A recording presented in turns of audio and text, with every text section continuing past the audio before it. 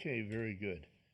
Okay, ladies and gentlemen, the board and myself have a time here where that if anybody here in the audience has a public comment, as long as it isn't anything that they're here for today, other than that, would like to talk to us, now would be the time.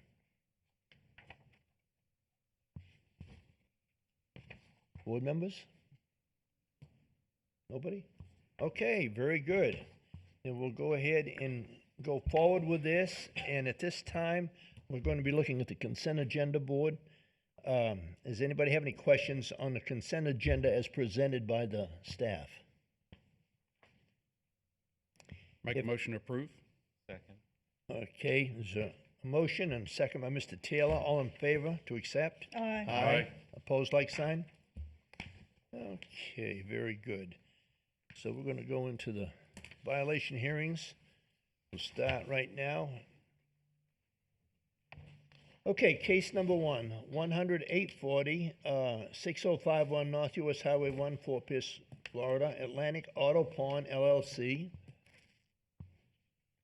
Is there anybody here representing those people today?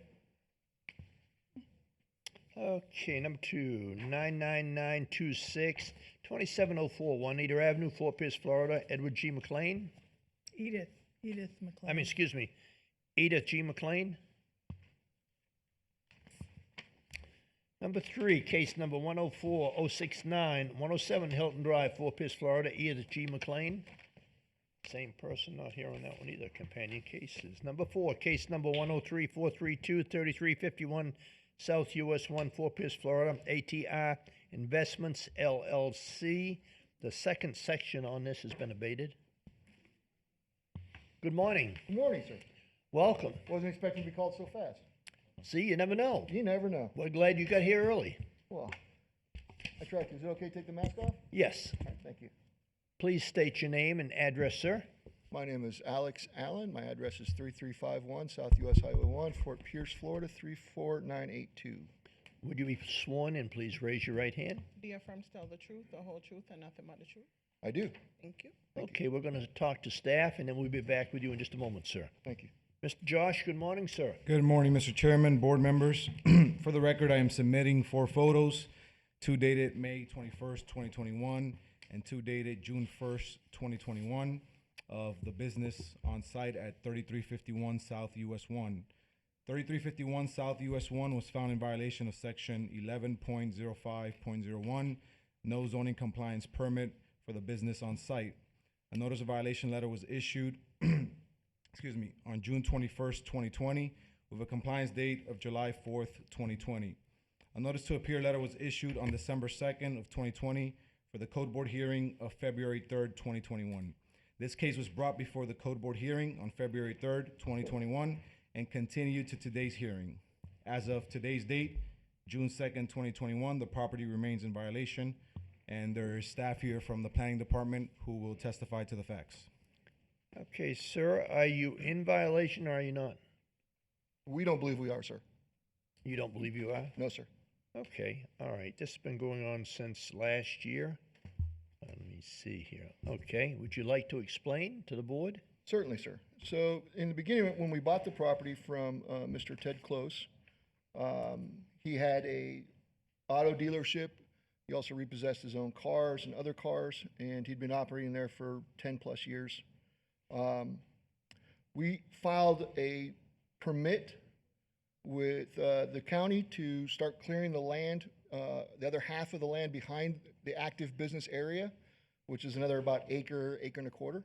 The county came out, they gave us the permit, and then there was a discussion about native trees. And we had said to them, listen, we're not sure if we're going to take them down or not. What happens if we do? And the county was very polite and said, well, if you do, then you have to replace them 4-to-1, or you can give us the trees, or you can give us money to go replace the trees somewhere else. And we said, absolutely not a problem. The next thing that happens was we get a letter from code enforcement stating that we failed to get a change of use survey. And we could not get our business permits until such time as we had that survey done. We went to the county, we went to code, spoke to a lady named, I guess, Bethany, is that correct? Bethany. Very nice lady. said, listen, one, we haven't changed the use of this property. Two, we have our business permits. What are you talking about? We've been here for 2+ years. And she goes, no, you don't. You have to do this zoning thing. And we said, yeah, no, we have our permits. So then we get another letter in the mail from the county code stating that our sign out front of the business needed a permit. We literally turned those signs around from Mr. Close's signs and put up these because the sheriff's department said we had to have some kind of signage up front. And we didn't want signage up front, but they said we had to, so we did. So the county then, the code enforcement agreed to that and said, you're right, you don't need a permit for that, but you need a permit for your fence. And we said, listen, we bought this fence. This was part of this property when we bought this. Oh, no, our records indicate you don't have a permit for this fence. And I said, is this kind of like your records not indicating that we had a zoning compliance? Because in order, the code, and we read it, was in order to get these business permits, we've had to have this zoning compliance survey, or change of use survey, sorry. And they said, well, we don't have that record either. Well, we don't know what you do with your records. So we came before you. And thank God, and we really appreciate, we're deeply in your gratitude, there was a few members here that actually had personal knowledge of this fence existing prior to us. Lo and behold, we actually found it on the county's property appraiser's website. It was built the same year the property had a building built in 1979. We said this to the county, listen, you guys need to start communicating with your other departments. First you blame it on the tax collector, now you blame it on everybody else. It's not for our job to keep track of your records. You guys need to leave us alone. We're trying to be very helpful. We're trying to get along. We're not trying to be a hard time. The response was, you said we had to have a meeting with them again because they were not willing to admit that they had made errors. Either A, let me put it this way, either A, they were not being truthful, or B, they were not really good at keeping records. So we had this meeting, and again, during this meeting, right out of the gate, they start saying, well, you have to get this variance, you have to get this land of use thing, and we said, listen, stop, we're done, we're over that. The law says in order for us to get these permits, we had to have this done, we have the permits, so by de facto fact, Okay, there's that. Wait a minute, please let me finish, I'm almost done, please, sir. Keep going. go ahead. Then, after that, we get this nice little package. And it's literally listing off other violations. They have thrown everything against the wall to try to get something to stick. They say, we need a handicap spot. We're not open to the public. The ADA is very clear. You don't need a handicap spot. They say, we need a bike rack. Well, I don't know why we need a bike rack. We went up all and down US 1. No business has a bike rack, including the bike store, which is kind of ironic. They say that we have to have the property paved. The property is paved. The reason they don't see a lot of pavement is because when they did the US 1 lane thing and they added those gutters in, well, somebody wasn't really using a level, and now the water, instead of going into the gutters, goes down our driveway into our lot, and the county's dirt is now over our pavement. They said that we had to tear out these bushes. We had to have so many trees, and we had to tear out these bushes. Come to find out, Mr. Close, when the county decided to put it in the drainage ditch, they took that property from the property owners under eminent domain, and they made Mr. Close put in these bushes and these trees. Again, nobody on US 1, north or south of us, have these bushes, but we do. And they're still there, and they're very nice. We took pictures of them. Mm-hmm. They want us, the county says, we need to rip these out and replace them with other bushes, which makes no sense to us. I brought pictures of our property. We did put in a handicap spot. We did buy a bike rack. We're trying our best, but it seems like we're being harassed. They say this comes from a complaint. We asked public records under Sunshine Law for that complaint. All of a sudden, their records are existent again. They don't have the complaint they can share with us. So we're frustrated. I mean, just Please understand, if some of you did not have personal knowledge of this fence, just this one item out of this whole laundry list, if you would have not had that knowledge and saved us, the expense and the labor we would have had to go to rip down the fence that was properly there and put up another one. That's just one item. All because the code either A, does not have good record keeping, or B, does not talk to other divisions, or C, is just so embarrassed that they are trying anything and everything to get evens. Okay.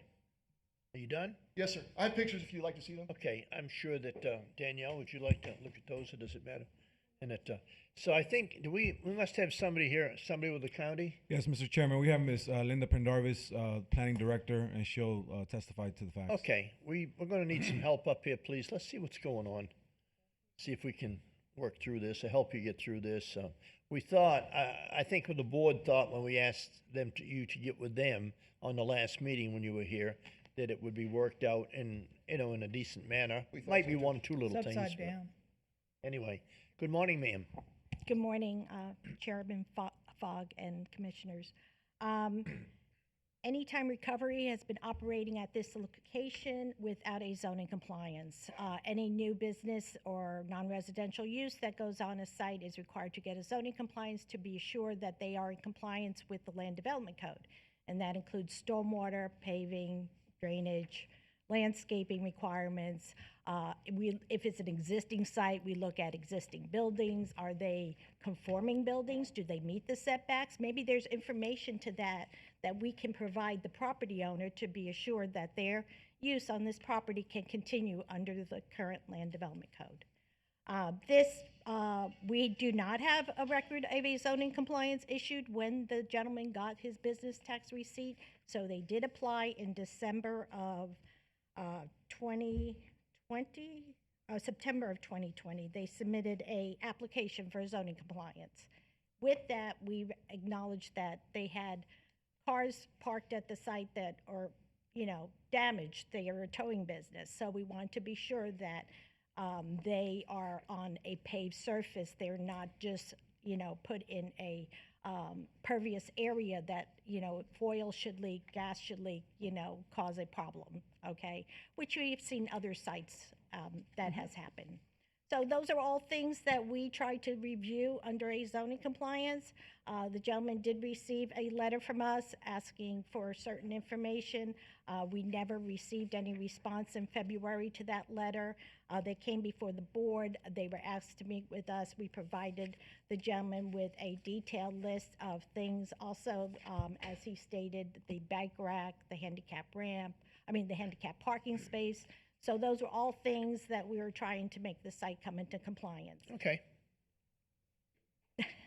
The previous zoning compliance at that location was for retail and wholesale of vehicles. Right. It was not a towing business. Right.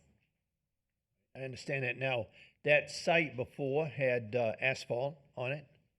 It's had asphalt on it for years and years and years and years and years. Did the county go back and check that and see? I personally have not been at the site. I don't know. You have not? No, I have not. Then who was there? Bethany may have been there. Someone from engineering, they might have met on site. I was not at the site visit. I as one of the board members, I'm familiar with the site, and I know about some of the, I've been there many, many times prior to these people taking on that, and I knew the gentleman that was there before, and I'm not basically trying to get myself into it, but maybe I am. But I knew the fence was there, I knew asphalt was there, all of this. So I'm just kind of wondering who really started out with. Miss Catherine, please. Yes, Mr. Fogg, board members, for the record, Assistant County Attorney Catherine Barbieri. Ms. Pendarvis, can I ask you, the things you listed, are you saying all those things are wrong with the site, or just those are the things we check? Those are the things we check. So there may be, the asphalt may not have an issue, we just need to go out and check it, is that correct? Correct. And so it's a change of use? Yes. So upon a change of use, you get a new zoning compliance? Yes. And when you get a zoning compliance, it'll be in our system? Yes. And we have not issued a zoning compliance for the new business? Correct. And new being the fact that, we understand it's been there 2 years, but we have not issued a zoning compliance for it since it's been there? Correct. So the asphalt may be fine, Mr. Fogg. It's we need to have the application, all the information. It sounds like he's provided some, but he just won't. He hasn't finished the process, and we need to get all the way so we actually issue it. But he needs to finish the process. Okay, so going forward with this, and I can understand why the man's frustrated from everything he's telling us. The only thing he has been cited for you, and that's before you, is the zoning compliance. I understand he's listed a lot of other items, but if you will look, the only thing before you is the zoning compliance. So we Okay. ask that we focus on the zoning compliance. Okay, all right, very good. So then the county will go back out there and recheck all of this? We need him to reply to Ms. Pendarvis. Can you explain where it stands right now? We sent the letter to Michael D'Amelio, who's the property owner. Don't know this gentleman's name. But in any case, we listed the requirements. He needs to provide a plan showing us that he complies with that. So as of yet, we haven't had a formal submittal for anything to review. Once we have that in-house, then we can go out and verify the information, and hopefully it lists the, now, there may be requirements as far as meeting, not familiar with the site. I don't know if the cars are parked right up to the fencing fencing, which would be the property line. So there are setbacks that he needs to comply with, and we'll just need to do that with a plan that he submits and a site visit. So nothing has been submitted then, is that what you're saying? No. Okay, sir? Mr. Pendarvis, there was an initial application submitted, but nothing's been submitted in response to our response. Is that correct? Correct. I didn't want to leave it where it showed like he's never submitted anything, but it was incomplete, and we sent something back asking for more information. He's met with us, but he has not supplied the additional thing, which it sounds like it will need to be a plan. Okay, all right. Does any of the board members have any questions? What's it gonna take to make a response to that paper? Well, to be quite honest with you, ma'am, a little bit of honesty and a little bit of acceptance. So let me start with the honesty first. I'll give you this document that they sent us. I don't know how you read this document, but it says here, under determination of compliance with Land Development Code Comprehensive Planning Development Department Code, and then it lists 10 violations. So I don't know where they're getting their one. Well, But they sent this to us. We can only take it at face value. Back to the change of use. I'm trying to figure out what use changed. We don't have a change of use. This property was originally, when it was first developed, was by Mr. Willie Brown, who had M&M Towing. He then sold it to Ted Close, who had Close Auto Sales. Mr. Close sold and towed and repoed his own cars. We specifically bought the property. We had our attorneys check everything to make sure that that was the same use. We are not using it for any other different purpose. We have a towing license, we have a recovery license, and we have a dealership license. All of the same property. Okay, have you submitted anything back to the county as at this time? No, sir, because they still are stuck on No, wait a minute. the code department keeps coming back and saying, you need to have this variance thing. Wait a minute now, sir. Wait a minute. We just talked to the county attorney, and she just stated what you folks need to do, and you have not responded to that. If you respond to that, all this other stuff may go away.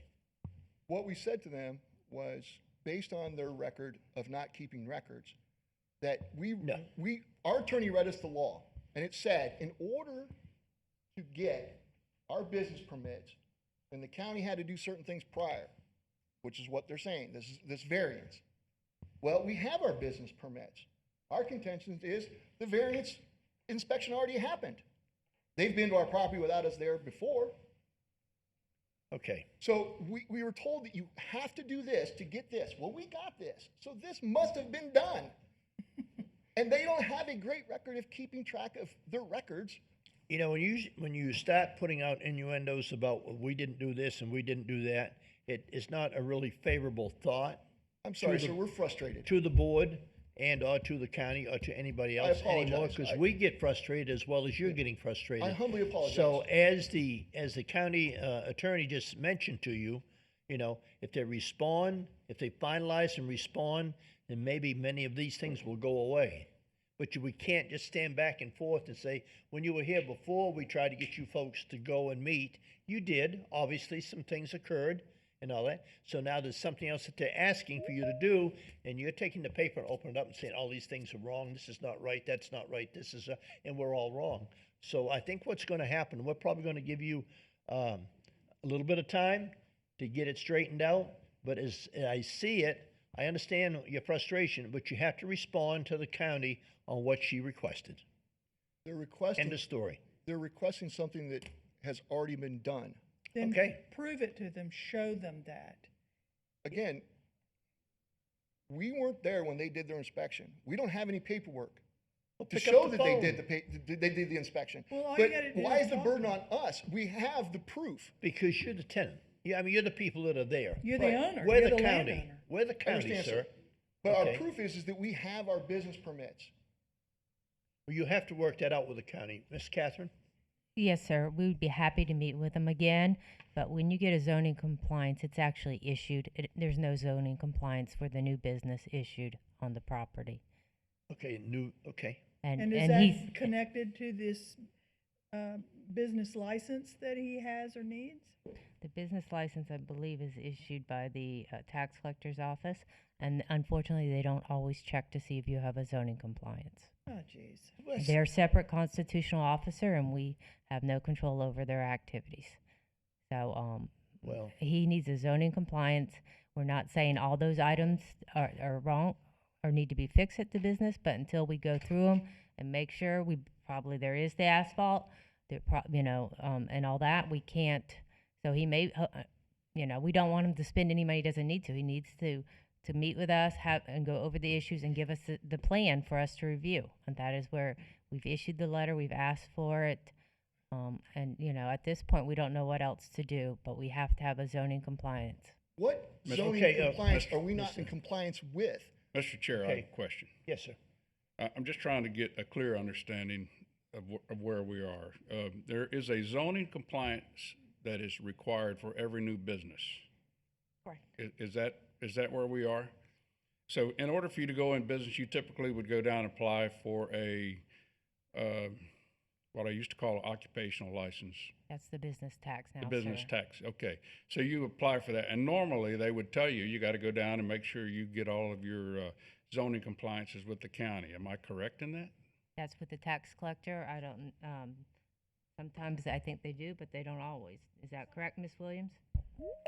Majority of the time, they do check with us first, but they Okay. don't have to check with us first. There's no Okay, so requirement. that being said, am I to understand, sir, just answer this one question. Yes, sir. Did you get your business tax receipt from Chris Kraft's office? Yes, sir. Okay, you 3 of didn't do that. You thought you had it. You thought you had zoning compliance, but you didn't. And the county's position is that you are, as a new business, you have to be in zoning compliance and meet the letter of the law.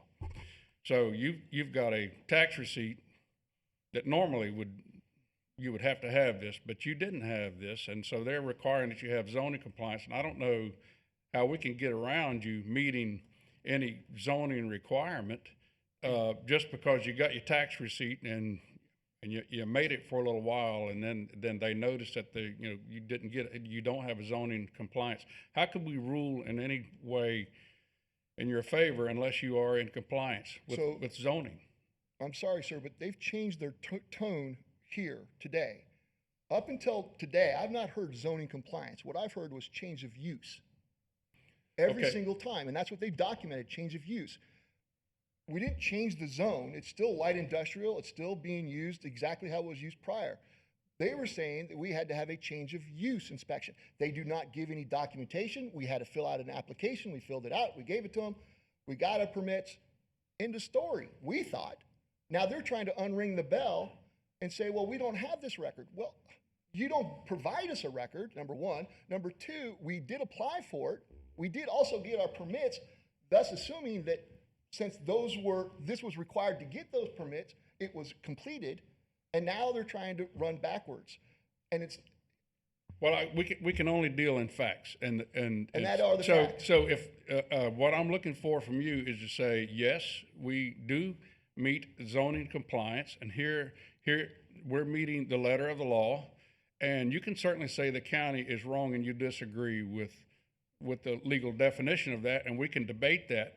But I haven't heard any specific item that says that you have it. They're saying you don't. How can we rule that you comply when you don't?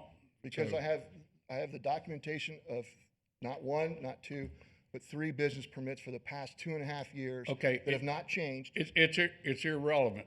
Well, The issue before us today is zoning compliance. Sir, I understand that, but the zoning compliance has to be done prior to the issuance. Yeah, agreed. It does.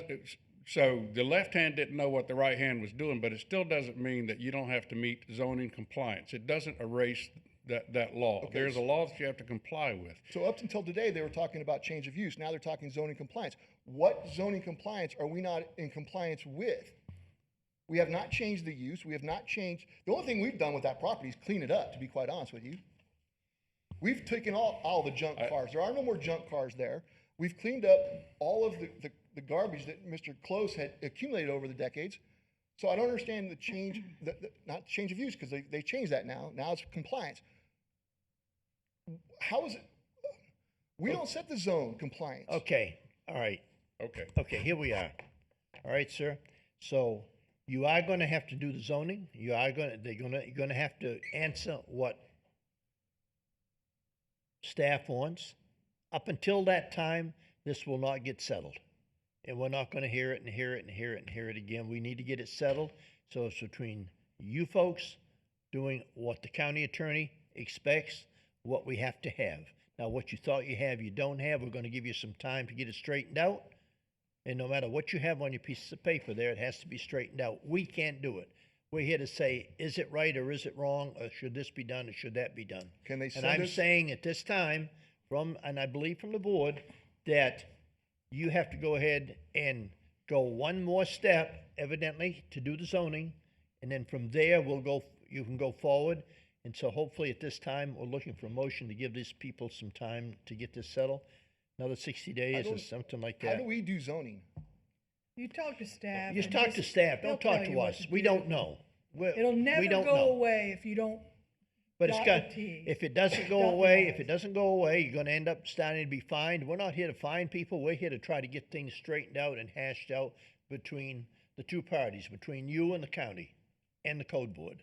And we will always be there, and this will always be in your backyard somewhere. If I may, Mr. Chair. Yes, sir. The end result is you're gonna have to comply with zoning, and if, in order for this board to make any judgment, you're gonna have to present 3 items, 6 items, 10 items. These are the items that I have. This is the letter of the law. This is where I'm complying with the law, and they say they aren't. On that, we can make a decision that you say you're compliant and they say you're not. We can split those hairs, but we can't take in generality as just because another piece of paperwork said I should have it, I have it, and I don't want to comply with it. It won't work. So you're, That's not and what it, we're- that's not and what be we're honest saying. with you, a lot of the laws I really hate, just like you. And I We all hate that do. I hate that you have to do that. But this board cannot make a decision based on a law that was made by someone else. We can only just say either you do or you don't, and that's where your battle is. And I'm all At for us no giving time, them some please, at time. no time are we saying that we're not willing to comply with any law or regulation. But you're asking us for documentation of something that they admittedly don't give. Our only other documentation is the subsequent steps that happen after that's done. And we do have the documents of that. Okay. So, Well, work That's it where we're out. at. Work it out with them, Yeah. and that's the only thing you can do. all right. We have a motion. Any Regards to questions? case number 103432, that we continue this case to the September 1st, 2021 meeting. Second. Okay, there is motion and a second. All in favor, say aye. Aye. All opposed? I'm opposed. Should have been a time certain. Okay. I would like to ask that this lady and this gentleman sit down at the end of this meeting when y'all are both available and see if y'all can't work this out and figure out exactly what you need okay? She's here to help. She's not here to beat you up. Which lady? All of them. All of them, the whole county's here to help. I know. Well, Okay, We well, invited now- this lady, No, well, she's we- very, very busy. Wait a minute, wait a the minute. appropriate people to help, and I'm sure Miss Catherine and them Mr. can go ahead and Chairman, work this with is the lady that's setting forth in front of us right Okay. now. And he's setting forth, and they're the ones that need to sit down and make sure that you're both on the same page, okay? So that we can get this off the, It'll never go away if you don't Yeah. just take care of it. and We're trying. she's the one that knows all of the ins and outs of what's supposed to happen. And the buck stops for her, in my book, okay? So sit down with her And Miss and Catherine. see if you can't figure this out, Yeah. okay? Miss Catherine, in the zoning part of this, they have zoning, people that go out also, is that correct? Yes, sir. Once the application is complete, somebody will go out. Okay, all right, very good, thank you. All right, very good, so you got till September, sir, to get it straightened out, okay? Thank you, sir. Thank you very much. Okay, we're on number 5, case number 103560 has been abated. Case number 6, 102979, 806 South 40th Court, Fort Pierce, Florida, John H. Stam Jr. Don't we know him? Case number 104697, 10950 Schwab Road, Fort Pierce, Florida, Terry Josie. Sisso. I'm sorry. Read both names. Read Both names. Yeah, and Mary Sisso. Okay, well, that's what I have here in front of me, ma'am. I know. That's Okay. okay. I'm used to it. You are? Okay. I All don't right, have a please, problem with it. please state your name and address. My name is Mary McCarthy. I live at 9312 Lorette Drive in Orlando, Florida, 32817. Okay, and your name, sir? Terry Chisso. I live at 10950 Schwab Road, Fort Pierce, Florida. All right, very good. All right, will you please you raise your raise right your right hand? hand? Raise your right hand, sir. Do you affirm to tell the truth, the whole truth, and nothing but the truth? Yep. Thank you. Okay, very good. So, who are we going to hear from today? Miss Williams. Good morning to you. For the record, I'm resubmitting one photo dated March 2nd, 2020, before you show the pile of concrete which has since been removed. We don't have it. Oh, I'm sorry. Thank you. And I'm submitting 17 photos dated May 7, 2021, which shows that the pile of concrete has been removed. However, the dirt is still in the ditch. And one photo dated June 1st, 2021. On February 1st, 2021, a notice of violation letter was issued for being in violation of Section 38-26 for having outside storage of items and materials such as piles of concrete and rocks, and Section 7.07.08 to remove the broken concrete and dirt that was obstructing the historic flow of stormwater. After getting no compliance, the case was scheduled to the March 3rd, 2021 Code Board meeting. At the March 3rd meeting, the property owners was present. The board continued the case to today's meeting to allow staff to meet and discuss the case with the property owners. On May 7, 2021, the property was inspected and it was found that the piles of concrete were removed. However, the dirt was left, which is still impeding the flow of stormwater. Staff has met with the property owner and tried to explain that the dirt placed in the canal in the ditch is still blocking the historic flow of stormwater. Staff has brought the case before the board today because the property is still in violation. Mr. Edmund Bass, St. Lucie County engineer, has prepared a package that is before you and would like to present whenever you want to hear from him. And also, Mr. Jardy, the property owner, and other property owners are here. And Mr. Jardy has pictures to show you whenever you want to see those pictures also. These are the pictures that we have in front of us. These are my pictures. These are your pictures. Yes. Okay, Yes. all right, very And good. that's the county attorney's package, the county engineer package. Mr. Let's hear Bass. from him. right? Okay, all right, and that, but let me ask you a A question here, folks. Are you guilty or not guilty on this? You Oh, in violation, the- excuse the- me. the You in dirt is- violation of, The dirt is still in the ditch, okay? And I contend that this board has no jurisdiction over that because it is the Water Management District, not the County Code Enforcement Board to begin okay, with. all right. Well, that's new. There's nothing in my title from several years or for a long time back. I just had an attorney check for me and do title search for me. There is nothing in my title work that says that I am obligated to maintain this ditch so that he can dump his water on my property. Okay, very good. Thank you for, And since the last meeting that was here in March, Mr. Drotti has gone back there and done extensive grading to make the water flow onto our property. okay.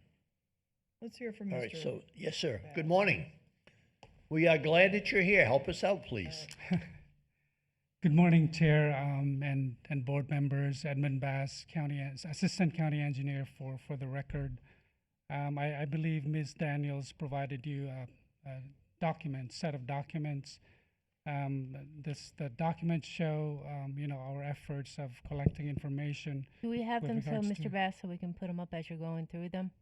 Are they? Do we have pictures? Yeah, they have it, and it's the presentation. And yes, and so what I have in front of me is a summary of the documents that you already have. It's not necessarily similar to what you have, but I'm trying to summarize it. It's a thick document that you have, and trying to explain the information that we've collected on site. The document that was received by you is the same document that was provided to the CHIZOs, and what I'm doing is to summarize that in a shorter form. So the first slide that you have in front of you shows the existing drainage pattern. The yellow broken lines show the existing network of swales, ditches, and canals that's related to the canal that's currently blocked. As you can see, the red arrows there, that shows the direction of flows. So if you can see on the northern side of the northern part of the yellow dotted lines, it shows a small portion that drains to the north, and the rest of it drains to the south. We've also labeled the canals that are maintained by North St. Lucie River, C48 being on the north and C49 on the south. The red lines show the pipes that connect Okay. to this system. We don't have a better picture, do we? This is all we have. One on the screen. On the What? front page, you can see at the top is Okay, all right. Yeah, C48. I'll just go with this one. Okay, yes, sir, continue, please. Okay. And so the second slide that's in front of you right now is the first half or the northern half of the drainage system in the area. The right photos show you the existing connector pipe that connects to the swale system that's within the perimeters of the Drotti property as well as the Chetty property, and that small red line there shows the pipe that's shown on the right side of the photos that connect that swale system to the canal that's being filled currently. We've labeled the properties that are being affected. The left photo shows, you can see on the right side of that photo the pile of concrete that's delivered to the site, and on the left side of that shows the CHIZO's house. This is the southern section of the canal. It shows that there's a connection to the Swab roadside drainage that even connects to this canal. The left photo shows an old set of plans that we have in our records that show that there's a connection to this canal to the C49 canal. It's an 18-inch CMP. And I'm sorry, I'm lost. yeah, I have a question. So this canal that we're speaking of, and obviously there's something that's whatever.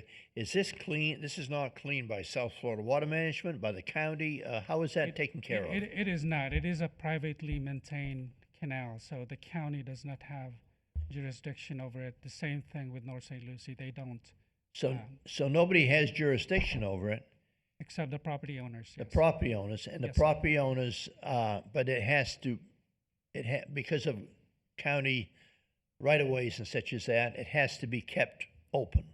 Is that it? Is that what you're telling us? No, what we're trying, and I'm going through this package that you have, we have records of this canal that existed since 1958.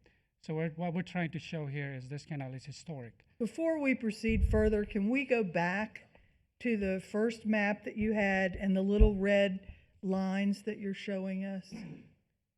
That one, I guess. You want to, Can you blow that up?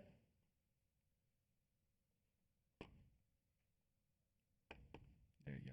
can the board see that all right and understand it? Yes, I can. Can you all? Okay. Yeah. Okay, you're showing us that the water is draining.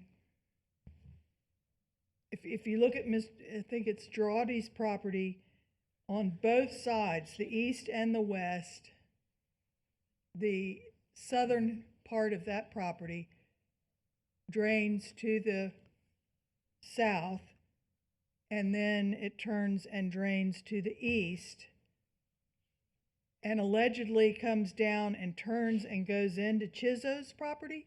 Is that what Yes. you're saying? Yes. And is that red dot a place where there is, that red line, is there rocks there? The red line indicates the existing pipes that are within, that it's connected to the system. Are they blocked? Right now, that's blocked, yes, ma'am. Okay. Excuse And- me, can I say something? Oh, let me finish and get my bearings, please. All right. Okay, so then the water, what gets through it, goes down to the south along Chizo's property. And there's another pipe at the eastern end of their property? No, the pipe that is shown on Schwab Road indicates that the portion of the roadside drainage on Schwab outfalls to that system as well. Did what? Outfalls, It keeps on outfalls to the going? system as well, yes. Okay, so where's the rock? The rock is on, in front of the Drodi's, no, not Drodi's, but a Chizo property over here, Rock's somewhere in gone. this section. I'm just trying to see where it was. So if you go to the next slide, that arrow points to In our book or on the location, computer? Okay, now the arrow's up there pointing to, okay. pointing to where the location of the Ah, rock is. okay. So that dirt is in that area there? The dirt is on the northern portion of it where that red pipe Okay. is. But did it cover that? Is that what's going with this dirt, or is that pile Yes, still there, or what? It's blocking the flow of that pipe. Okay, Okay. all right. So that's the area in question. And that Yes. means it's not flowing further south down to C-49? Yes, ma'am, yes. Got it. Okay, thank you very much. Now you can proceed. Okay.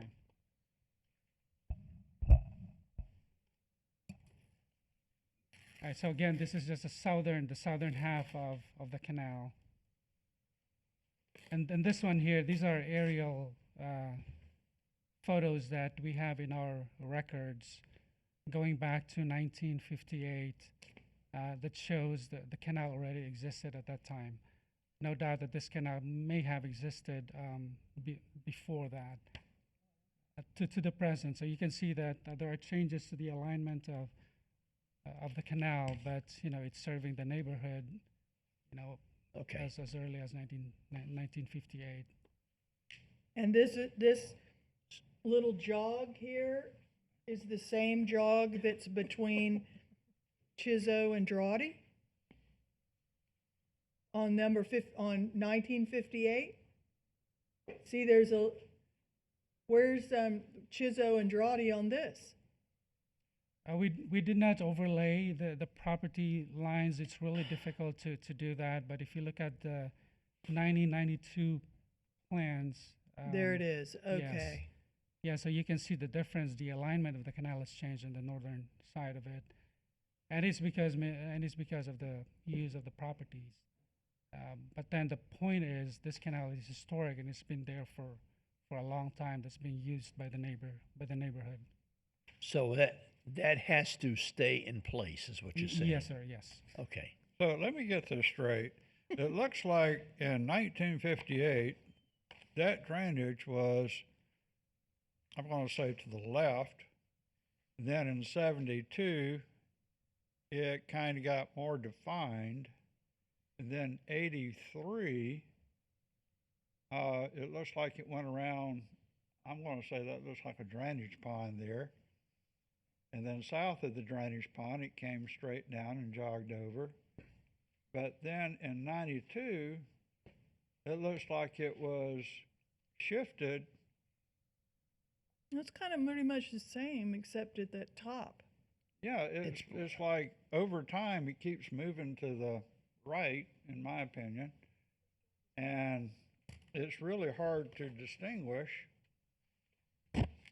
It's if it's historic, why isn't it in the same place? Yeah, see that little tail at the top? It turns toward Henry's Road in 83. And now there in 92, it's a straight line from Henry's Road, and it doesn't make this curve. You see what we're saying? Yeah, I understand. It changes over time. You know, and I don't know why. It's probably because of property boundaries and all that. You saying? But it's still connected to.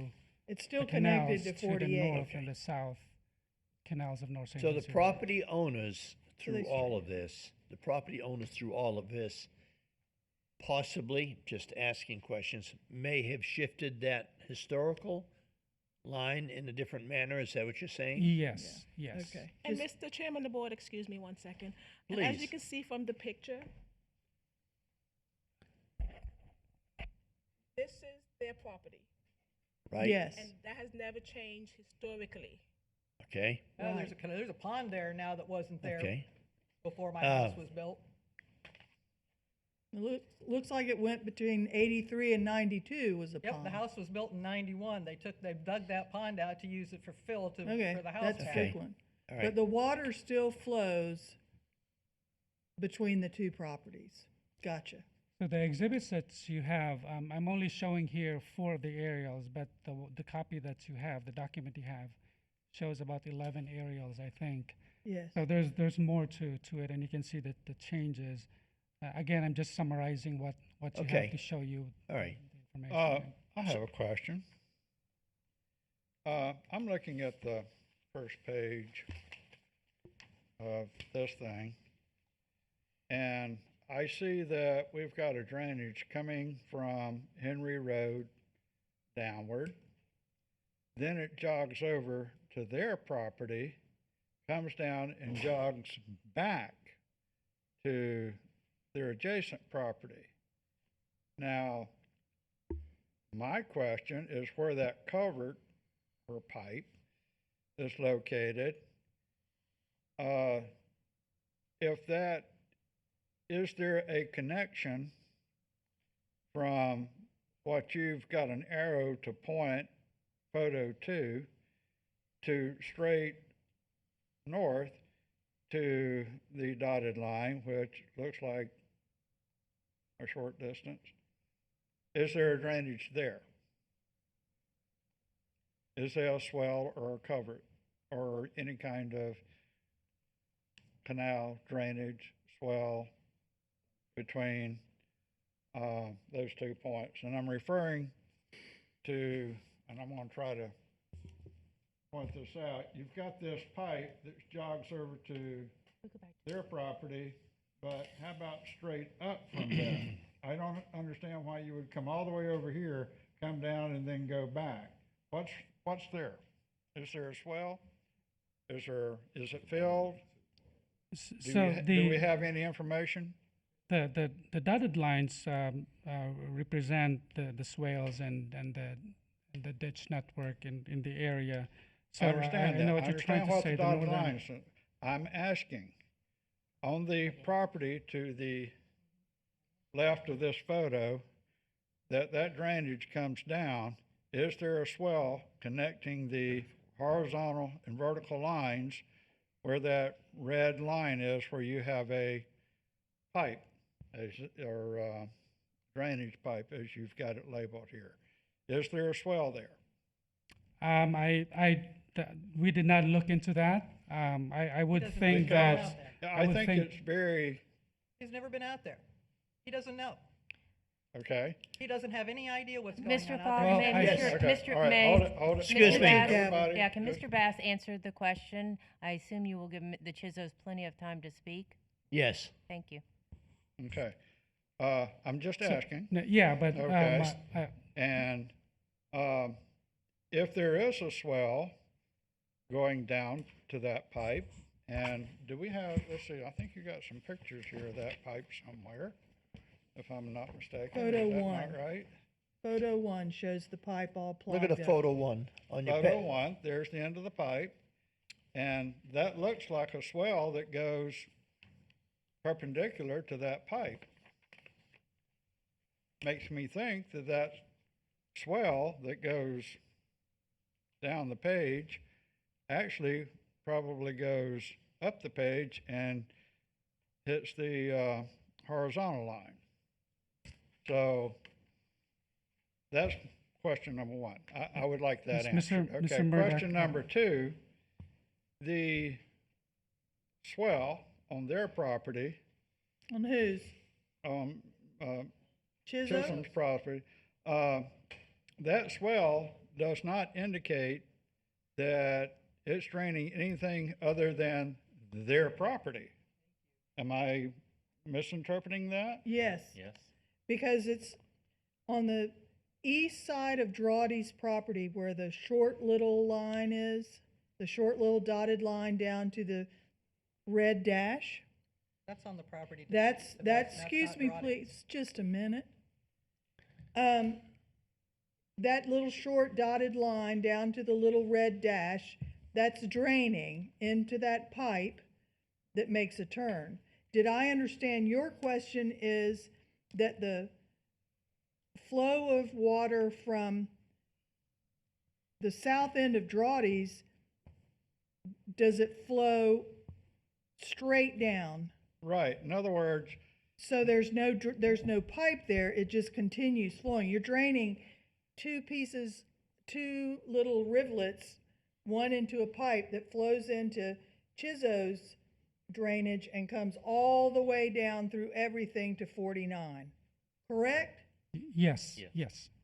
They don't need a pipe coming out of Drawdy's, it's free flowing. that's what I'm looking at. According to what I'm seeing, the Drawdy property, between that drainage pipe from the Chisholm's property, there's probably a swell there. There's no reason to run the water all the way over to their property and then back again. That doesn't make It's not common going sense back to again. me. Going back. It's not going back. Look, the little, see Chetty's property there? Chetty's is in the computer here. Right. Okay. On the left side of Chetty's property, on the north end, there's a yellow dotted line Yes, and an arrow showing the water flows down. yes. All right, there's no dotted line coming off that big old pond on Drawdy, but you can see that the water is also flowing out of that pond straight on down through the swale on into Chizzo. Yes. Do you see that? That's my question. Yes, it's free flowing, That's a but you've historical also got to drain Chetty in back here, and they've put a pipe in, and that pipe goes into Chizzo as well. You're draining two Hold on. things through Chizzo. Am I correct?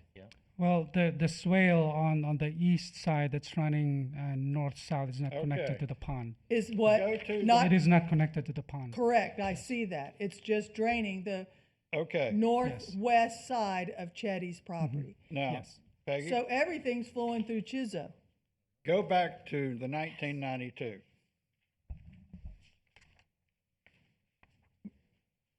Okay, Do you see that jog over to the Chisholm property and then jog back? Because that yellow line goes down, to the right, and straight down. There's no jog where this drainage jumps over jumps into this property, and then jumps back. I see what he's This saying. is very plainly here, here, and down. Well, they've added a drain off of that pond on Drawdy, that's coming down. That's what I'm getting at. Look, and let's go to 1999. Wait a minute, let me just look, hold on. Okay, let's go to 1999. All right, next page over. Let's look. The yellow line comes down, jogs over, and then you can see that's right off of Drawdy's property, straight down. It does not drain over here. On Chetty? Yeah. Well, that's just his boundary line. No, this line is what they're talking about, is the drainage. Am Yeah, I it not all correct has in to- It that? all drains down through Chizo. No, their property is over here, Peggy. Still got a drain. Not Yeah, Chizo. but it goes here, here, and here. Chizo's, And you can see a very clear swell going all the way up to Drawdy's property. But it's closed up now because they filled it in. but it's closed up. That's what the Water's question No, still this That's is the not whole- their property, is it? That's, the issue here is that the ditch has been, See, there's Yeah. two ponds. Yeah. Look, there's two ponds. Are we talking about this property or this property? This property with the pond. This is their This is property. Chizo. The one with that you're showing, I don't know, which one are you looking at? There's two ponds, right? There's two ponds. The one Okay, at the the top one- is his. And the The one below below. it is ours. Right. And then there's two more to the south of us. So this is their property. This is their property. This is our Okay, I property. was under the impression that was their property.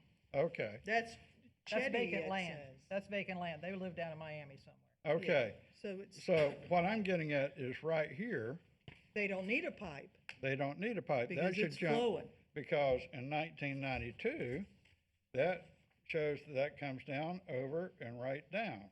Correct. So according to And 1992, that's Chizo right there. It flows right down through their side. so this is Chiso here, Yep, okay, and that's them there. and that's them there.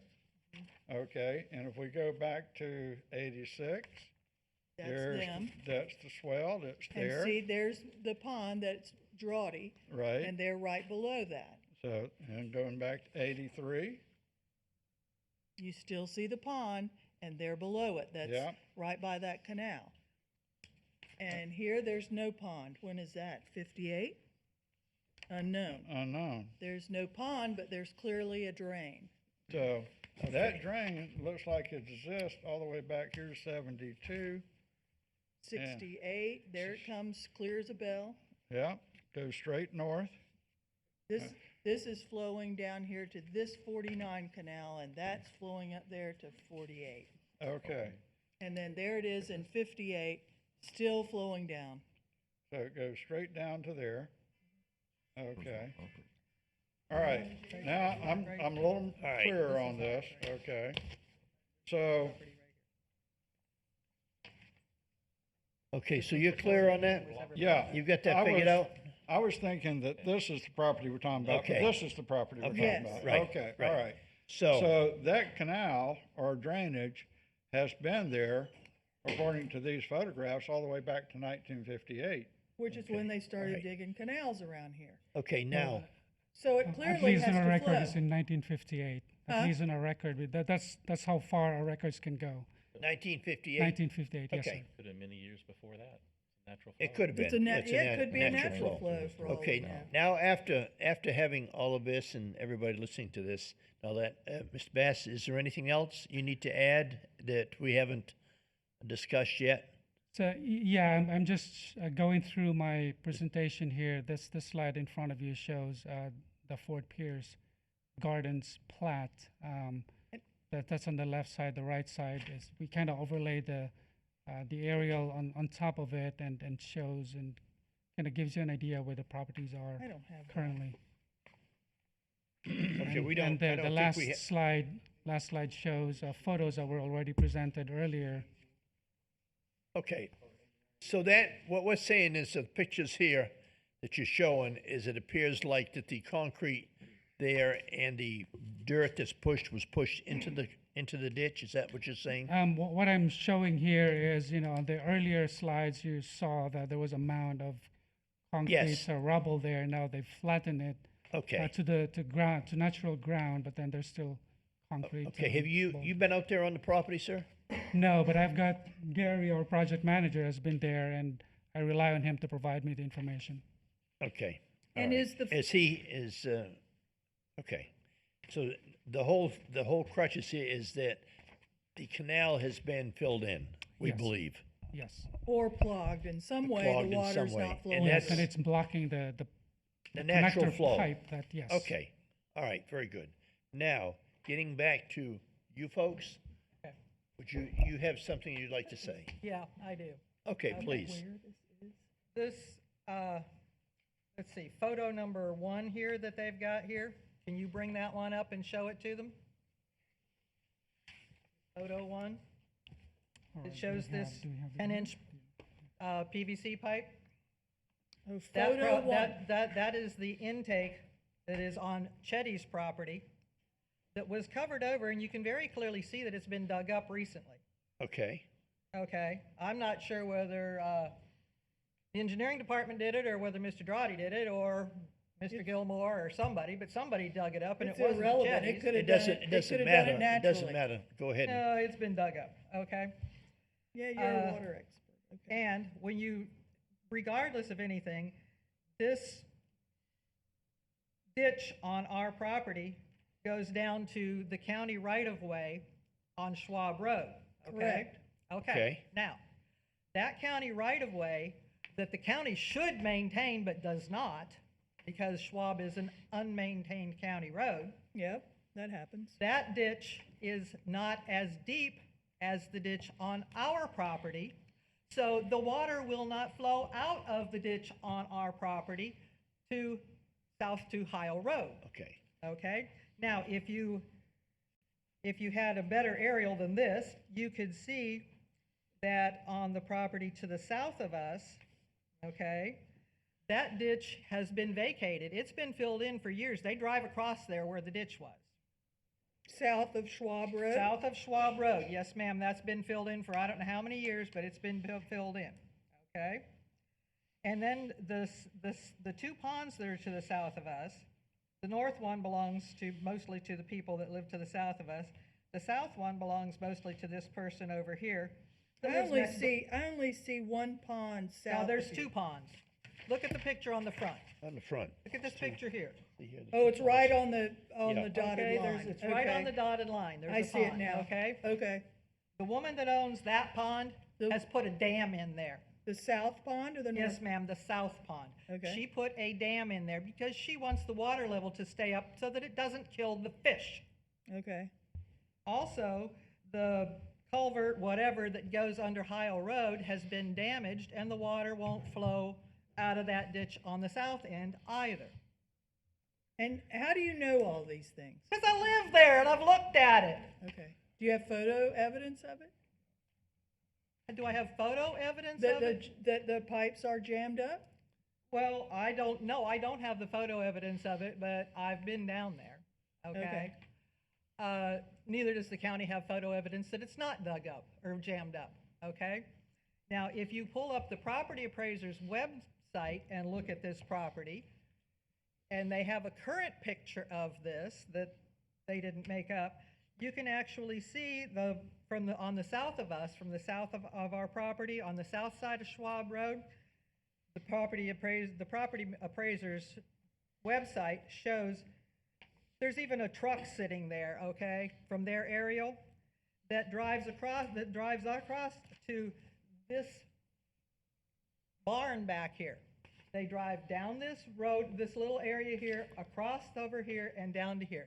Belongs to the neighbors to the south of us. They've done it for as long as we've lived there.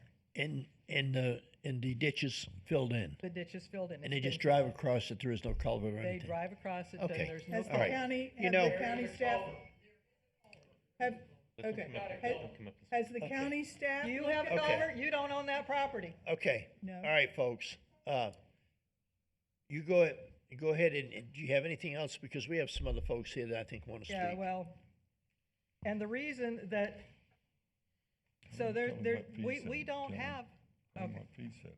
I just did, okay. Let me tell you something else, okay? I'm gonna go back to the beginning here when this all started, all right? How many years have you lived in No, the no, property? we've lived there since 95, or since Okay. 2005, or 2015 we've lived there. Okay. Okay? Now, you just be quiet. Several years ago, when we bought the property, 2015, you in said? 2015, September 12th So of that's 2015. 6 years ago. 6 years ago, All right. okay?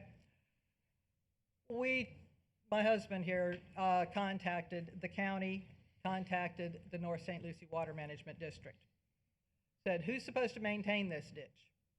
It's full of water, breeding mosquitoes. Who needs to clean it out? They both told him, both entities said, it's on private property, we're not maintaining it. You can, it's yours, you do whatever you want to with it. He says, well, then I'm gonna fill it in. Took us 5 years, we finally started filling it in. Okay? Because you don't have any jurisdiction over it, they don't want it. Okay? We started filling it in, and Mr. Drotty made a complaint that we were flooding his property. Now, Mr. Drotty's property, since the water supposedly flows south, is higher than ours, or it wouldn't have flowed into that ditch in the first place. So his water is actually flooding our property. And it has been ever since we lived there. When we first moved there, my husband asked Mr. Drotty about that green pipe that comes off of his property into that ditch. And he said, well, that goes to my flow well. He says, you're not allowed to do that and dump your water from your flow well onto our property. And he shut it off, and it hasn't run it since.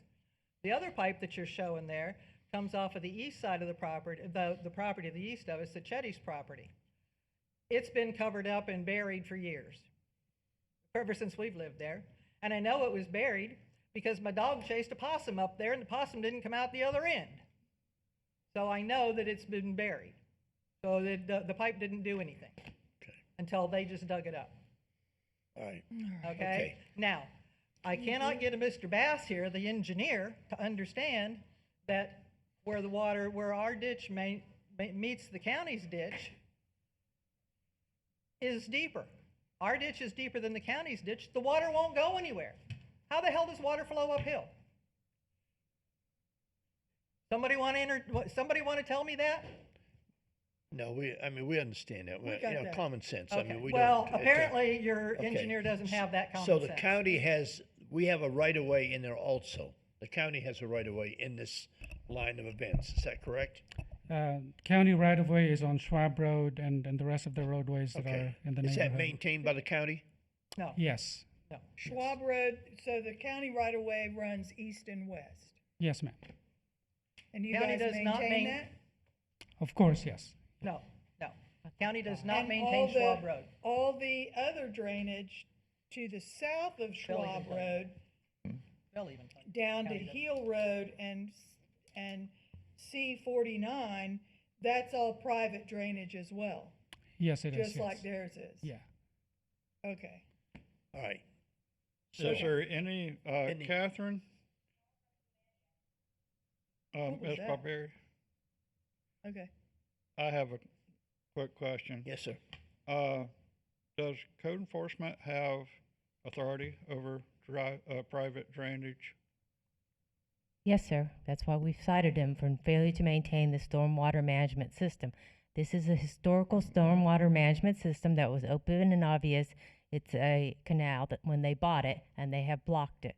We cited him under the section you will see, 70708, and we asked them to unblock their stormwater management system. My understanding right now, it is the pile of the dirt in the corner that that is blocking it. That's why we went all the way back to 1958 to show you it is a historical stormwater management system. Obviously, back then, things weren't done with easements and things like that, but it's been there. It was open and obvious when they bought the property. It's a huge, huge canal, and we have all the neighbors here to tell you that since they've been there for many more years than the Chizos, it has flown that way down into the county stormwater management system.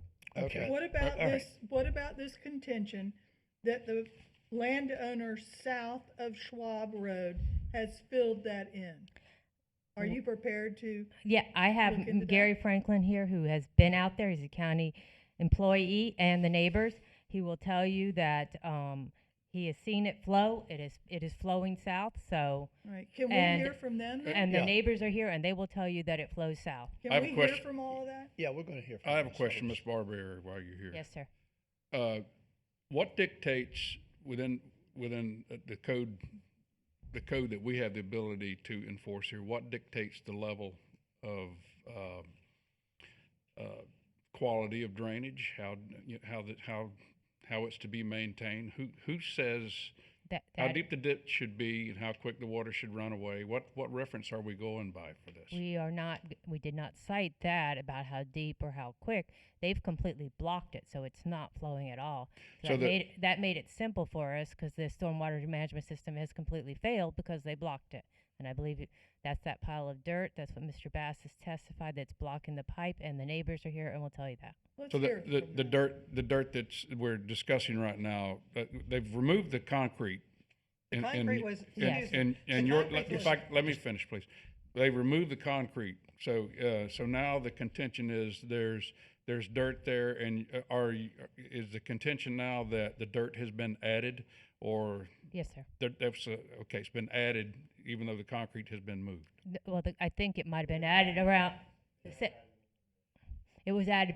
It was added when the concrete was added, and it has not been taken out. They Okay. put it in at some point. I can't tell you exactly what point. Again, the neighbors will tell you it flowed, and now it doesn't. But Mr. Franklin can tell you. And when they removed the concrete since the last hearing, they did not remove the dirt. Okay, thank you. All right. Okay, Now, let's hear Mr. from some other folks. Can we do Mr. that? Franklin, folks, if you will, I know you've been talking, and we hear what's We're just- going on here. We have a lot of other Did people you here we also need to hear talk that you don't to. have the jurisdiction? So please, We're hearing- please. Could We're I ask, trying to could get I our ask one bearings. question, please? Yes, yes, Can sir. I ask one question, Yes, sir. please? For that gentleman right there? Yes, sir. Am Mr. I Durden? responsible? Did we not have a conversation 6 years ago when I went to work for the county about me filling that ditch in, and I asked you, and you said, you explained to me about taking care of my dirt and not running water on anybody else's property? Yes, I did. I also told you to check with, William Durden, Yes. Plans Examiner, St. Lucie And County. use your microphone, please, sir. I did explain that to you, and I also explained to you that you need to check with all the entities before you And did I did. any work. And I did. That's exactly what I did. Well, let's hear Okay. from, Okay, if you folks would just step back for a minute. We have other, yes, sir. Mr. Fogg, Gary Franklin, Project Manager Engineering. I believe sir. you had a few questions for me. Mr. Franklin, you've been out there on site. Is that correct? Yes, ma'am. And what did you observe? I observed that there was rock and dirt put into a flowing canal. And you've been out since the rock's been removed? Yes, ma'am. And is the dirt still there? Yes, ma'am. And is that what's blocking the pipe? Yes. And have you been out and watched the water flowing down to Heel Road?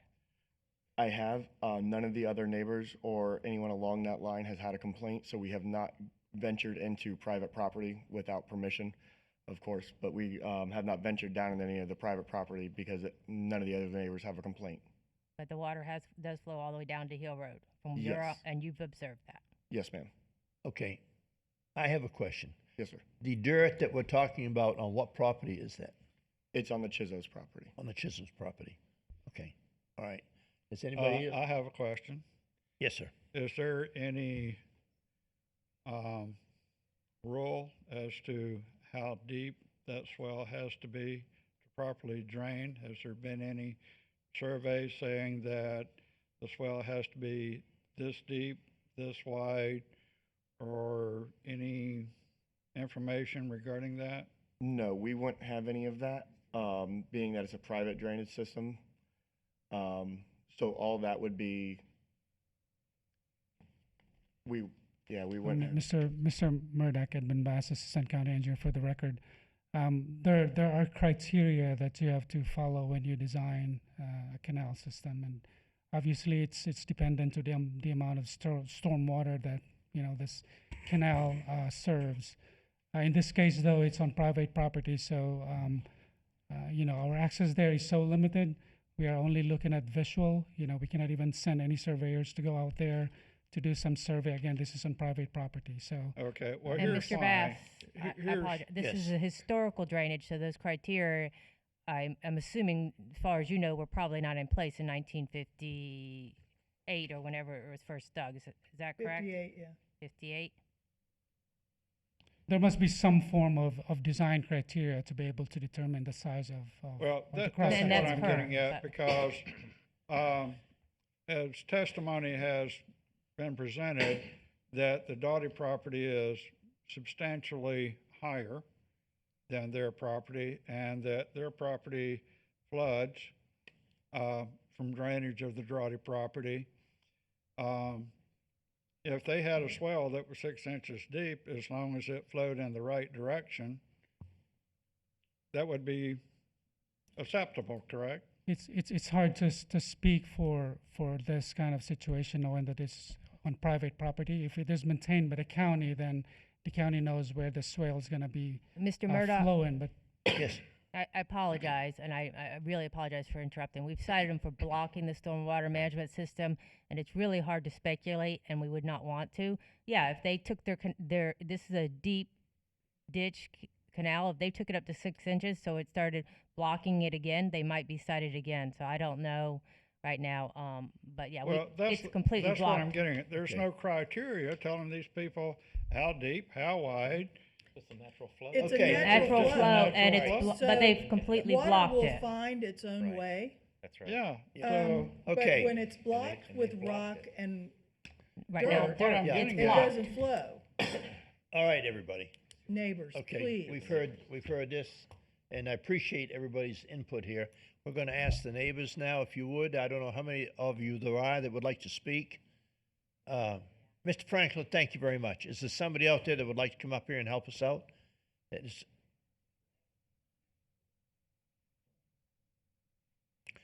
Good morning, sir. Welcome. Please help us out. Please state your name and address. Lane Drawdy, 10955 Henry's Road. All right, sir. Raise your right hand. Raise sir. your right hand and be sworn in. Do you affirm to tell the truth, the whole truth, and nothing but the truth? Okay, help us out here if you have another theory here, and I know it's before you get started, I know it's difficult because of the independent property owners. You know, we would think that they somehow would all get together and make the drainage work, and it would all drain, and everything would be beautiful, and that so that's what we're kind of hoping here. Well, that is the way that it always has worked Yes, sir. until now. Okay. Now, there's a problem. Okay. That ditch that we're talking about from the back end of my property Yes, sir. all the way to Howell Road, every house in our community drains into that ditch. Okay. So at any point, if that ditch is blocked at any point from that point up on the upside will flood. It just so happens I happen to be at the beginning, so I'm the one that's flooded right now. Okay. I gave pictures, email pictures to Danielle. I think the pictures would help you understand the situation better than. And the Mr. aerial Chairman, picture. the board, before you, I'm going to present your pictures Okay. and explain to them each what they're looking at. That'd be awesome. They're on the TV, yeah. Okay. That is the outflow from Chetty's property. That's just on the other side of the fence of my property. That drains the pasture into that ditch. Okay, is that going south or north or what? What's? That pipe drains from the east to the west into the ditch, Okay. and which is now covered up. And how deep is that swell? Approximately. I mean, that's,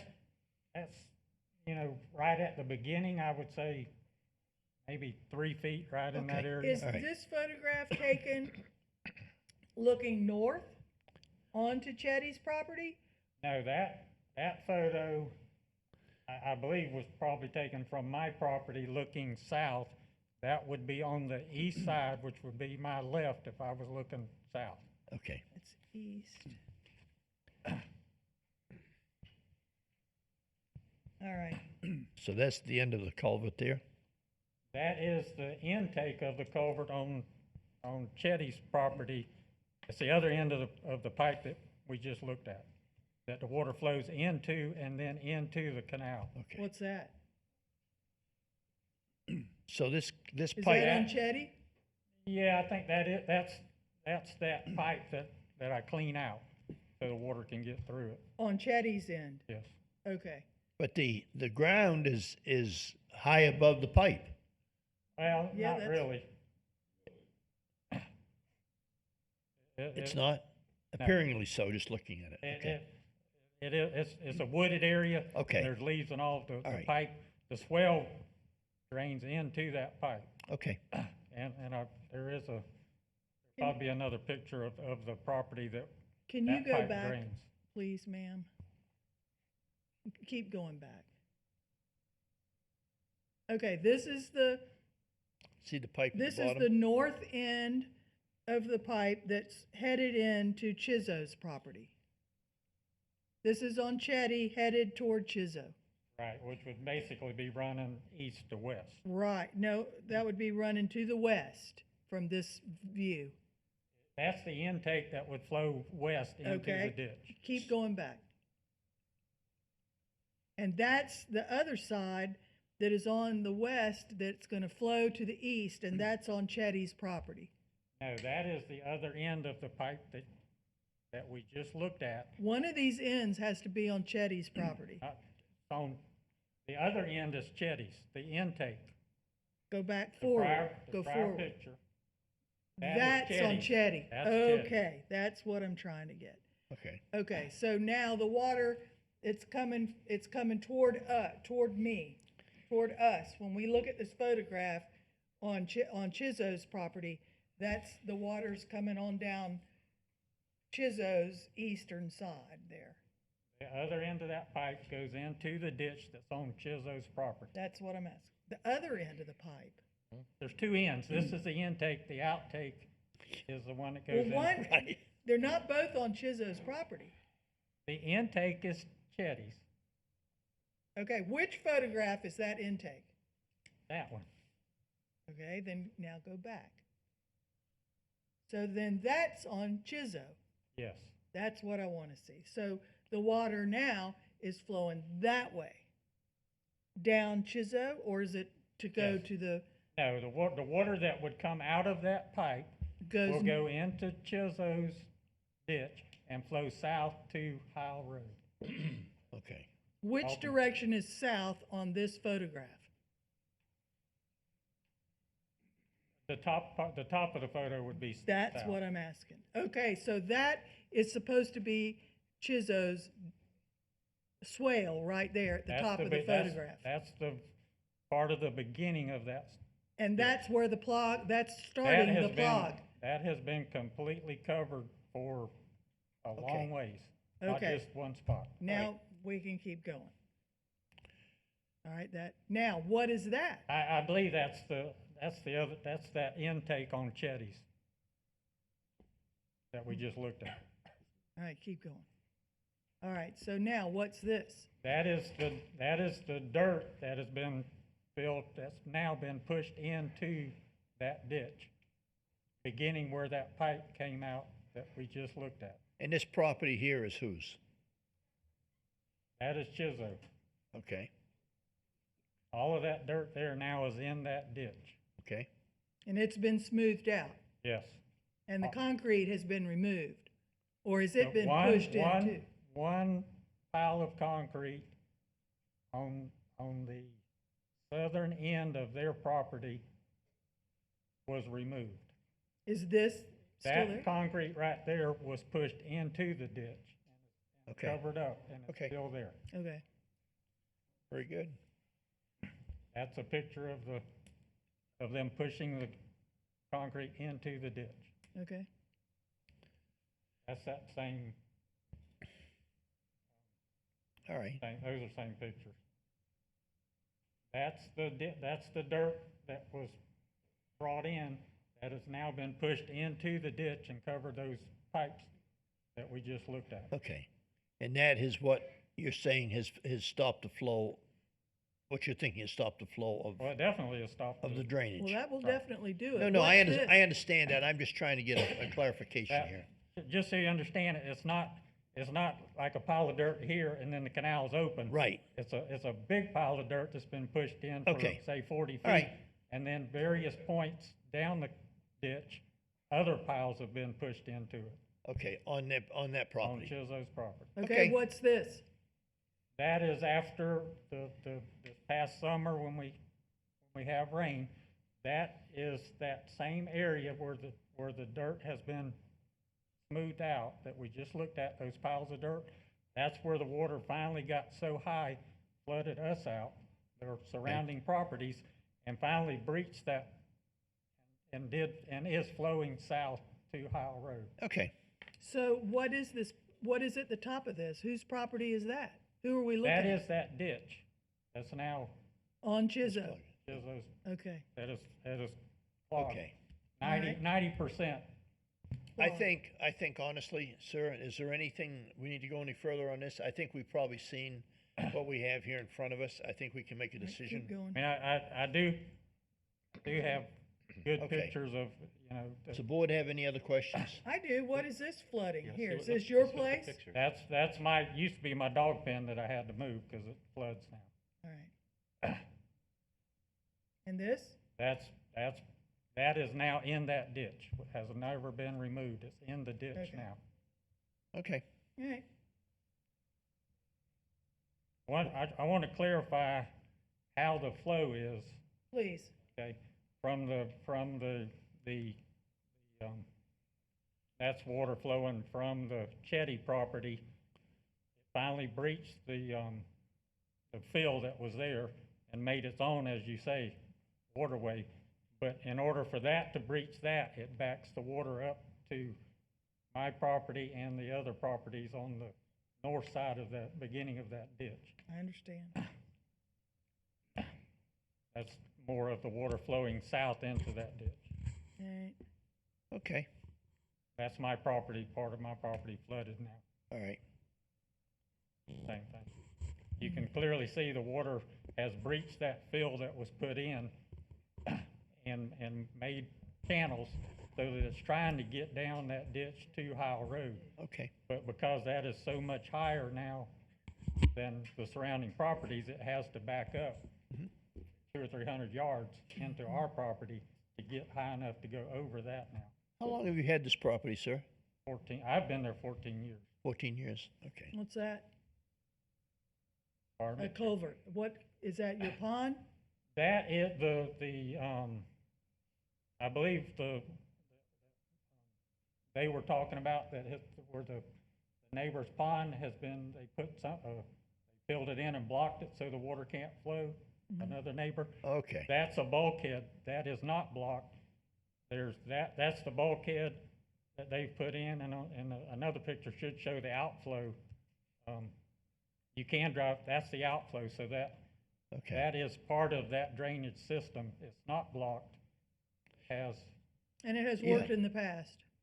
yes, Yeah. ma'am. The water Okay. gets up so far and then just runs Yeah. out the Yeah. pipes. Yeah. All right, what's this? That's a typical ditch from one of the surrounding properties that drains their property into the ditch that we're talking about. Flows from west towards Jernigan Road and flows to the east to the ditch that we're in the center. Basically, if you had a big square of all the surrounding properties, everything slopes to the center to this ditch. That's the way it's done. It would have, you know, if it had been engineered, I'm sure it could have been done better, but that's the way it is, and you And it can't works. alter it now. What, back up, what is all this? That's in the ditch today. Let's see, no. Okay. That's never been removed or covered up. That you can see if you walk that ditch. That's all remaining there today. That's the drainage easement on my property. I maintain the flow. I keep it graded, cleaned. You can see how the water flows. If you look at the top of that photo, would be the southwest corner of my property. From that point, the top of that photo, that water drains north to Henry's Road. And y'all were asking how much, what specs you have to have and all that. That's all you need, is just a clean flow. the water will move. All a ditch needs to do to flow is be lower as Than it flows everything else. north to south, east or west. But the beginning of the ditch has to be lower than the property that it's supposed to drain. If the beginning of the ditch is higher than the surrounding property, the water can't get into the ditch. And it that's- doesn't even need a quarter of an inch. It will still, gravity still pulls it out. I mean, that is the back corner of my property and my neighbor's property that has been flooded. If you went to the top of that photo and went into the wood line, that picture of that intake pipe that we looked at in the very beginning, that water would drain into that pipe, into the ditch and go away. Okay. Which now, that water stands there, that water is there 3 or 4 months at a time. So the pipe you're speaking of is on, it would be going to the top of the picture, would be on Chisholm's property? The outlet would be on Chisholm. Yeah. property. Okay. I got The it. inlet would drain that. If you walk right straight, you kind of see a hollow spot Yeah, through there. yeah. If you walk right straight through there, you would find the intake of that pipe. Okay, Now it cannot drain. okay. But the flow, as you saw on the drainage on my property that I maintain. Yes, sir. From the back north, from the southwest corner of my property, flows to the north. That was that swell that you saw. From that point, that north, on the southwest corner of my property, then drains where my property and Chizo's property abut. There's a slight swell that drains east to west to that ditch that we're talking about. Okay. I built a barn on that corner of my property because that was the way the natural flow went. Now, the natural flow's been impeded, all that water backs up, my barn will now flood if we have a tropical storm or something. Okay, Yeah. very good. What is this picture here? Pretty serious when you're backing up people's property. It is, Absolutely, yep. Serious. very serious. But anyway, so what is Right. this picture here? What's this picture? That is Schwab Road facing, the top of the picture would be facing west, the bottom would be, you'd be on the east end. That shows all the culverts that are connected from the neighboring property. see. On Okay. Schwab Road, all of Yeah. that, where you see the dirt end of that road is where the ditch is that we are discussing. All of those pipes, all of the drainage on Schwab Road drain to the east or to the west to that ditch. Okay. On the other side of the ditch, from the west to the east, all of that water flows to that ditch. Okay. Any more pictures? Okay, there's a, And they all got culverts. yeah. I mean, Okay. whoever put them there, it was done to keep the flow of the community. Right. This was all tomato fields, Right, 1958 and stuff. Yes, sir. As houses were built, people did what needed to be done to To make the drainage. keep it drained. Okay. Now All we right. need to maintain that. Yeah. Okay, thank you very much for your time. Is there anybody else that has anything? Are we all set? Yes, ma'am. It's nice to see you. Good morning, Chair and board members. I just want to say that I've Oh. been, I'm sorry for the record, Kathy Townsend King. Right Um, hand? Yeah, Where in? Do you affirm to tell the truth, the whole truth, and nothing but the truth? I do, Thank you. Yes, we know who you are, but we have to do it the right way. and I agree. Thank you. I just want to say I have been involved with the neighbors for probably 2 years now. Right. And it's confusing. I have went out there during a rainy season. I've been out there in a dry season. I just want to basically say that it's imperative that you understand that the couple that is the neighbor that has filled in the ditch, the concrete is there, they filled it in, they put dirt over it. And until that was done, there was no water problems out there. And the neighbors collaboratively together took care of things, and when they couldn't anymore, they called my office. County went out, they took care of Schwab Road. Mr. Lane graciously takes care of Hendry's Road. He doesn't have to, but he does. And when I went out there a couple of months ago, Mr. Drawdy could not even get to his shop in the back. It was so covered with water. I had a difficult time, was afraid I was gonna get stuck in my truck.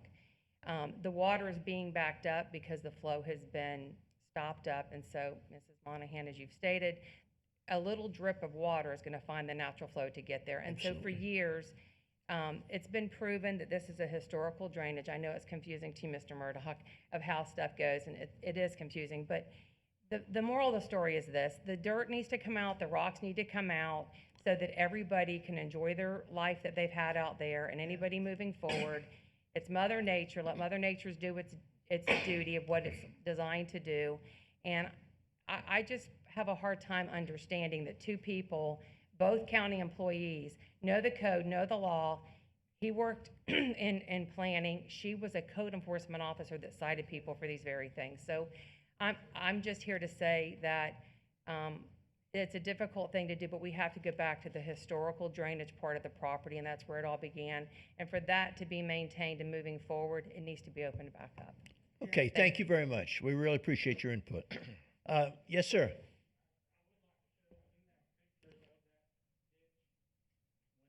Cleaned out, I thought that I had Now, which ditch are you talking about now? Chizzo ditch. Okay. Also, they actually, when they bought the property and moved in, they actually dug that ditch out. Trying to have the drainage? I don't know why they did Yeah. it, but they did. That's At good. one point, that's one reason why it's a little bit lower than it probably was in the natural. Okay, yeah. But they actually are the ones that dug it out in Okay. 2000. Okay, 16. Okay. All right, Well, and if they got it Okay. too deep, it wouldn't drain. okay. Thank you very much. Okay, is there anybody else has anything? Okay, if not, I have a motion. I do have, Mr. yes. I just have one question. I know I've asked I hate to put you on the spot, Ms. Barbieri. I'd ask you to cite the code reference that we would make a judgment on today. That we've- states that they have to maintain to keep that property clear. Do you have that? Yes, sir. I have we've cited them under section 3826, which is the abandoned junk, trash, and debris. Obviously, I was misspoken. I thought most of the concrete been removed. We've seen Okay. evidence today it hasn't. We never abated that. So there's that. And then it's section 70708, failure to maintain your stormwater management system. And that is, if the owner fails to maintain a stormwater management system, the county engineer should give such owner written notice of the corrective action necessary. Failure to take such corrective action within 30 days shall constitute a violation hereunder, subject to the enforcement procedures in section 11-1300, which is code enforcement. Thank you very much. And All right. Okay, very good. Going forward, Mr. Chisholm, you want to come back up? Okay, after hearing the evidence and everybody speaking and all that, I think at this time, I think we have a motion. Can I say one more thing? One more thing, yes, ma'am. When all of this started, and I started talking to the county code enforcement, her boss, Her being who? Danielle's boss, Monica Graziani. Mhm. She's the one that I spoke to most often regarding this. I told her that when we got the fill put in there and finished getting the fill put in there, that we were going to grade it out so that it would flow. We would always, the plan was always going to be to put a swale there. They didn't give us the opportunity to do that. They just started citing us. Could have continued. So your intent is to go ahead and put a Our swale in? intent is to put a swale in there. Our intent was always to put a swale in there. Then No one wants to hear that. Why did you fill it in? I don't want a swale that's 6 feet deep. Why'd you dig it out? to We begin didn't, with? when we first moved there, we scraped had, it. we just scraped the dirt out of the Okay. water out of It it. had So it should, the yeah. cattails. It had So it should be, cattails all should up be and down. easy for you folks to go ahead and put it back like it should be, so it would We drain just want to okay. put a swale in there that's a couple of 3 feet deep so that it doesn't fill up with Yeah. water all the time. Well, you folks live there with your neighbors, you know where it should be and all such as that, and this time we're gonna have a motion, I think. Yes. Mr. Tiff? Yes, with the rainy season coming up, this has got to be corrected immediately. Sweet, yeah. I mean, we're getting rain this Yeah. goes, we could have the same incident like we had last year. So on this motion, I hereby move in reference to case number 104697, that the Code Enforcement Board make the following determination. After hearing the facts in this case, the testimony and the recommendations of staff with regard to the existence of a violation, We determined the violation, in fact, did occur, and the alleged violator committed the violation. An order of enforcement is warranted. If the order of enforcement is not complied with by June 4th, 2021, a fine of $250 per day You're gonna may give be me 2 incurred. days to do this? You gotta get started. Well, I can do that, but I'm not gonna Okay. be able to get it finished in 2 days. Started in 2 days. A cost of $250 has been imposed as the cost for prosecuting this case. Please take notice that on the first Wednesday of the month after the given date, for compliance at 9 a.m. or soon thereafter, as may be heard, a fine here will be held if the violation is not abated by the given compliance date. Do you hear a second?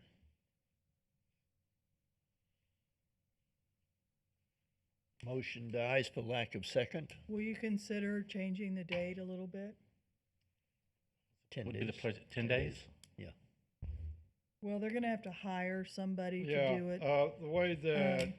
Or do you, And I are live you out- all and I live capable out of of doing town. it This- yourself? Out there What- to work this on is, this. listen, They're gonna this is need at between the least board, 30 just days. relax, okay, please. Mr. Chairman, I would just like to point out that the default date is July 9th, just so you have that.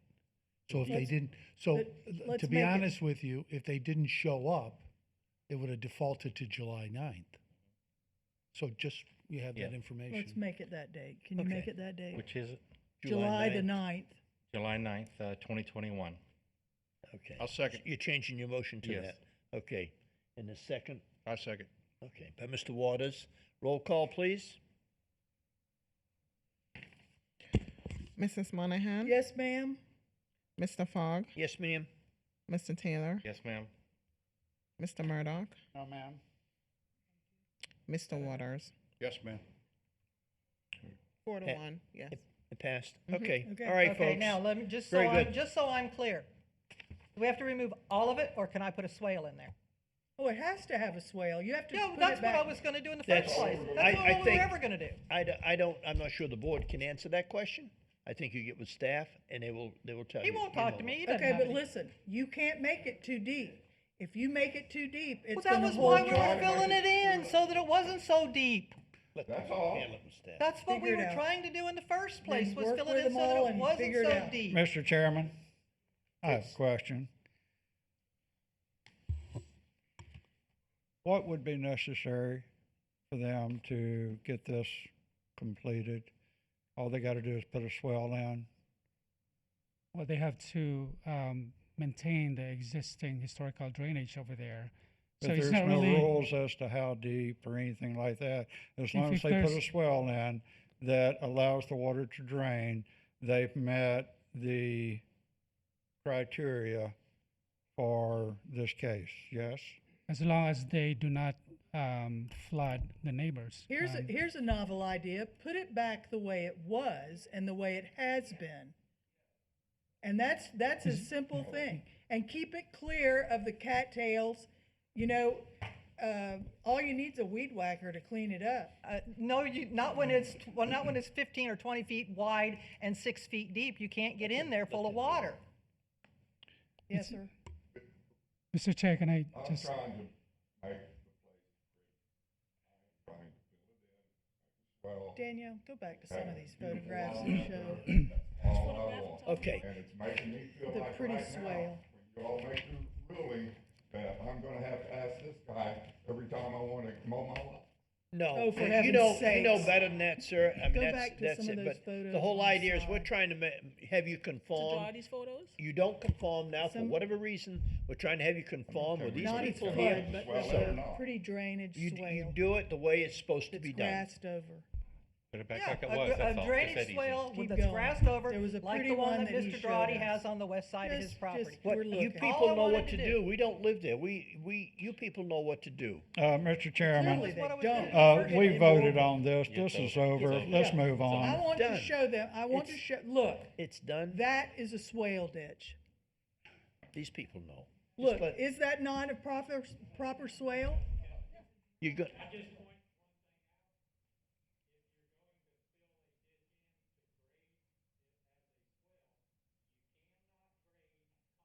Right. The concrete has to go.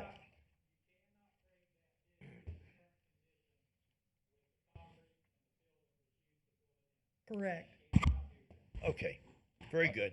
Thank you very much, everybody. Thank you for coming. I hope we helped.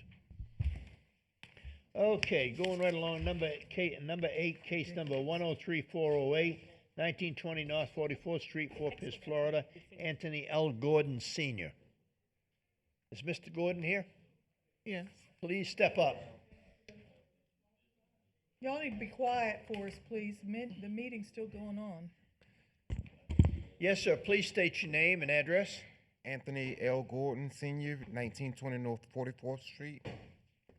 Please raise your right hand. Do you affirm to tell the truth, the whole truth, and nothing but the truth? Affirm. Thank you. Okay, sir, just bear with us. We're going to hear from Ms. Moise, and then we'll be with you. Yes, right. ma'am. Good morning. Good morning.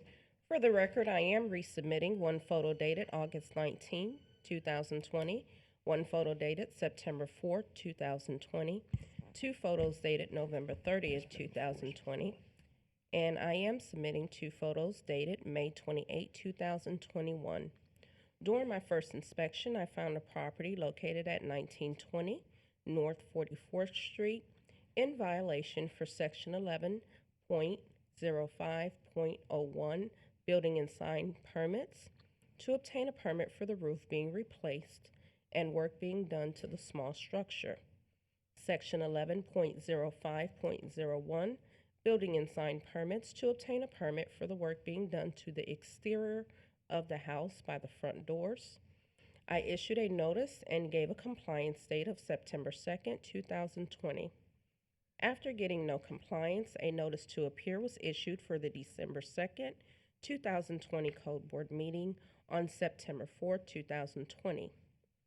At the December 2nd, 2020 Code Board meeting, the owner was present and the board made a decision to continue the case to the February 3rd, 2021 meeting.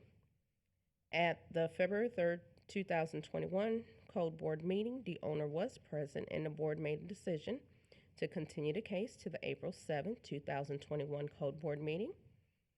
At the April 7th, 2021 Code Board meeting, the owners were present and the board made a decision to continue the case to the June 2nd, 2021 Code Board meeting. I have had contact with the owner. As of June 1st, 2021, the property remains in violation. Okay, very good. Sir, are you in violation or are you not?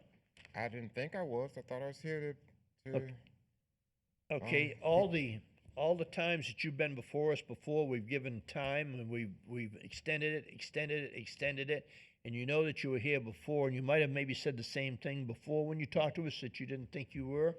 Okay. I Tell remember us there why- was a lady here Yeah, before. tell us Wasn't there a why- lady here? My Yeah. wife, yes. Yeah. Okay. Yeah, tell us.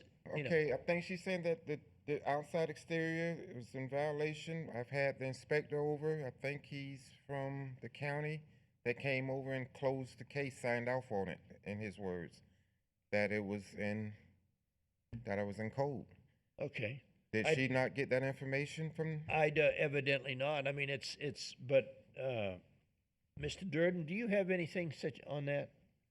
I do, William Durden, Sons County. No, I do not. I'm not aware of that. You're not aware of that? No. Okay. All right, because it. Is there no? Mr. Chairman, he- can he we does- pull I up don't the, I'm sorry. They were Mr. Ch- cited for the front door that was replaced as well. They did obtain the permit for the front door. However, I did explain to the owners the work that was done on the exterior of the property. There should be a photo that shows the fresh wood, that it needs to be permitted for the work that was done on the exterior. And they have been in contact with Mr. Harvey in the permitting department. He has spoken over this with them. I even told them at the last meeting about this specific violation, how to handle it.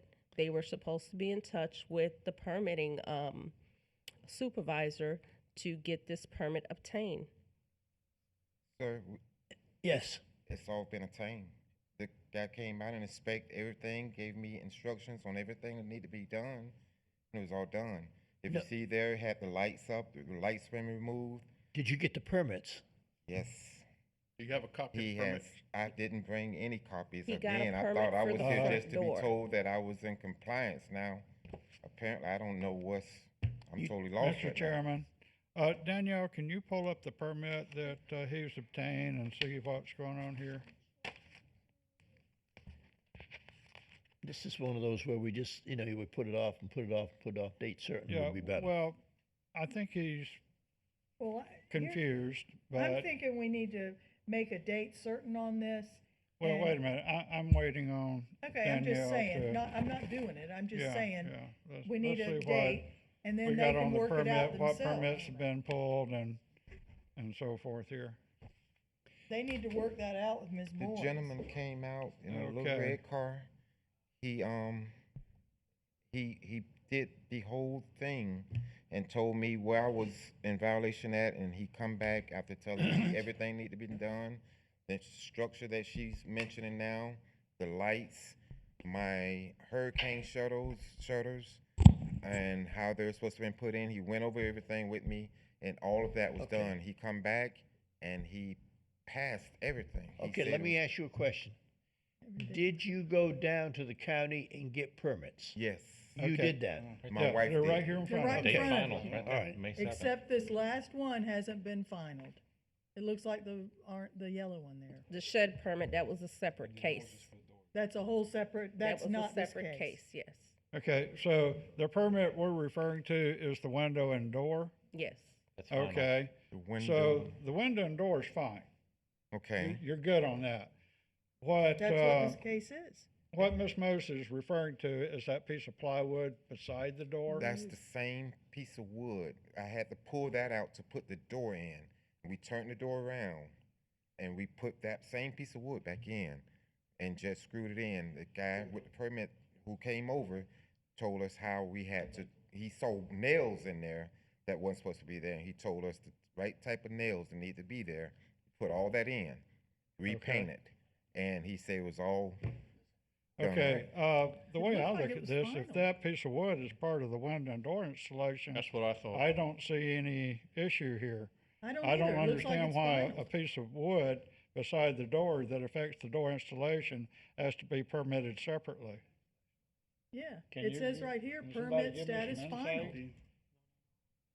What does staff see here?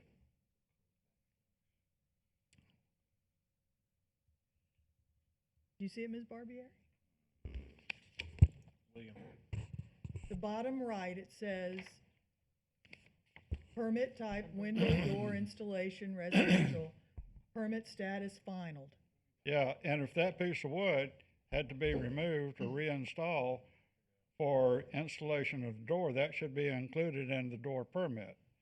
I don't see why you would want a separate permit for a piece of plywood next to the door that had to be removed Agreed. and replaced It's been because it's final. part of the door installation. It shows it finalized. Yeah, I don't see an issue here. What's going on?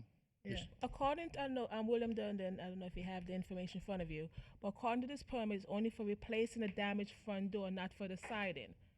So the siding part, it wasn't included in the permit. He can't replace a door without fixing the wood. Yeah, I think we're Nit- getting yeah. nitpicking here. I don't like that. We're looking for a motion. I have You want a motion? I have a motion. Yeah. Before you make a motion, and it's also that structure also was never permitted, is that correct? Correct. This was never permitted. Let me show you the pictures.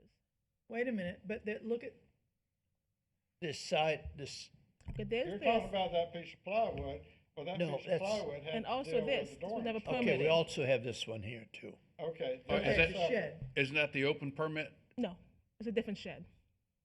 a different shed. For the previous case, it had another bigger shed, which was permitted.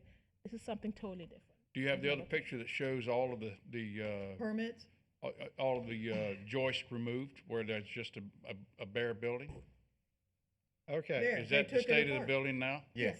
Yes. okay. What's the issue with that? If that's, The concrete structure was never permitted. This whole thing was never permitted. Okay, Mr. Chairman, So he has to tear down the whole thing. Tear it down or get a permit for it. That is correct.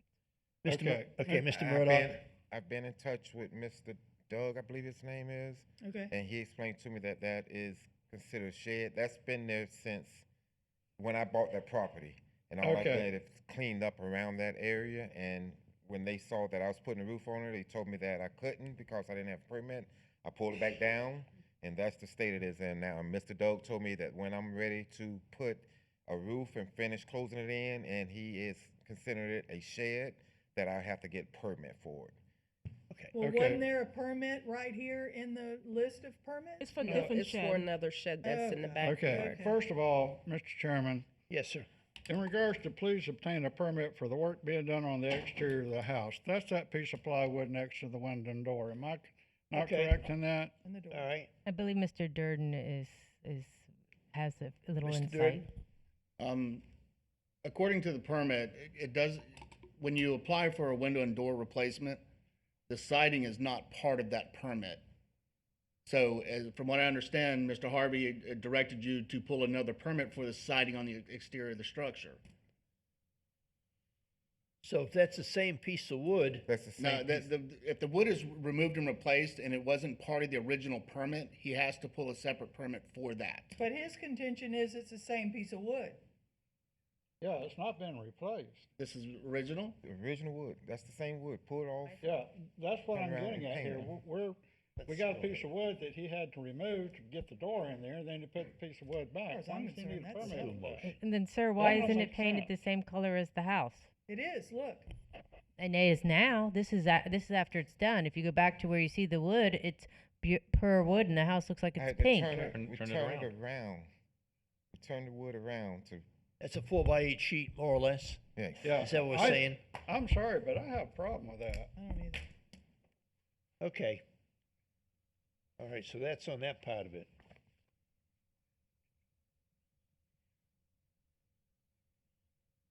So, No. and then, so you took the one off you took the roof off of I the took the second roof one. off the second, It yes. says Okay. obtain a permit for the roof being replaced Okay. on the small structure. Well, the roof And- has been And the work removed. being done to the small structure. Okay. That should satisfy it. And the work being done to the small structure, Mr. Durden? that structure is unpermitted. If the gentleman would like to meet with me after this is done, I'd be more than happy to take a look at this to see what exactly is in the permit, what was permitted, what was allowed to be inspected. Okay. And if the siding was not part of that, then we can address it at that time and see what we got to do to resolve the issue. But Okay. didn't he testify that Mr. Harvey was out there and did exactly that? Isn't that your testimony? Yes, he's came out and passed the inspection. And the He second had part of probably that passed the question, inspection on the door. He didn't pass the inspection on the wood. He told me that the screws that needed to put that wood back up. I explained to him as well that that piece of wood was just flipped over, painted. And he explained to me that the nails needed to put that piece of wood back up would need to be in code. That was that. He never looked at the shed. The shed was a whole different thing. I was just informed that that roof needed to come off because the roof wasn't permitted. Okay. So the way the shed is sitting now, the concrete structure is the way it's set since the 50s probably. Okay. And I the had roof to- has been removed. And the roof has been removed. Okay. This The has been second sad. shed I that think- they're talking about is a big shed, a wooden shed in my backyard that I have gotten permits pulled for, have strapped down, and That passed everything. that Okay. has All right. been. I think maybe we could go ahead and take care of this, and get it cleared up by just a motion. I'd like to continue this to the next board meeting. No, I don't, no No. continuation. No, Because he said he needs to meet with him, so give him the chance to meet with him. I've got a motion here if you'd like me to try it. try it, see. I hereby move in reference to case number 103408 that the Code Enforcement Board make the following determination. After hearing the facts in this case, the testimony, and the recommendation of staff with regard to the existence of a violation, we determine the violation in fact did occur and the alleged violator committed the violation. An order of enforcement is warranted. The violator is hereby ordered to refrain from future violations. Failure to keep the property in compliance may result in enforcement action as a repeat violation, in which case a fine of up to $500 a day may be imposed from the date the notice to the violator of the repeat violation. I'll second. Okay, there is a motion and a second. You All- did it, you fixed it, and don't do it again. All right. Okay, all in favor, say aye. Aye. Pose like sign? Thank you. Have a nice day. Am I under any violations as we speak right now? As we speak, I believe, from what we have in front of us, With what we just, for what we have in front of us, we I think we're believe clear. that chapter has closed. thank you. Okay? All right. Thank you for your times, and we just saved Mr. Durden a trip. Okay, number 9, case number 103985, 4920, has been abated. Number 10, case number 104745, 5728 St. Lucie Boulevard, Fort Pierce, Florida, Florida Land and Farm Holdings, Inc. Good morning, sir. Good morning. Would My you name please state your name and address? My name is Michael Waldrop. I live at 5728 St. Lucie Boulevard, Fort Pierce. Would you please raise your right hand and be sworn in? And do you affirm to tell the truth, the whole truth, and nothing but the truth? I do. Miss Williams, if you will, please. For the record, I'm resubmitting 3 photos dated February 8, 2021, and 3 photos dated April 5th, 2021, taken by former Officer D. Francisco.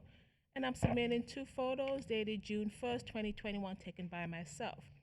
Officer D. Francisco found the property in violation of Section 11.05.01 for not having a permit for the cargo container, Section 7.10.14A for having a commercial vehicle in a residential zoning, and Section 38-26 for having outside storage. Officer D. Francisco has had contact with the tenant, Mr. Waldrop, property owner, and representative. After getting no compliance, the case was scheduled to the April 7, 2021 Code Board meeting.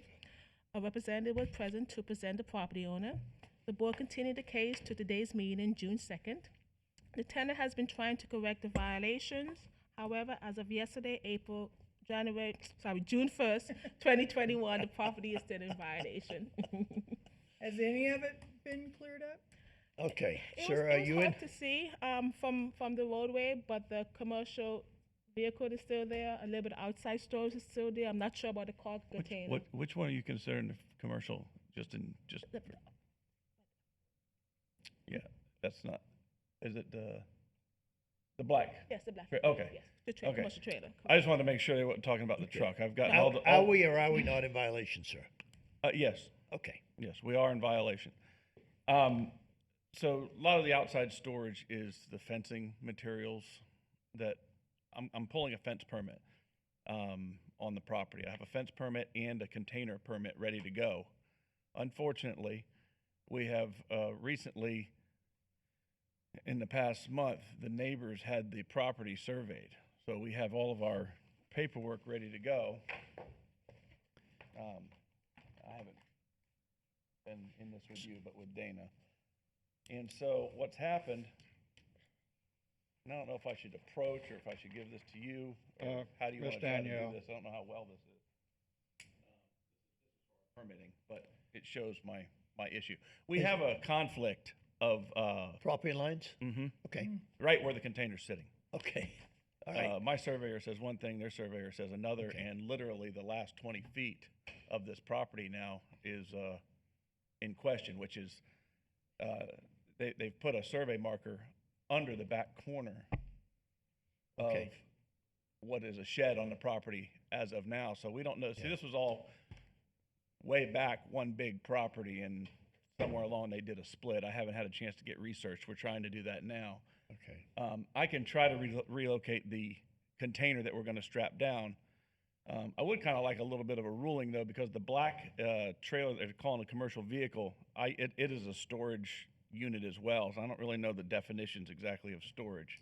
But what we've determined is what we'll do, or what we've agreed to, is as soon as we can get the permit for the container to be strapped down, which I have. I've got everything, and I've got my strapping details and everything from the engineer. Everything's ready for permitting, but I can't right now. I don't feel comfortable putting it where it is. Okay. And as soon as that's strapped down, everything's going to come out of the black trailer that they have a problem as being a commercial vehicle and going to go in there. So I had moved off of a property off of Selvets where my previous office was, and we had these in our yard. Trying to consolidate business and everything like that, I did move them out to my property, and I planned on. Okay. Let me ask you a question. Yes. If we gave you 90 days, date certain, could you get it handled? I thought that the last time I stood in front of you, we talked about 30 days, and I think Yeah. you gave me 60. And it's still, and we've ended up with some issues. I cannot imagine us not having this issue. I could submit for a fence permit and technically eliminate a lot of the problem, but I'm not trying to do Wherever it. the fence goes, if you, if, Well, if I'm not I am mistaken. having some, well, that was the reason we had our surveyor out there, so we know where our front boundaries are, but we definitely have about a 21-foot conflict on the back of the property.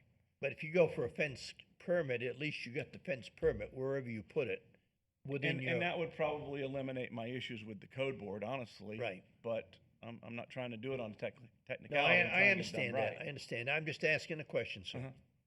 And that, does, board members, anybody have any questions? Semi-trailer. And that, sir? It is a It's semi-trailer. a semi-trailer. It says Okay. it's in, can't be in a permitted in residential zoning, so that's gotta We're go. AR1, we're in AR1, it's a kind of a, you're allowed to have a container, but. That's a semi-trailer. Yeah. You take the wheels off from underneath it, you got a container. I don't know about how I can, I don't know. Believe it Drop or not, it down. that's a thought. Drop it down, bury the wheels, you can't see the wheels, you got a No, container. I'm not- listen, guys, after the last one, I'm not burying anything. I'm sorry. I'm After sorry. I'm not supposed to say that. Yeah, I'm trying to get some humor here. We've been pretty stressed. Two cases before, I'm not burying anything. We've been Mr. pretty Chairman, stressed. I have a last little motion bit. that we continue this for 90 days, which would be the July, August, September meeting, September meeting, maybe? Date? What is the September? September meeting? 1 is what it's got here. September 1st? I'll second that. Okay, there's a motion and a second. All in favor, say aye. Aye. Opposed, like sign. Good Sir, luck. we'll see you in 90 days. I'm sorry, guys, I'm not trying to drag it out. I mean, I'm a Yeah. general contractor. I can pull the permit with no happens. issue. It's Yeah. just. As long as you're working with staff, we've Well- got no problem helping you out. Sorry, guys. Don't tell a story, okay? What's that? Jeez. And don't bury that trailer Don't tell a either. story, I said. TV's on now. Okay, continued from April. We're on number 11, case number 10-4214, 3316 Orange Avenue, Fort Pierce, Florida. Herbert K. Anderson, Regina Y. Patterson Anderson. Good morning, sir. Welcome to our meeting. Please state your name and address. Herbert Kenneth Anderson, 3316 Orange Avenue, Fort Pierce, Florida. Be sworn in. Do you affirm to tell the truth, the whole truth, and nothing but the truth? Yes, ma'am. Thank you. Ms. Moyes. Okay, Ms. Moisey, please. For the record, I am resubmitting 3 photos dated November 17, 2020, 2 photos dated January 19, 2021, 3 photos dated April 5, 2021, and I am submitting 1 photo dated May 5, 2021. During my first inspection, I found a property located at 3316 Orange Avenue in violation for Section 38-97 for overgrowth, Section 13.09.00, exterior property maintenance, Section 302.7, accessory structure to repair or remove the damaged fence, Section 38-26 for outside storage, and Section 13.08.01 Standard Housing Code, Section 304.13.1 glazing to repair the broken window.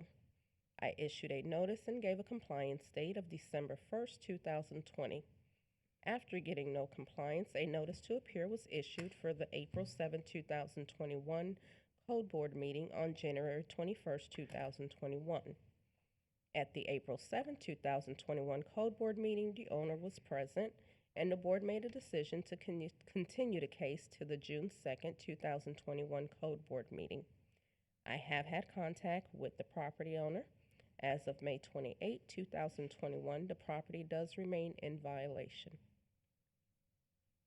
Okay, sir. Are you in violation or are you not? Yes, sir. Okay, what are we doing? Well, I've been out of town trying to. My job keeps me running around. When I got in and I came in the last one, y'all gave me 60 days. And I said I should be able to get it done. As soon as I left here, my boss called me up, and I've been out of town. I tried to get my son and the guy that's staying around the shop there to help me out. They ain't done nothing. Okay. And I just got back in town just day before yesterday. Couldn't do nothing over the holiday weekend. With my boss. I told my boss I have to be off this week so I can get a lot of stuff done with this stuff right here. Okay, well, I think probably what's gonna happen, I don't know, I'm speaking hopefully for the board and all that, is we're gonna try to give you some initiative here or some thought process that'll maybe help you try to get it done a little quicker. I think we probably, it's a shame because you try to work with people and you give them time.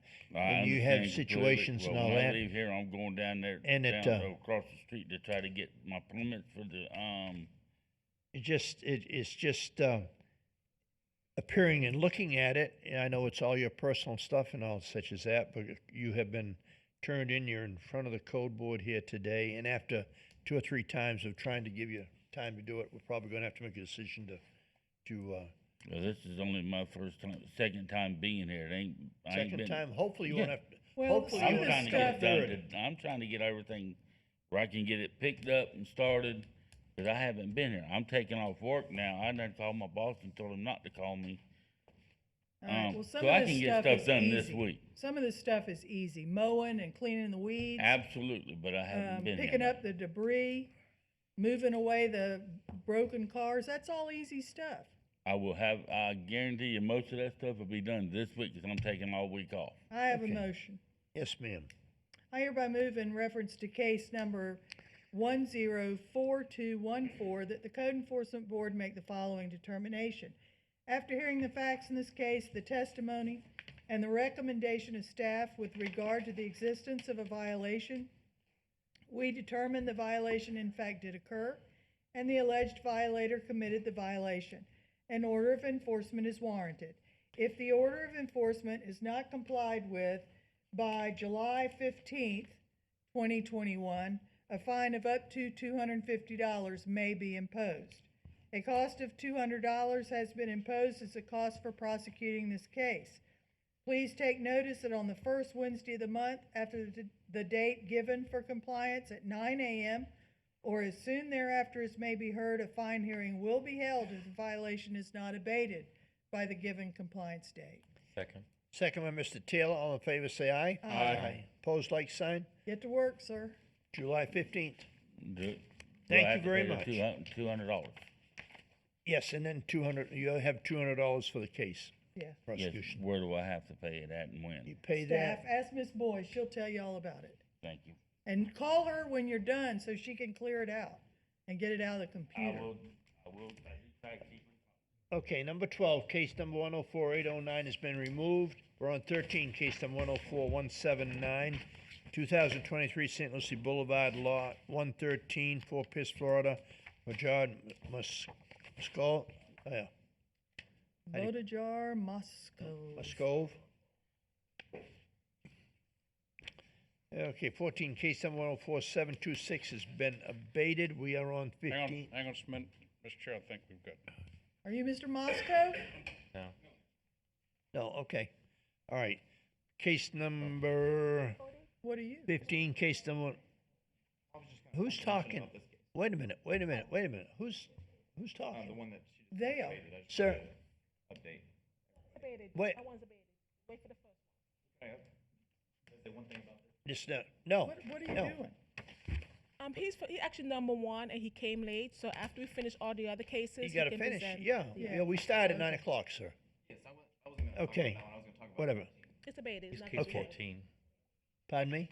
He's case number 14 also. I was 14. I was debated. I just wanted to mention. We'll save it for the other one. Okay. Okay. The lady. All right, 15, case number 104827, 2310 Johnson Road, Fort Pierce, Eagle Point Lake LLC. Yes, ma'am. Good morning. Please state your name and address. Maria de los Santos, 13737 Southwest 36th Street, Miami, Florida. Thank you very much. Right hand, please. Could you spell your last name again? DE space, LOS space, SANTOS. Can you repeat the address again? 13737 Southwest 36th Street, Miami, Florida, 33175. Do you affirm to tell the truth, the whole truth, and nothing but the truth? So help me God. Okay, Ms. I Williams, always please. miss that part. And Mr. Chairman, the board is also here for number 16. So I'm going to read both summaries into the A record. companion case? Yes. Okay, let me read Different that. addresses, but same property owner. Okay, let me read in case number 16, case number 104881, which will be the companion case on 2370 Johnson Road, Fort Pierce, Florida, Eagle Point Lake LLC. Okay. For the record, I'm submitting 2 photos dated February 25th, 2021, taken by former Officer D. Francisco, and 2 photos dated June 1st, 2021, taken by myself. The property was found in violation and notice of violation letter was issued with a compliance date of March 12, 2021. For being in violation of Section 13.09.00, Section 302.7 for having a fence in disrepair and in need of being replaced, Section 8.00.05 for having a swimming pool that is not secured by a fence or screen enclosure, and Section 13.08.01, Section 303.1 for having a swimming pool that needs to be cleaned and maintained. Officer D. Francisco has had contact with the property owner. However, after getting no compliance, a notice to appear was issued on April 26, 2021 for today's meeting. As of yesterday, June 1st, the property remains in violation. Property at 2317 Johnson Road. For the record, I'm submitting 2 photos dated February 25th, 2021, taken by former Officer D. Francisco, and 2 photos dated June 1st, 2021, taken by myself.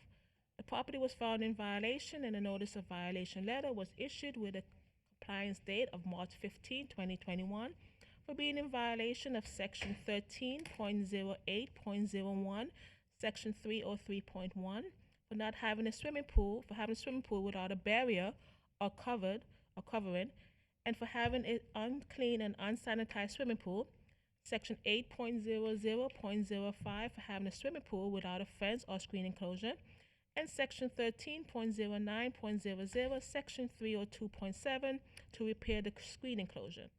Officer D. Francisco has had contact with the property owner. However, after getting no compliance, a notice to appear was issued on April 26, 2021 for today's meeting. As of yesterday, June 1st, the property remains in violation. Okay, very good. Ma'am, are you in violation or are you not? Yes. Okay. Tell us what's happening, how quick, whatever, what's going on. These are 2 properties that we purchased in foreclosure a while ago. And we've been gradually trying to repair them, and we haven't gotten to the pools. They're vacant. They're both vacant. The property at 2310 has no electricity.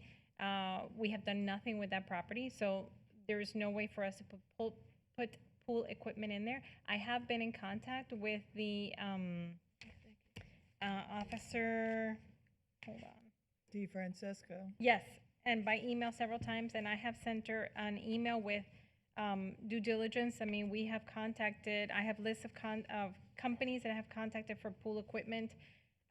It takes like 3 weeks for somebody to go out to give us an estimate, even for the fencing. I was told that we can't repair the fence because more than 16 linear feet, it has to be replaced. So we have to replace I'm going to start with 2310. The fencing has to be replaced.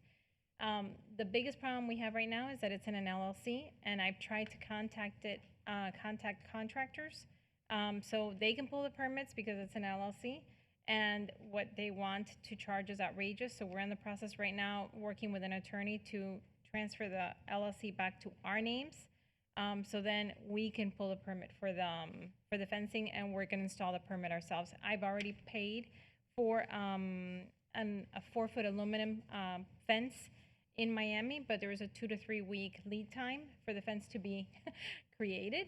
And then once the public records show that the property's back in our names, then we can pull the permit, and we're going to install the fencing ourselves. Okay. Are you investment property or real estate? No, I'm actually a nurse. Pardon me? I'm actually a nurse.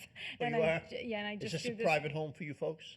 No. This is homes that we bought because our son was going to move up here to work for the sheriff's department, but then got an offer in Miami, so he decided to stay and we decided to stay, but we've been trying to get the houses back. We can't sell them in their condition because they were foreclosures and no one can get a loan to purchase the properties in the condition that they are, so Okay. they have to be repaired. Okay. All right. Here's my concern, Mr. Chairman. Yes. Is these swimming pools, a child falls in one of those unprotected swimming pools and your life is drastically altered I understand. from what it is today. The That's 23 numero uno. Right. There's the 2310 does have a on top of the pool. It Has does a have cover. that we purchased that way.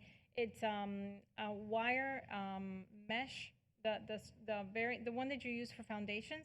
It is covered with that, so there's no way that a child could fall in there. What is falling apart is the fence, and again, we have it on order. It's a two to 3 week lead time. Is there no way for water to go into that? Yes, water does go into that, but a child cannot go into that. And I spoke with the building department for permitting, and I asked them, I'm between a rock and a hard place. I need to secure this, but I have to pull a permit, and I can't pull a permit right now. Do I go ahead and fix it and then pull the permit? And what they told me in the building department was that I should wait and ask for an extension of time, because if I put a fence up without the permit, I'm gonna get double fined. Okay, let me suggest this to you, and excuse me for a minute.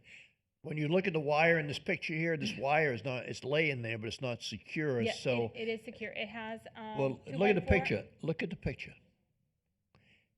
See how it's laying there, coming across, they draped it, I used to deal with wire, and it's just draped across, it doesn't appear to be, but anyway, If you look, there's 2 by 4 beams, and the 2 by 4 beams are on top of the wire, and the wire is, I mean, there may be a Okay. wire that's loose on top, but all right, I'm just a point of information, that's all.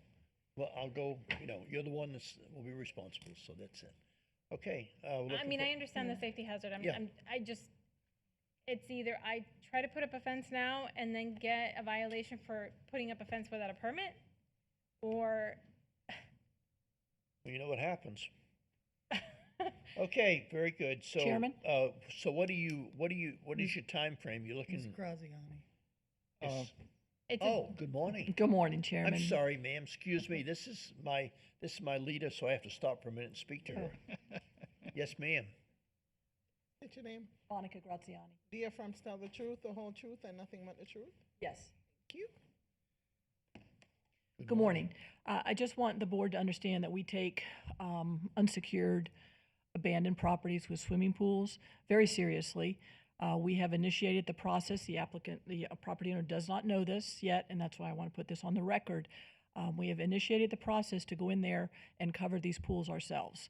There'll be a 5-day legal notice. Properties will be posted, notification sent to the owner.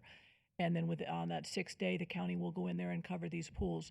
We cannot take that chance that a child or somebody could fall in and have a tragic ending. So Okay. we are moving forward with that. Okay. And there will be, the cost of that will be a lien on the property. Okay. Now, in this particular case, and I understand what you're saying. This particular case, when they go in, if something has been tried to be done, they'll make sure that it's secure. I'm sure that's why they're going. Yes, there are instructions, they'll Sure. evaluate it and will determine whether it needs to be totally replaced or not. Okay. But we cannot have these swimming pools unsecure. Thank you, Ms. So, Graziani. so I really what, appreciate what it. choices do I have? Because if I repair the fence that's more than 16 feet, I'm gonna have a violation because it had to be replaced totally. Because anything more than 16 feet has to be replaced totally. So I can't repair the fence. I can't replace the fence because I can't get a contractor to go out to put in a fence. I have a fence on order. Hold it, relax, relax. Hold on. No, Okay. because now I'm gonna get charged for this. Wait. Hold on. Okay, Miss Monica. I'm assuming there are guidelines for, as we look at this picture here, for securing that pool. And I'm assuming that as you look at this picture, that what they've done here does not meet those guidelines. Is that what I'm understanding? Yes, sir. Okay. So if she gets the guidelines, she doesn't need a permit to secure that pool, does she? I think what she has said, and I'm not, is that because more than 15 feet of linear footage of fence needs to be replaced. I understand that. there's a I'm permit. not talking about the fence. I'm talking about this cover over the pool. Security. Okay. If she improves that cover to meet your guidelines, does she need a permit for that? To cover the Yeah, pool I- To herself. cover the I pool, don't to make believe it they do. secure? I mean, we typically don't require a permit if somebody Okay, goes in and does so that, but if that would she, have to be if you done. can provide her with the guidelines to improve this pool cover, she can do that, yes? I cannot, the county cannot provide her the guidelines to cover that pool. She would need to either hire a contractor, or they could cover it themselves with, secure it with, plywood and 2x4s, however they do it. But I was told that I needed two ways of protecting it. I needed the pool cover and I needed the fence. If I had one and not the other, I was still not in compliance. But if she covers that pool, she doesn't need to worry about her fence right now, does she? Yes, you would still have to worry about the pool, because anytime you have, pools are supposed to have perimeter barriers and the swimming pool barriers. There's 2 barriers for swimming pools. Well, you understand her dilemma, that I do. she's going to get double billed here, for the lack of a better term, for the county fixing this, which the county's not going to put up the fence, right? Mr. Murdoch, Assistant County Attorney Catherine Barbieri, we understand her dilemma. Unfortunately, the first notice of violation was issued February 25th.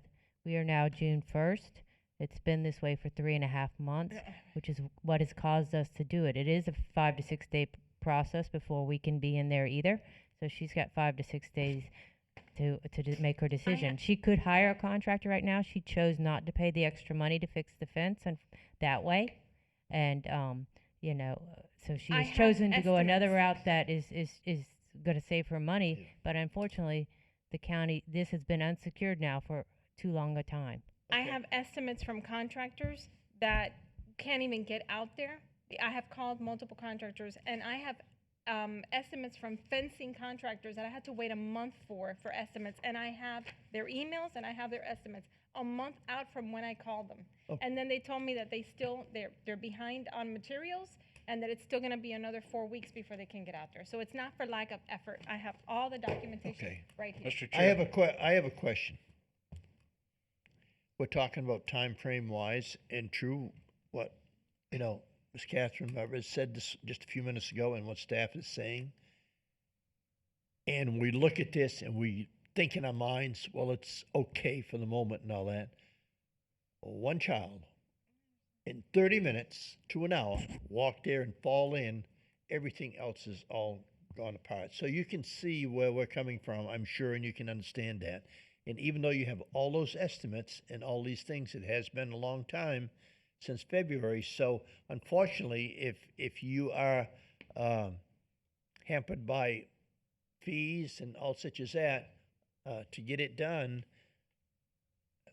somehow, either personally or whatever, in the next 5 or 6 days, it would be whether you hire somebody local or If whatever the you do. county's willing to do it, it might behoove you to Let the them county do it, or Mr. whatever. Chairman, I don't know if Yes, I can sir. help. Ms. Graziano, if a pool contractor pulls a permit to build a pool, they open a hole in the ground, is there not a temporary structure that they can put around that they often put around the pools to prevent people from going into the pool?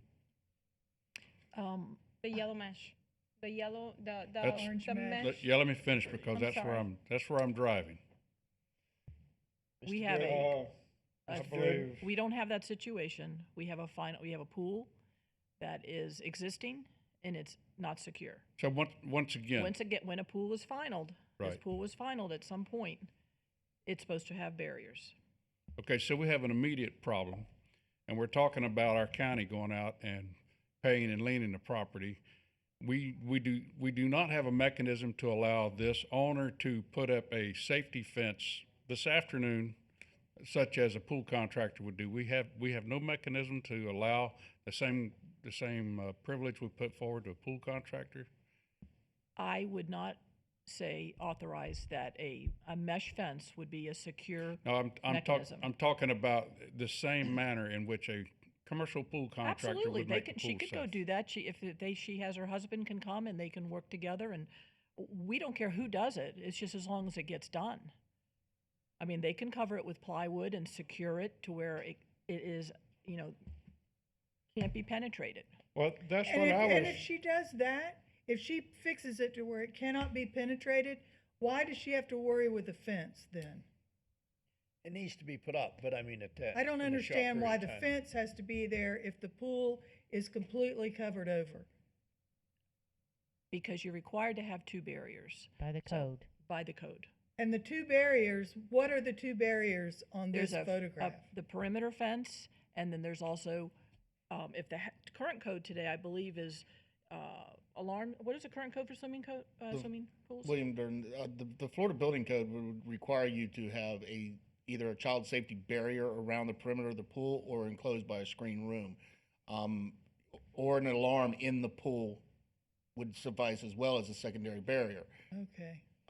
At this point, it looks like to me that the fence end would be the secondary barrier for the LDC requirements. The pool requirements are non-existent. So I don't understand. There's I don't only either. one fence and you're happy to have the one fence, but yet you're telling me there has to be two. and my You question have a is, building code requirement for is the a county barrier? gonna replace the fence? No. Yes, we'll go in there and do both. You, y'all- the county's gonna go in, What was that? Just the pool? Normally we secure the pool with something like plywood until no child can get in, and I mean, when we're done, I don't know what the pool decking and stuff are like because we get it secured. okay, so And, that's secured, then why does she need to go and do the fence as well? If you're going to go in and secure the pool, who cares if she tears down the fence? Because the pool is still there and it's in violation of the code that says she has to have a fence. But until she gets all of her ducks in a row. All we are eliminating is the immediate hazard. We're Right. doing that's all. We are not complying. We are not making it in compliance with the code. That is the property owner's responsibility. I understand that. So we are just eliminating the immediate hazard, and she still needs to comply with the code. I understand all that. Okay. But she doesn't, if you're not gonna fix the fence, is there a need for the fence if the pool is secured where nobody can get in it? I think the answer is yes. Yes, that's what It she is required under the code. It has to be done, Yes, ma'am. period. Yeah. End of story. Okay. So the county is going to put plywood or whatever over the pool, and they're gonna put some kind of fence around as well. No, we will not No. do the fence. I was. No. If we can have it secured down where the contractor tells us it's secured and that no child can get under it, then we will not. That all we do is eliminate the immediate hazard. That's what I was Under asking. the authority with the county administrator, it will eliminate the immediate hazard only. We don't make it in compliance with the code. We eliminate immediate hazards. So may I ask you, why can't you allow the owner to eliminate the immediate hazard is the question. Why are we hiring a third She party could. to do that? I'm not. We're not saying she can't, but she still has to comply with the code. If she says she's got it, we'll go So- out and look at it, and we'll cancel. We'll Agreed, cancel yeah. the order. Two issues. She obviously needs to come in compliance, but the one is the immediate hazard. And I want to talk about just the immediate hazard, of which she's upset about. Or, ma'am, to ask you, would you like to take care of the immediate hazard I yourself? can certainly take care of the immediate And could you hazard. do that in the next few days? Yes. You could Okay. cover that If she- over to if the she's willing to do that, acceptable does- level. will The the reason county- I hadn't done it was because they told me if I did one without the other, I was still going to be in violation anyway. Okay. Well, you're gonna But be you in are. violation. You have to fix them both, ultimately. Right, but I need time for the Yes, fence. that's what we're working to get you, is the time. Now, if we do the immediate violation, is there a timeline as to how fast she has to fix the fence? That will be up to this board.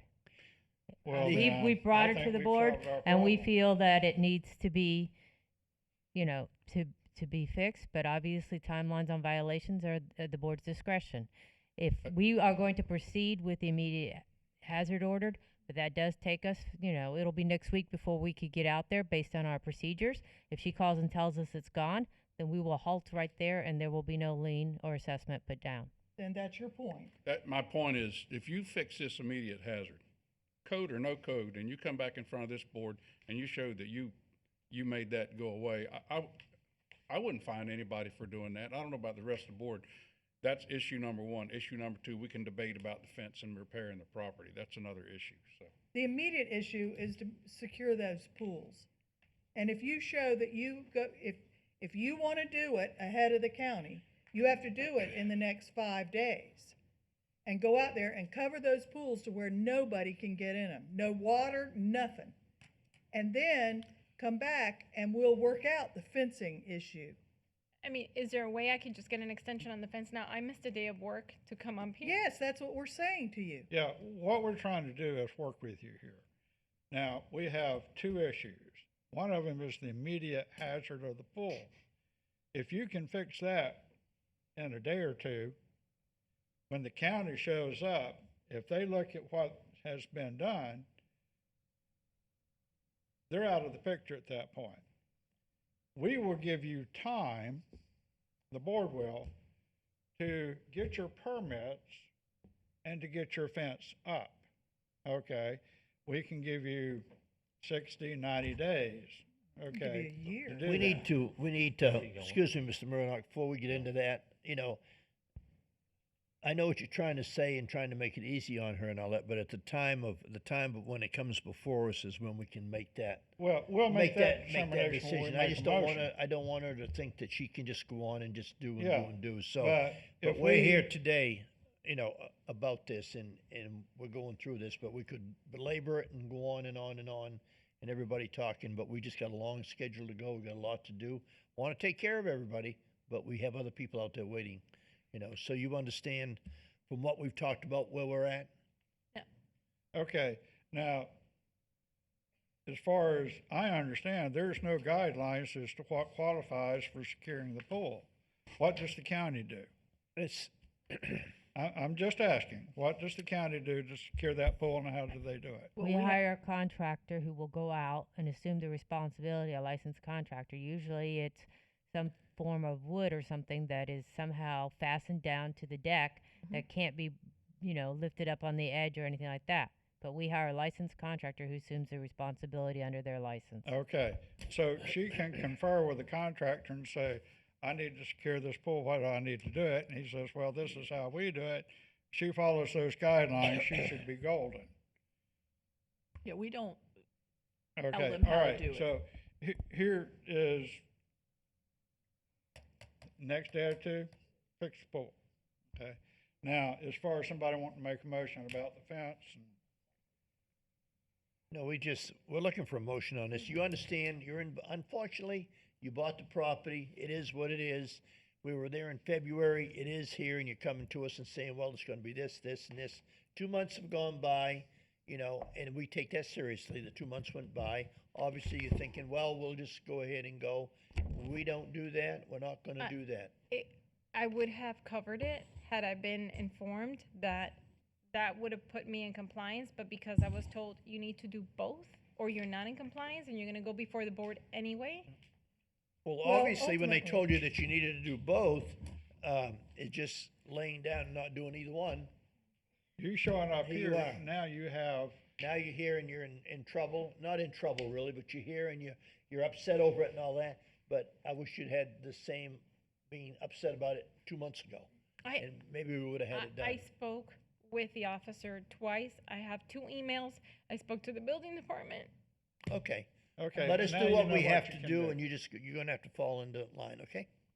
We're looking for a motion, please. I'm a little confused as to what motion I have to make, Mr. Krieger, because in my thought process, I'm thinking that the immediate motion needs to be to cover over the pool. Well, the immediate motion is, you don't really need to make an immediate motion. Okay. All right? I mean, staff has informed you that they're going to go ahead if she doesn't do something. They're going to They're go gonna ahead do with it, their yeah. procedure. Okay. They're going to post the property and do that. So, I mean, that's just a temporary fix, if you will. You have these violations. These are not in compliance. So you need to deal with these in total. Okay. Okay. Go ahead. All right. All right, so I have a motion. Yes, ma'am. I'll try it. I hereby move in reference to case number 104827 that the Code Enforcement Board make the following determination after hearing the facts in this case, the testimony, and the recommendation of staff with regard to the existence of a violation. We determine the violation in fact did occur and the alleged violator committed the violation. An order of enforcement is warranted. If the order of enforcement is not complied with by July the 9th, 2021, is that my date? July the 9th. Hold on a Yes, minute. that's good. What the hell is this? Bear with me just a moment. That's the default date. Thank you. July the 9th, 2021.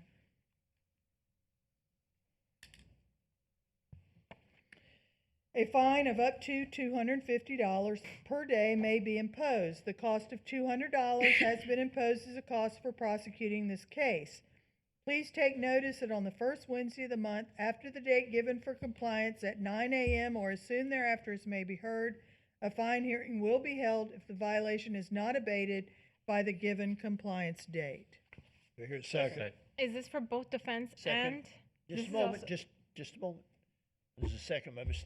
Taylor. All in favor, say aye. Aye. Opposed, like sign. Okay, now go to the second one.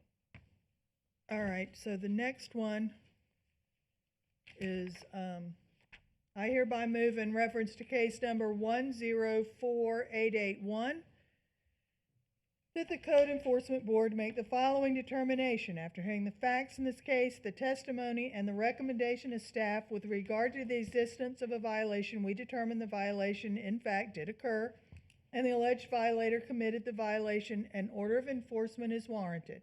If the order of enforcement is not complied with by January the 9th, 2021, a fine of up to $250. January? July, what'd I say? January. No, July 9th, 2021, a fine of up to $250 per day may be imposed. A cost of $200 has been imposed as the cost for prosecuting this case. Please take notice that on the first Wednesday of the month, after the date given for compliance at 9 a.m. or as soon thereafter as may be heard, a fine hearing will be held if the violation is not abated by the given compliance date. Do I hear a second by Mr. Taylor? All in favor, say aye. Aye. Opposed, like sign. Now, Okay. explain to her what we did. Okay, now, this is what's happened. You give until July 9th before you start to get fined. Okay? For both defense and for No, defense. for this, for what you have here in front of you today. Defense won't even be She's And not ready. then- getting fined at that point, No, Ralph. you'd have to What? have a fine hearing, Mr. Chairman. That's when the excuse fine- me, it's got to be done by that date. Defense won't even be ready Okay. by then. It's a 3-week And then- lead time. And then, but you've been charged $200 on each case. Okay, for but here's each the year. deal. You have 5 days before the county, based on their testimony. Either you cover up those swimming pools, or they're gonna cover it up and charge you to do it. Okay? Okay. Then, in regard to the fence, you have until July 9th to get that going. Now, if you find by, August is the next meeting after that, August the 4th is our next meeting. So you need to come back and say, I have work done here, I have this information, I need more time for the fence and to get this all done. And then we'll give you more time. But as of right now, you have got to take care of that swimming pool. And Miss Williams will be your contact person. Okay? But I'm gonna get fined as of July 9th for the fence? Not yet. No, listen to what we said.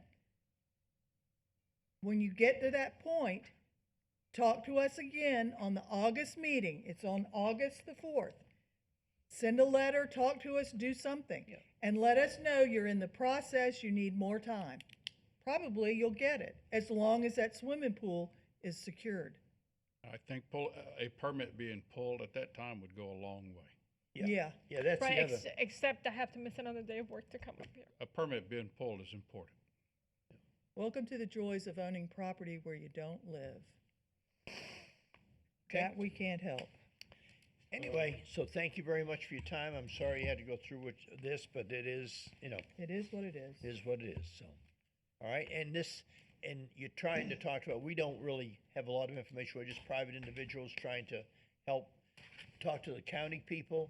This phone call, you've got her number, Danielle Williams. She's a representative. You talk to her and she can help you along and suggest to you, not what to do, but what the rules are, what needs to be done, okay? I have the All next right. case. Pardon me? I have the next case. We did it already. You just We did them all. We did them both. They're all through, all done. Okay? Have a great day. Thank you very much. 17, case number 104979 has been removed. 18, case number 105022 has been abated. We are on 19, case number 105057 has been removed.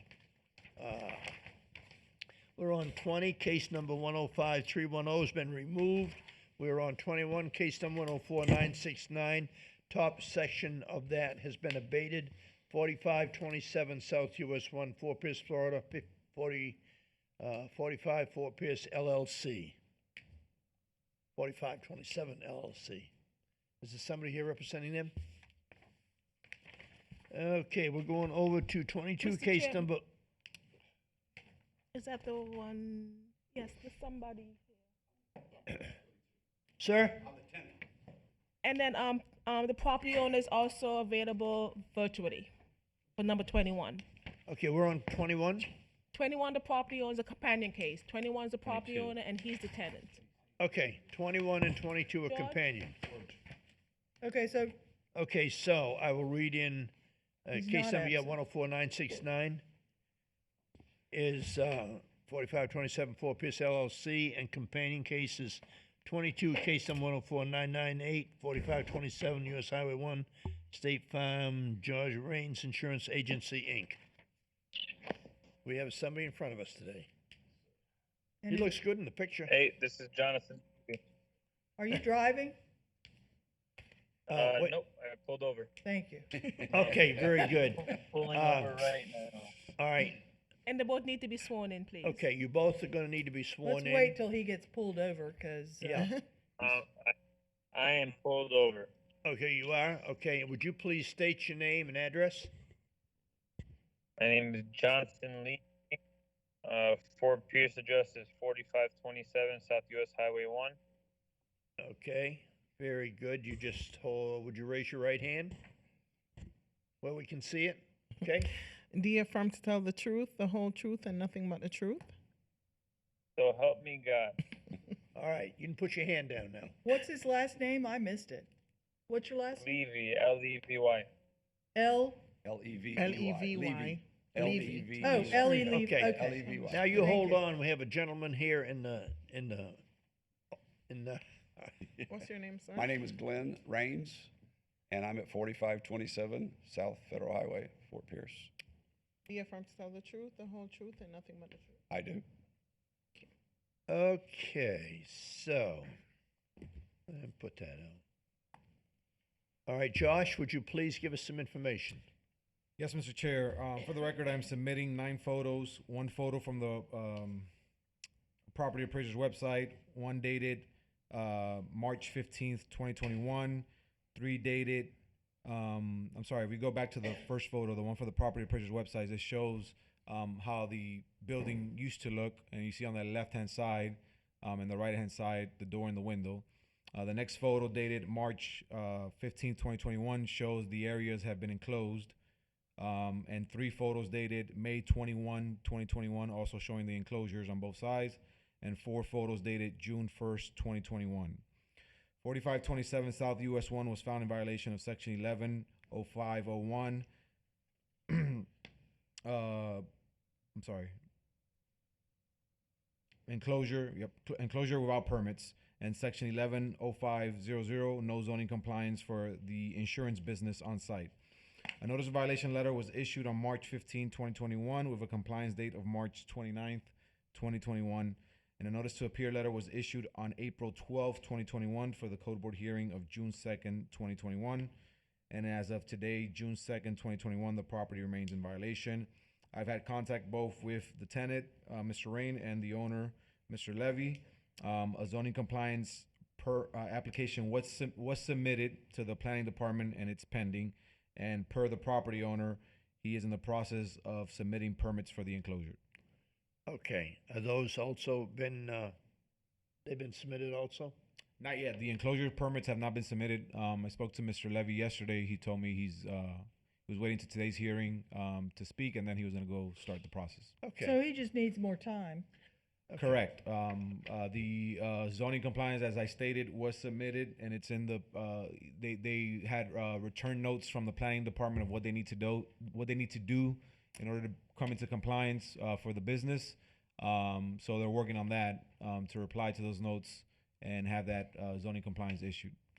Okay, how much more time does anybody need, do you know? I just have a quick question.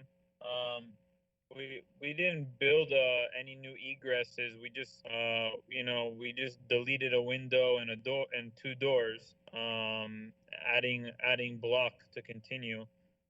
Is that something typically you would need a permit for? Because technically we didn't like build anything. I'm just curious. I don't know the code. William Building Department, yes, he would need a permit to enclose those areas. Yes. Oh, okay. All right. So thank God I took some pictures while we were doing it. Yes, we are at fault. We did do the enclosures with no permit. So we'll go ahead and try to find someone in the Fort Pierce area that can do the permitting for us, and we have no objection to that. Okay, we don't have any objections. We just need, time frame wise, would be probably what, 60 days? I mean, I think 60 days is fair. Once I open the permit, then it's just a matter of permitting process, right? Yes, sir. Okay. All right. A motion on Yes, sir, Mr. Taylor. that. Case number 104969. Continue this case to the September 1st, 2021 meeting. Second. September 1st, 2021, second by Mr. Murdoch. All in favor, say aye. Aye. Opposed, like sign. Okay, on the other one? Rest on case number 10499. Mr. Chairman, the board, I think Josh has a summary he'd like to read into the Yeah, record. I'll Oh, read I'm this- sorry. That's okay. I'll read the summary.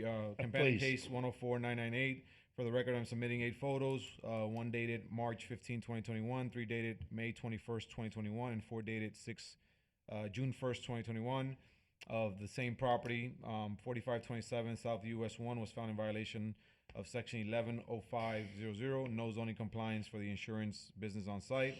A notice of violation letter was issued on March 15, 2021 with a compliance date of March 29th, 2021. A notice to appear letter was issued on April 12, 2021 for today's code board hearing of June 2nd, 2021.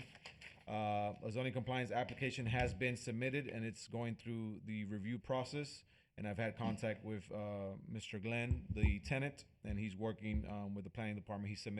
They've submitted for the zoning compliance, so they're working on getting that issued. We actually have a permit How about number. the temporary flags and banners? The temporary sign was removed, so that's not part of the case. The So this has been- 9.0102C is off. That been abated? Temporary flags, Yes, banners. that section was removed. That section's It's abated. removed? Okay. We're only here for the zoning compliance for this case. Okay. Okay, Mr. Taylor. I have a motion, case number 104998. Continue the case until September 1st, 2021. Second. Second by Mr. Murdoch. All in favor, say aye. Aye. All Opposed, right. like sign. September 20, what is September it? 1st. 21st. First. Excuse me, you got till September 1st to have it all done. Okay, sir? Great. Thank y'all. Appreciate All right. it. If it's Ms. Raines, not thank done you. by the 1st of September, y'all need to come in here and talk to us about it. Okay? Well, hopefully by then I'll be done. Okay. Have a safe trip. Thank you for the smile. Bye bye. Bye. Okay, number 23, case number 105007. Whoops, wait a minute. Is, John Steen. 20, I'm on 22, case number, no, we just did that. 23. Okay, You're on 23, 23. case number 105007's been removed. Oh, it's coming. Number 24, case number 101467 has been removed. We are over on 25, case number 101722 has been abated. 26, case number 101723 has been abated. 27, case number 101969 has been removed. 28, case number 10197 has been removed. 28, 29, case number 102746 has been abated. We are on 30, case number 104026. 2901 Cortez Boulevard, Fort Pierce, Florida, J.J. Campos and Maria A. Campos.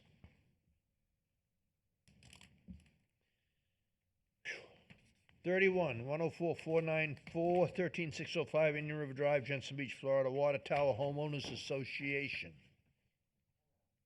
Is that you?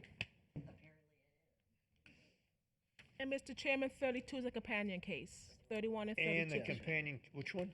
31 and 32. 32, case number 103526, 13605 Indian River Drive, Jensen Beach, Florida, Natasha Jordan and Mark Keller. That is correct. How does Yes, one ma'am. piece of property have two owners? Separate Sorry, cases? what? Madam, one is for a property owner and one is for the homeowner association, which is it's also the- Mrs. Keller as well. Yeah. It's Mrs. Jordan, very I'm sorry. confusing. Would you please state your name and address? Yes, my name is Natasha Jordan, and I reside at 13605 South Indian River Drive in Jensen Beach. Do you affirm to tell the truth, the whole truth, and nothing but the truth? Absolutely, yes. Thank you. Okay, ma'am, we're going to hear from Mr. Sissio in the corner over there, and then we are going to talk to you. Good morning again. Good This morning, is Mike. How you doing? I'm doing good, sir. Thank you. This is for case 104494. For the record, I'm submitting a total of 5 photos, 4 taken on August 14th, 2020, and 1 taken on May 24th, 2021. Staff received a complaint by email that an unpermitted deck was built along the 13600 block of Indian River Drive. I inspected the property on August 14th, 2020, and found the property of 13605 South Indian River Drive, Jensen Beach, to be in violation of section 11.05.01, building without a permit. A permit is required for the wooden deck, newels, railings, and stairs. Notice of violation was mailed on January 5th, 2021, which gave a compliance date of January 19th, 2021. After receiving no compliance, a notice to appear before the June 2nd, 2021 Code Enforcement Board was sent certified mail, which was delivered and signed for on May 14th, 2021. I have been in contact with both the contractor and head of the association, Ms. Natasha Jordan. Dock permit 2101-0236 was applied for on January 13th, 2021, and is currently pending. Comments were sent to the contractor on January 14th, 2021, and had partially been responded to. Information from the contractor is still required for zoning and environmental review as well. As of June 2nd, 2021, the permit is still in a pending status and the property remains in violation. Are you in violation or are you not? Apparently I am. Okay. There's been some confusion as to, in my name, in the HOA name, Bring the What about the microphone. contractor and getting it done? contractor is probably the worst contractor I've ever dealt with in my entire life, but that's another story. Oh, I'm sorry. Thank He was supposed to get the engineer drawings and all of that stuff. I got this notice, this one here, May 19th. And I left a message for William Durden, and I did talk to Michael Sissio about this notice to appear. I can't seem to get a straight answer on what is still left to be done by whom? my contractor. From whom? From your contractor? Correct. From anyone, really. He's not been very cooperative. So I had to go and pick up the engineer drawings myself and have them stamped because he could not do that, and this was Friday.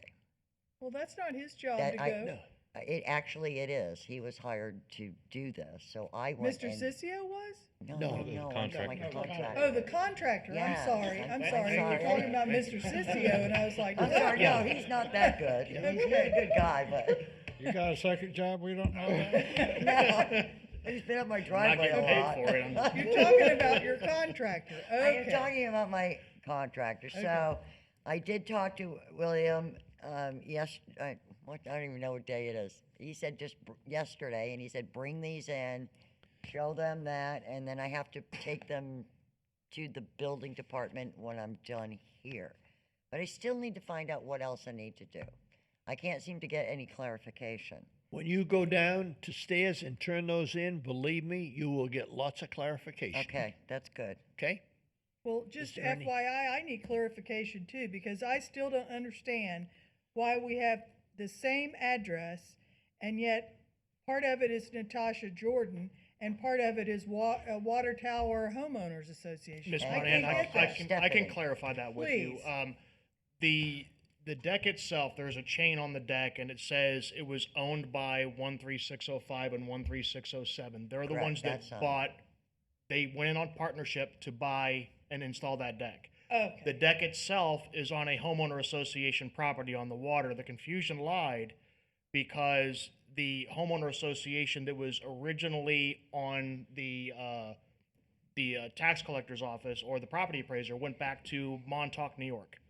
And those association members disbanded a long time ago. The business they basically went out of business. Ms. Jordan reestablished the company in her name just a few months ago, so now she is the head of the association. She's on the division of corporations for the association's business. And who is, so it's owned by 13,605 and And 607? Yes, ma'am. And those two people are the They are the homeowners ones that, association? yes. And they pay the tax? 13605 is the head of the association. 607 is not. The association is paying the tax. So it'd be under. So you're splitting the tax? Gotcha. The property tax? I guess so. I have no idea how it Okay. works. I Well, really you don't. own it. I'm They just terribly sorry. established that the business was just renewed. It was dissolved for a long time in the division of corporations. She just renewed the business and put it in her name. So I believe she's yet to pay the tax on it. Okay, all right, gotcha, Okay. thank you. All right, going forward from here, so this started all back last year. And here Correct. we are yet And here today. much confusion. It was originally the permit was originally tried to put Okay. in my name and Stephanie's. What are we and- doing going forward? Well, what we're doing going forward, I think we have figured out how the permit is actually supposed to be put in as. And that was just determined. So you're in going May. downstairs today and you're gonna go forward, you're gonna do that and see about getting Correct, permits and and I have all to such find as out that. what else I need to. Okay. Do they have Be- DPE becau- issues? Yes. DEP issues? Because What we, is that? we go What? along, No, okay, Who's the contractor? No, there's no DEP issues with this. okay, so For the all they need, record- it's just our house, it's Wait. in the Huh? county issues. Can it be permitted? Yes. I'm waiting for Okay. 3 or 4 people to get through talking. I'm sorry. Who's the contractor? It's called Otis Leonard Docks. Have you, I'm not gonna say what I'm thinking. So you're gonna go ahead and go downstairs. So what we have here is, you are in violation. You have a problem. You're trying to get it handled. You're going for the permit today and/or get ideas. And you have no idea how long it's gonna take you to do this, do you? Well, I am not a contractor. No.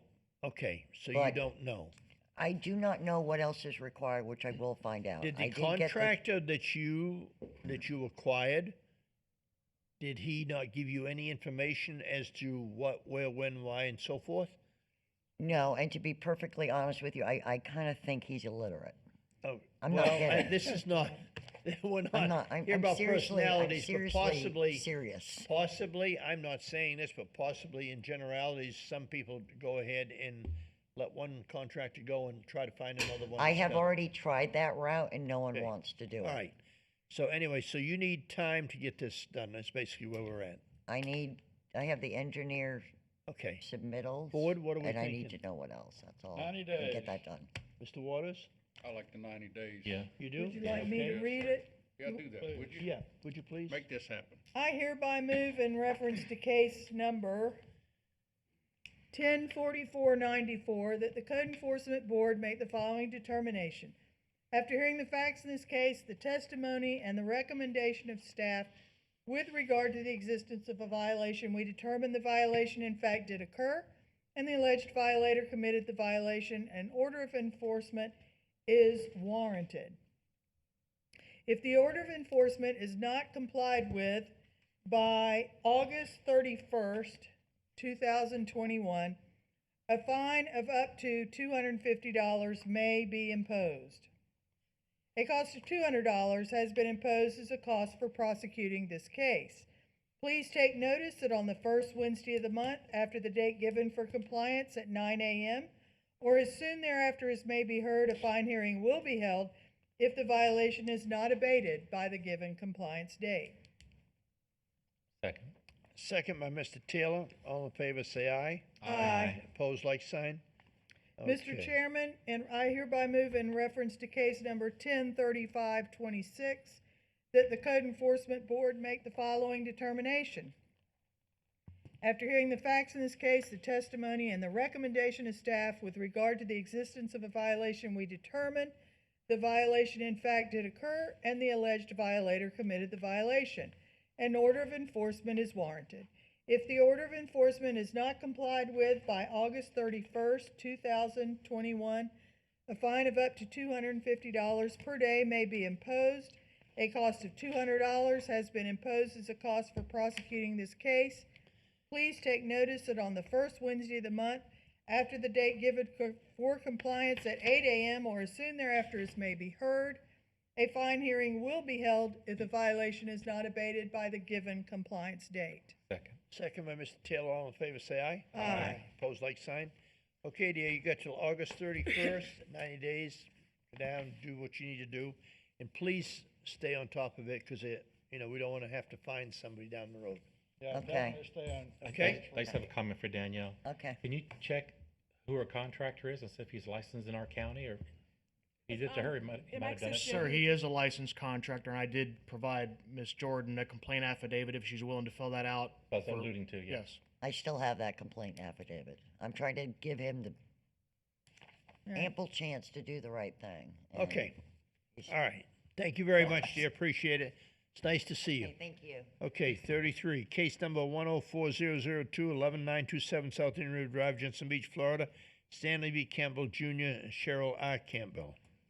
Mr. Chair, before we get started on this, I just wanted to let you know that the next 5 cases are all the same property owner, the same parcel, just separate numerical addresses, Oh, just for God. clarification. Do I read them all in then? They're all separate violations, yes, sir. Okay, on case number 104042, 11919 South Indian River Drive, Jensen Beach, Florida. Stanley V. Campbell Jr., Cheryl R. Campbell.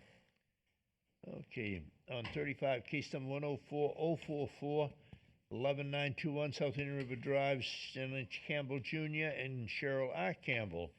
36, case number 104046, 11917 South Indian River Drive, Jensen Beach, Florida. Stanley V. Campbell Jr. and Cheryl R. Campbell. And last but not least, 37, case number 104047, 11923 South Indian River Drive, Stanley V. Campbell Jr. and Cheryl R. Campbell. Okay, let's go back to the beginning. Would you please state your name, sir? Stanley Campbell, Okay, address? 1407 Hunter Mill Road, Where? Vienna, Virginia. In Virginia? Yes, Okay, sir, raise your right hand. Do you affirm to tell the truth, the whole truth, and nothing but the truth? I do. Thank you. Okay, sir, just bear with us. We're going to hear from Mr. Sissio, and we'll go forward. Good morning again. I'm going to read these all in order. All at one time? Yes, sir. Do it. Case number 104002. For the record, I'm submitting a total of 7 photos, 2 taken on October 27th, 2020, 4 taken on October 29th, 2020, and 1 taken on May 21st, 2021, showing that the property was posted. The site inspection was performed on October 27th, 2020, where I observed a construction crew setting rafters in the rear of the property. I spoke to Ms. Cheryl Campbell, property owner, and access to the property was not granted at that time, as she wanted to wait for her husband to meet with me. No permits were found, so a stop work order was posted. I re-inspected the property along with Chief Building Inspector Dave Johnson on October 29th, 2020, and met with the property owner, Mr. Stanley Campbell. Access to the property was granted. During the inspection, I found the property located at 11927 South Indian River Drive, Jensen Beach, to be in violation of a section 11.05.01, building without a permit. A permit is required for the wooden structure being built in the rear of the property, and section 11.5.01, building without a permit. A permit is required for the wall removal in the main house garage, including electrical work. Notice of violation was mailed on November 2nd, 2020, which gave a compliance date of November 16th, 2020. A 2-week extension was granted at the request of the property owner. No compliance was met, so this case was scheduled for the June 2nd, 2021 Code Enforcement Board. A notice to appear was posted on the property on May 21st, 2021. As of June 2nd, 2021, no additional contact has been made until today from the property owners. No permits have been obtained, and this property remains in violation. Case number 104042. For the record, I'm submitting a total of 9 photos, 4 taken on October 27th, 2020, 3 taken on October 29th, 2020, and 1 taken on May 21st, 2021, showing that the property was posted, and 1 taken on May 24th, 2021, showing that the violation still exists. And site inspection was performed on October 27th, 2020, where I observed a construction crew setting rafters in the rear of the property. I spoke with Ms. Cheryl Campbell, property owner, and access to the property was not granted at that time, as she wanted to wait for her husband to meet with me. No permits were found, so a stop work order was posted. I re-inspected the property along with Chief Building Inspector Dave Johnson on October 29th, 2020, and met with property owner Mr. Stanley Campbell. Access to the property was granted. During the inspection, I found the property located at 11919 South Indian River Drive, Jensen Beach, Florida, to be in violation of Section 11.05.01, building without a permit. A permit is required for the electrical work, plumbing work, new wooden pergola, new AC unit, electrical meter combo replacement, new front door, and enclosing a rear door opening. A notice of violation was mailed on November 2nd, 2020, which gave a compliance date of November 16th, 2020. A 2-week extension was granted at the request of the property owners. No compliance was met, so the case was scheduled for the June 2nd, 2021 Code Enforcement Board. A notice to appear was posted on May 21st, 2021. On October 28th, 2020, building residential renovation permit number 2010-0679 was applied for by Mr. and Mrs. Campbell and is currently in a pending status. Comments were sent by Plans Examiner on November 16th, 2020, have not been responded to. As of June 2nd, 2021, no additional contact has been made by the property owner, and the property remains in violation. Case number 104044. For the record, I'm submitting a total of 4 photos, 3 taken on October 29th, 2020, and 1 taken on May 21st, 2021, showing that the property was posted. I inspected the property along with Chief Building Inspector Dave Johnson on October 29th, 2020, and met with the property owner, Mr. Stanley Campbell. Access to the property was granted. During the inspection, I found the property located at 11921 South Indian River Drive, Jensen Beach, Florida, to be in violation of Section 11.05.01, building without a permit. A permit is required for the electrical work, plumbing work, and enclosing a rear door opening. A notice of violation was mailed on November 2nd, 2020, which gave a compliance date of November 16th, 2020. A 2-week extension was granted at the request of the property owner. No compliance was met, so the case was scheduled for the June 2nd, 2021 Code Enforcement Board. A notice to appear was posted on the property on May 21st, 2021. On October 28th, 2020, building residential renovation permit number 2010-0685 was applied for by Mr. and Mrs. Campbell and is currently in a pending status. Comments were sent by the Plans Examiner on November 16th, 2020, have not been responded to. As of June 2nd, 2021, no additional contact has been made by the property owner, and the property remains in violation. Case number 104046. For the record, I'm submitting a total of 9 photos, 8 taken on October 29th, 2020, and 1 taken on May 21st, 2021, showing that the property was posted. I inspected the property along with Chief Building Inspector Dave Johnson on October 29th, 2020, and met with the property owner, Mr. Stanley Campbell. Access to the property was granted. During the inspection, I found the property located at 11917 South Indian River Drive, Jensen Beach, Florida, to be in violation of Section 11.05.01, building without a permit. A permit is required for the interior remodel, electrical meter combo replacement, and partial demolition to an exterior block wall. A notice of violation was mailed on November 2nd, 2020, which gave a compliance date of November 16th, 2020. A 2-week extension was granted at the request of the property owner. No compliance was met, so the case was scheduled for the June 2nd, 2021 Code Enforcement Board. Notice to appear was posted on May 21st, 2021. On October 28th, 2020, building residential renovation permit number 2010-0680 was applied for by Mr. and Mrs. Campbell and is currently in a pending status. Comments were sent by Plans Examiner on November 16th, 2020, have not been responded to.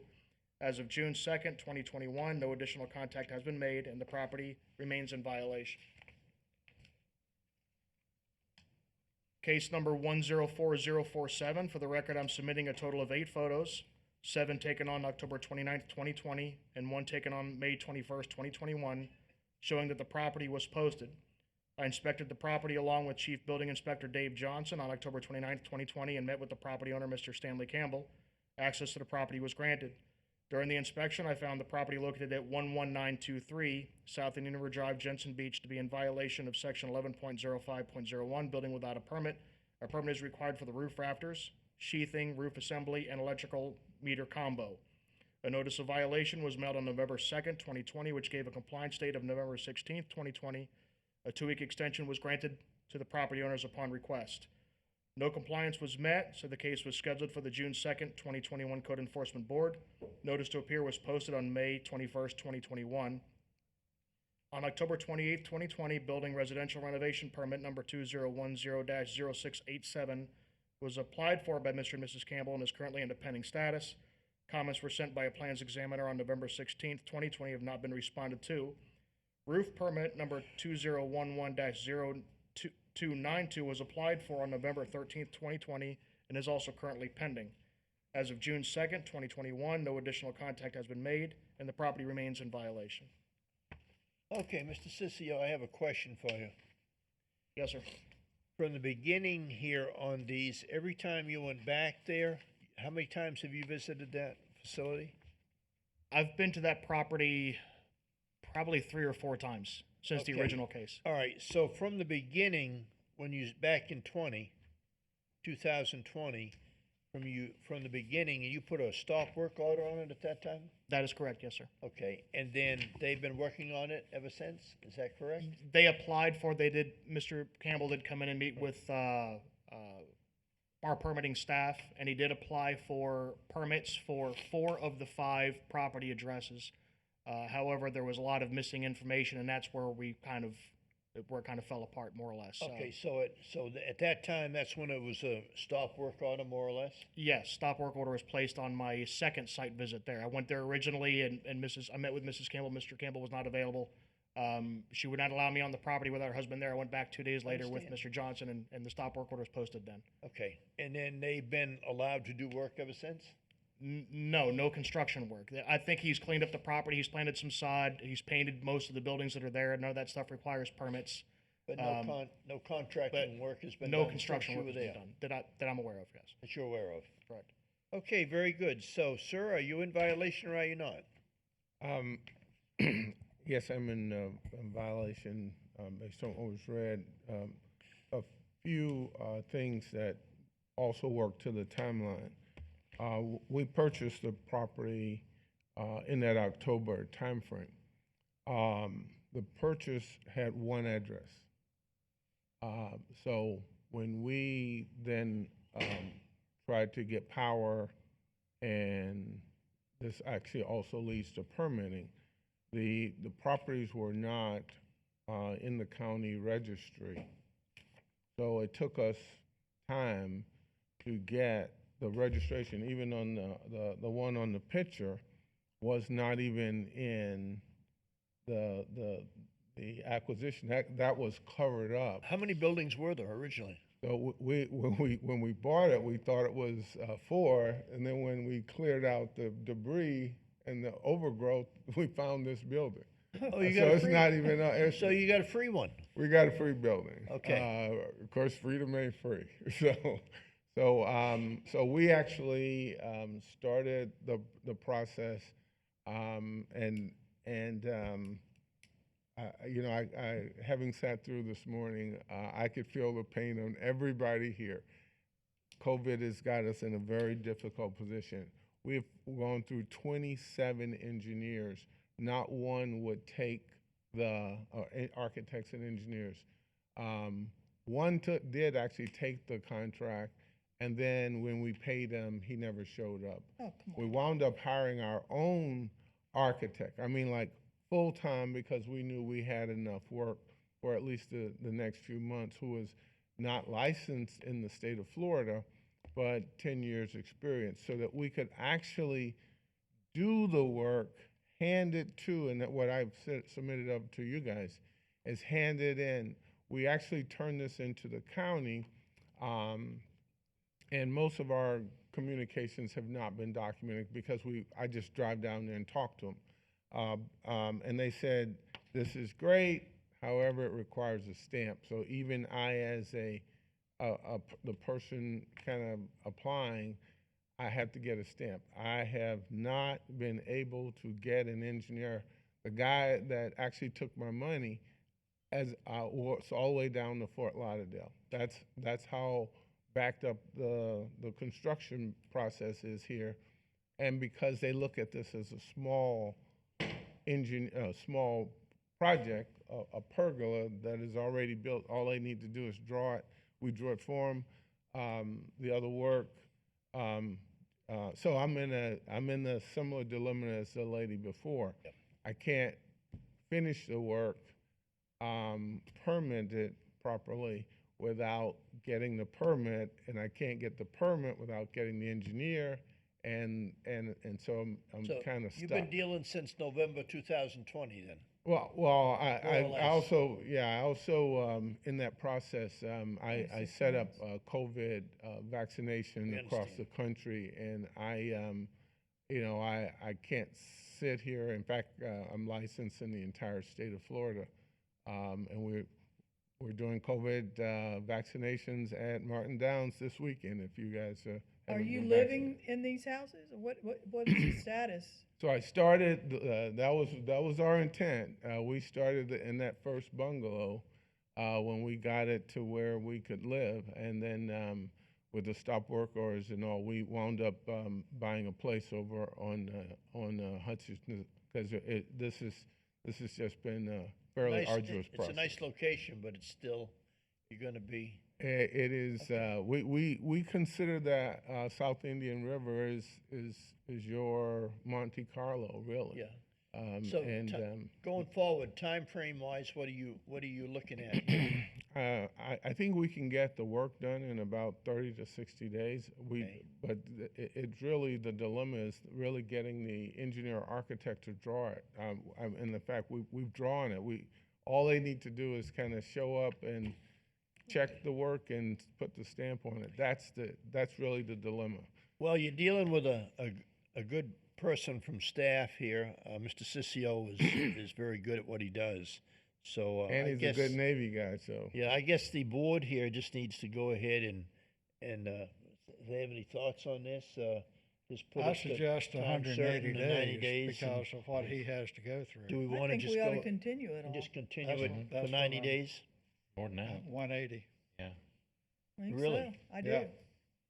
Because like you said, for him to find an architect, Yeah. that's The engineer is even. good luck. And So, go to Mr. Chairman, I have a motion. the end of the year? Yeah, what's the December board meeting? December is the December the first. 1st. December 1st. I move that we continue this case to the December 1st code board meeting, 2020. I'll second. or 2021. I'm sorry. Okay, is a You got- second by You have Mr. to go Waters, through the all in case favor, numbers. say aye. Hold on a Gotta minute. read all the Whoops. case Hold numbers. on, you gotta read in these, we gotta do it for each and Oh, every one. Well, of I'm these. just, I just read them in, I thought. We're all agreeing. yeah. You need separate motions though. Okay. Because we have to issue separate orders.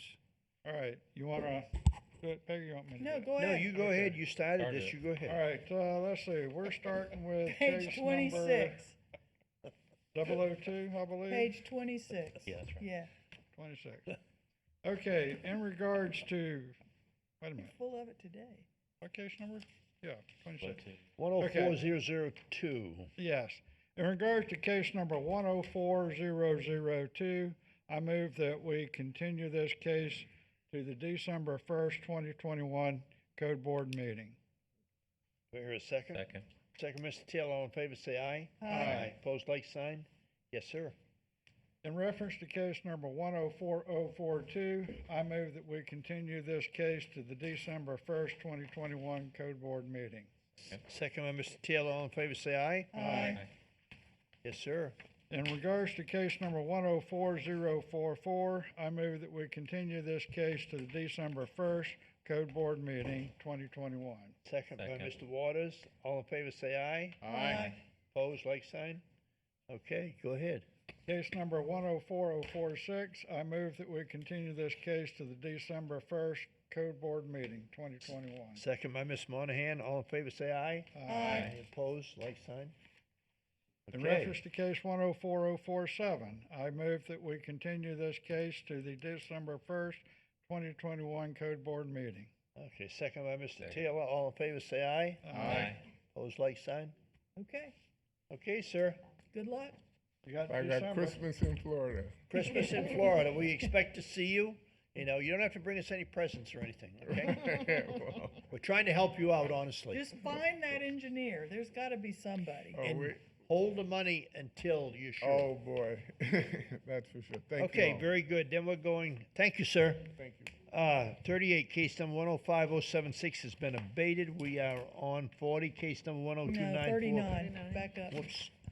Oh, 39, case number 102841, 151 Hartman Road, Fort Pierce, Florida, Horace J. Hunter Jr. Thank you for waiting, sir. Wow. We've had a wonderful morning. Yes, it has. Please state your name and address. You may take your mask off if you Oh, like. Okay, cool. I'm Horace Hunter, Jr., 151 Hartman Road, Fort Pierce, Okay, Florida. raise your right hand.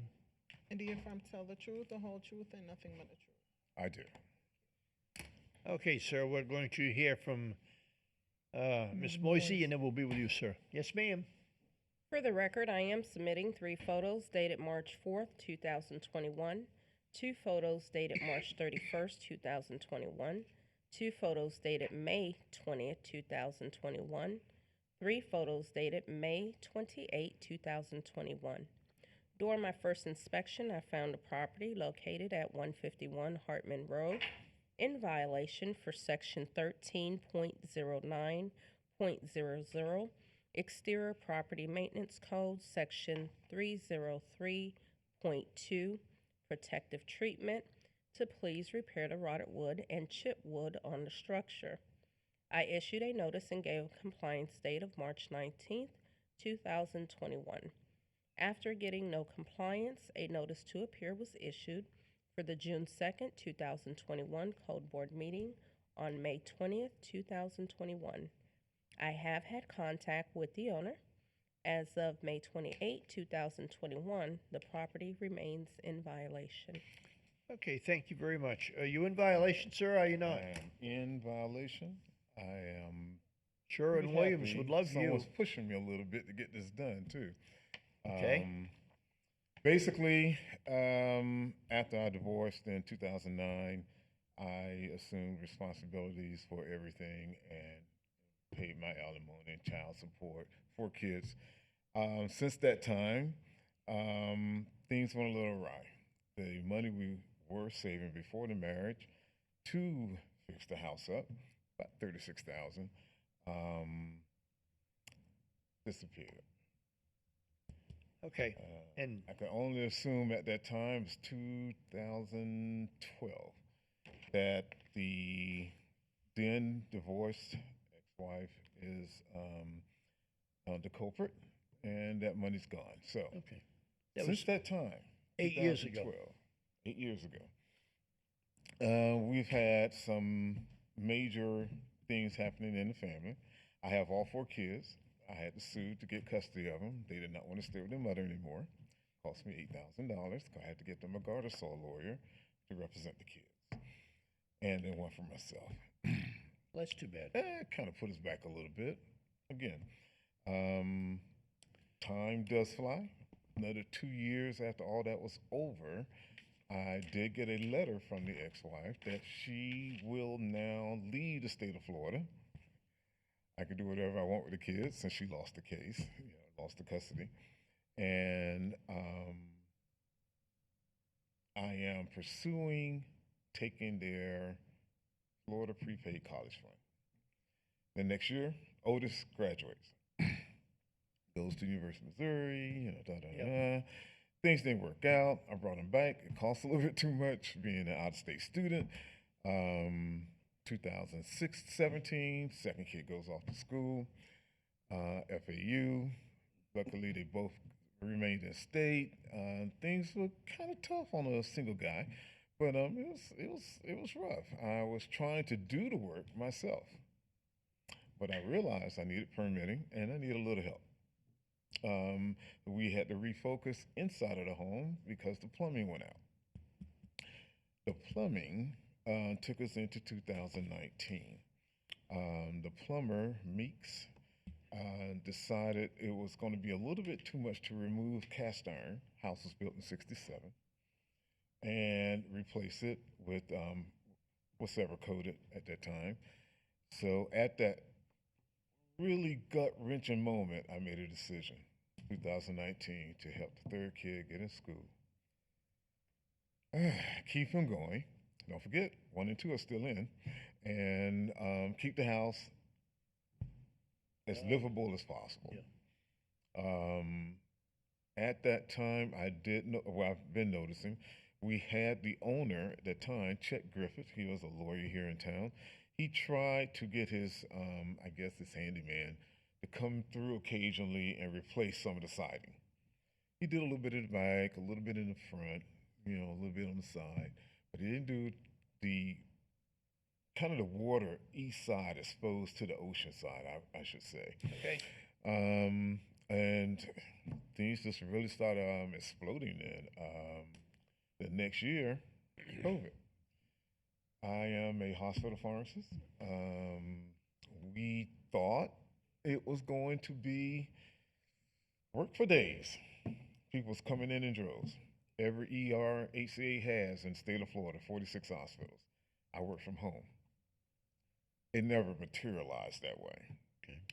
We took on a lot of cases, but no one was paying, was doing a lot of charity, just help the people, basically.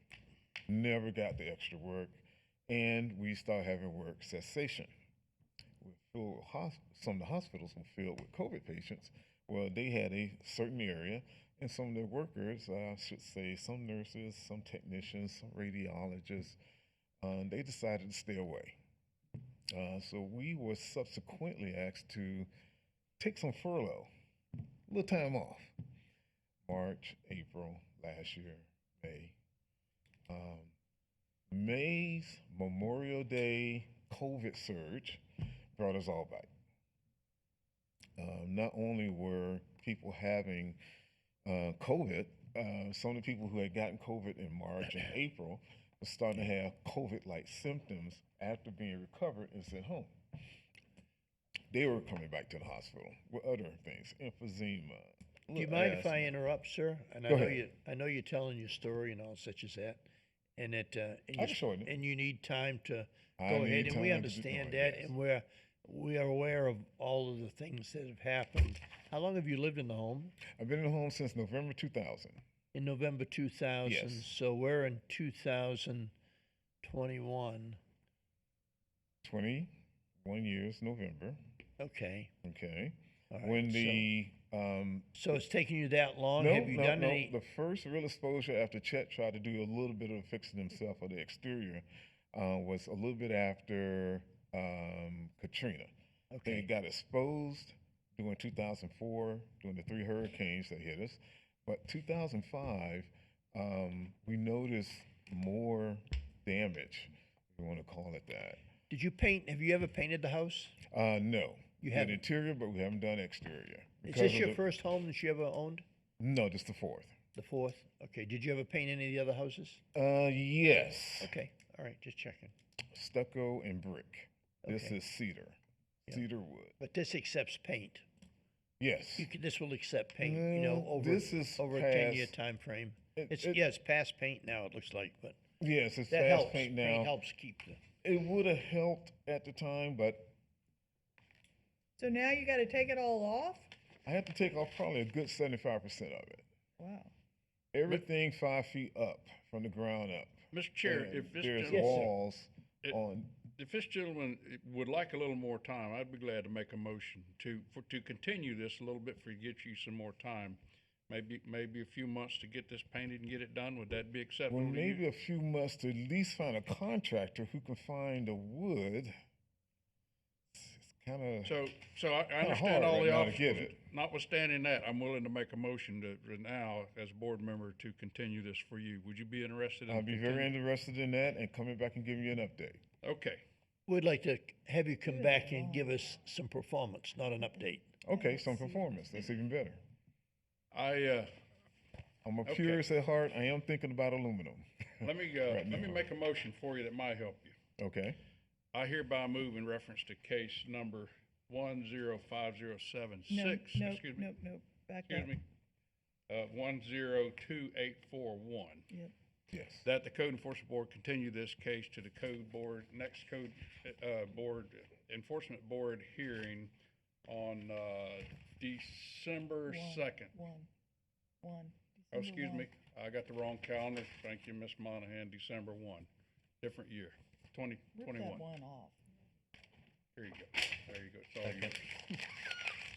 all yours. Are you okay? Yeah, that's it. Okay. Yeah, he just had a We- technical we issue. resolved it. We have a second by Mr. Yeah. Taylor. Okay.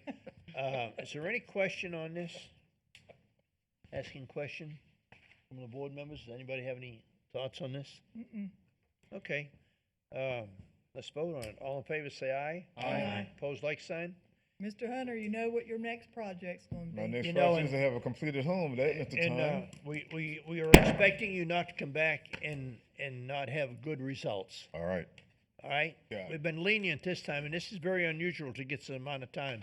Yes, that does sound needed. Okay? Thank you. All right. Thank you. You have a very good day. Okay, we're on number 40, case number 102945, 5000 Evergreen Avenue, Fort Pierce, Florida. Alex Seymour. Mr. Chairman, Catherine Barbieri, Assistant County Attorney, you have a request for continuance in front of you to the next, I believe it's to the next board meeting, and staff name is does not Mr. oppose Seaman. it. Okay. Yes, this is 30 requesting a days. 30-day extension. So if you Please could continue it talk. to the July code board meeting, we'd appreciate it. Mr. Chairman, I'll make the motion Yes. that in reference to case number 102945, we continue this case till the July 7th, 2021 meeting. Second. Second by Mr. Waters. All in favor, say aye. Aye. Opposed, like sign. Okay, 41, case number 102983, 2915 Avenue West, Fort Pierce, Florida. Darrell Stinson, Patasha Stinson. Okay, so we're going to 42, which has been removed. We're on 43, case number 103285, 6000 Orange Avenue, Fort Pierce, Florida. TYF Realty Holdings, LLC. Okay, so we're going to 44. Case number 103321 has been abated. 45, case number 103322 has been abated. 46, case number 104301, the last section has been abated. That is 110 Molden North, Milieu. 110 North 39th Street, Phyllis H. Carey. And that's, the mold and mildew has been taken care of? Property on the bottom Yes, one. the yeah, third shutter. section has abated. The mold and mildew from the claim Right. shutter. Yes, ma'am, would you please state your name, speak into the microphone? Phyllis Carey, address 110 North 39th Street, Fort Pierce, Florida. Okay, Zip and code raise your right hand. 34947. Do you affirm to tell the truth, the whole truth, and nothing but the truth? I do. Is that good-looking roofing man gonna speak too? Contractor. Come up here and, come up and let. What's your Lloyd name first? Constance. Go ahead. Lloyd Constant, 2706 Atlantic Avenue, Fort Pierce, Florida. Do you affirm to tell the truth, the whole truth, and nothing Yes, ma'am. Did you say yes, ma'am? Yes, ma'am. Ma'am, did you raise your right hand and say yes? already did. Yes, He okay, did. all right. He did. Just wanna make sure. He did. I'm sorry. Okay, Miss Moisey, please. Yes. For the record, I am submitting 6 photos dated December 3rd, 2020, which shows the back of the property that was enclosed, which includes the window and the door. And 2 photos dated May 28, 2021. During my first inspection, I found a property located at 110 North 39th Street in violation for Section 11.05.01 Building and Sign Permits to obtain a permit for the enclosure that was done on the back of the structure to include the door and window. Section 11.05.01 Building and Sign Permits to obtain a permit for the new windows and door. I issued a notice and gave a compliance date of December 17, 2020. After getting no compliance, a notice to appear was issued for the June 2nd, 2021 Code Board meeting on March 4th, 2021. I have had contact with the owner, and a permit was filed on March 18th, 2021. So they're awaiting product approvals for the siding, the shutters, and the door. Okay. However, as of June 1st, 2021, the property does remain in violation. Okay, are you in violation, ma'am? I realize I am when I was cited. Before that, I didn't know. Okay, but this was back in December December, yes. of 2020, and you continued on with this, and you've not done any sign, you've got no permits or anything? I went ahead and after I was cited in December, I started right away, and I have all my contracts here, everything I did on my part, and Okay, to no but- avail, we have not been But able you did to not get get- the permit. You did not get any permits? Okay, and is this gentleman here to do this for you, or? Yes, sir. He is, okay. So, sir? Yes, When do we you- applied. When We've have applied. you applied for those? Yes, and it will be issued shortly as soon as we finish with the NOAs that's required. Okay, all right. So you'll have this all done probably within 30, 60 days? Preferably 60 days. 60? Okay. Anybody have any questions? Can we get a little insight on how long the building department might? Sure. How long do you think? Mr. Durden? Do you have any of the applications on file? Excuse me. As far as I know, the permit application was applied for, but we're still pending our comments for the product approvals and NOAs for this project. Barring that, we should be able to issue the permit once they're submitted. Okay, and you're waiting on a comment from the contractor? Mhm. And you aware that they're waiting on some information from you? Yes. Okay, and you have that information? Yes, we do. Okay. So if he presents that information, you'll have that permit up and running and he can go to town in 60 days? Absolutely. Okay. Okay, so what are we doing? August 4th. I move we continue this case number 104301 to the August 4th Code Enforcement meeting. Second, Mr. Taylor, all in favor, say aye. Aye. Okay, August 4th. Make sure you get it done. Yes, sir. Thank you. Thank you. Thank you. Okay, thank you, ma'am. Okay, we are on number 47, case number 104615, 505 North 39th Street, Corpus, Florida, Sunrise City LLC. Good morning. Excuse me, good afternoon. Yeah, good afternoon. Yes, please state your name and address, sir. Dominic Harrison, 5432 Northwest Trista Street, Port St. Lucie. Okay, very good. If you'll just bear with us. Oh, she's going to have you swear in, I'm sorry. Do you affirm to tell the truth, the whole truth, and nothing but the truth? Yes. Miss Moisey? For the record, I am submitting 6 photos dated January 13, 2021, 2 photos dated February 25th, 2021, 5 photos dated May 3rd, 2021, 4 photos dated May 28, 2021, and 4 photos dated June 1st, 2021. During my first inspection, I found a property located at 505 North 39th Street in violation for Section 38-26 for unserviceable vehicles, Section 38-97 for overgrowth, Section 11.05.01 building and sign permits to obtain a permit for the chain link fence and the wooden fence. I issued a notice and gave a compliance date of February 19, 2021. After getting no compliance, a notice to appear was issued for the June 2nd, 2021 Code Board meeting on May 5th, 2021. Staff has had contact with the owners, Attorney Reginald Session. As of June 1st, 2021, the property remains in violation. Okay, thank you very much, sir. Are you in violation or are you not? Well, Yes or what- no? Yes. Okay, thank you. Going forward, go ahead and what's the plan here? Do you have a permit? Do you have a license and all that for that location?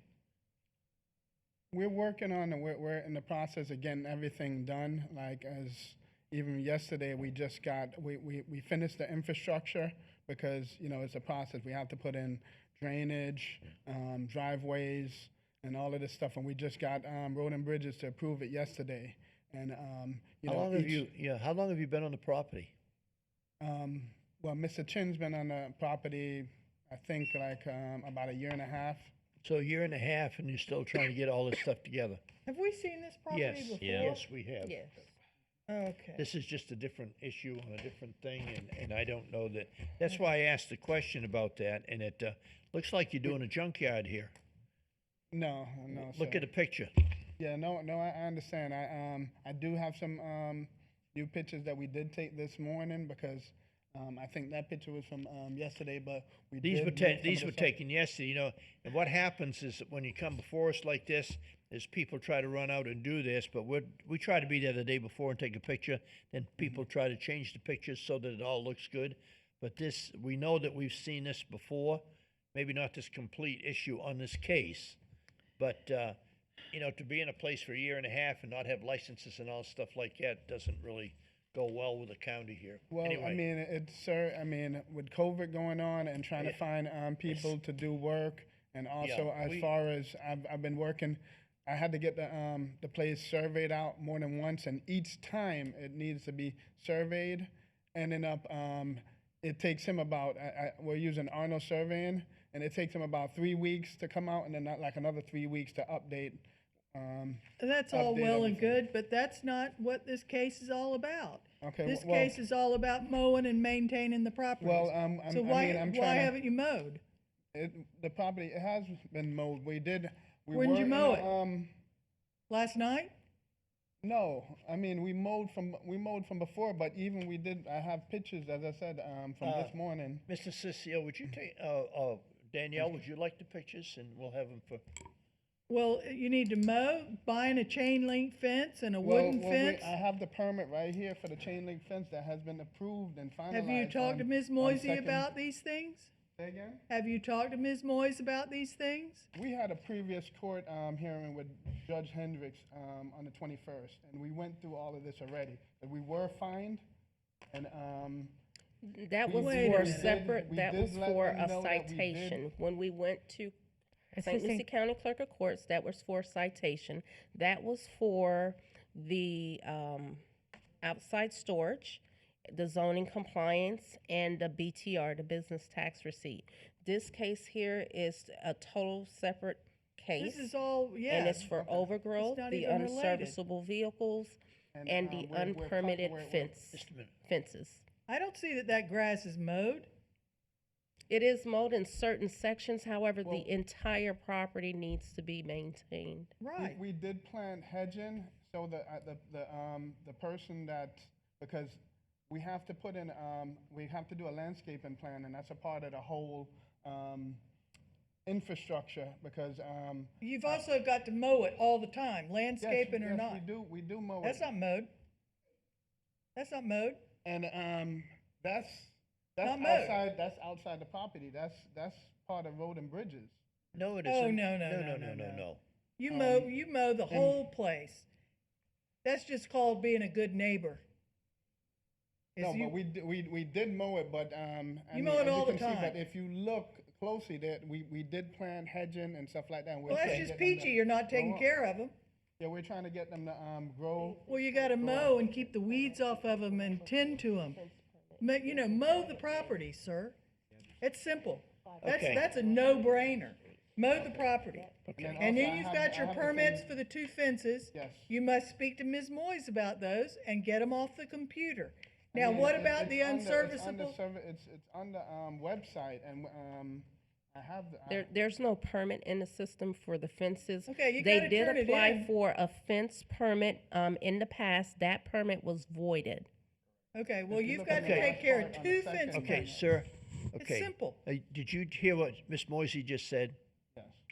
Did you just hear what she just said? The last Okay. part, she said that it was Okay, voided, listen, but listen. We got it, final approval on 3/2.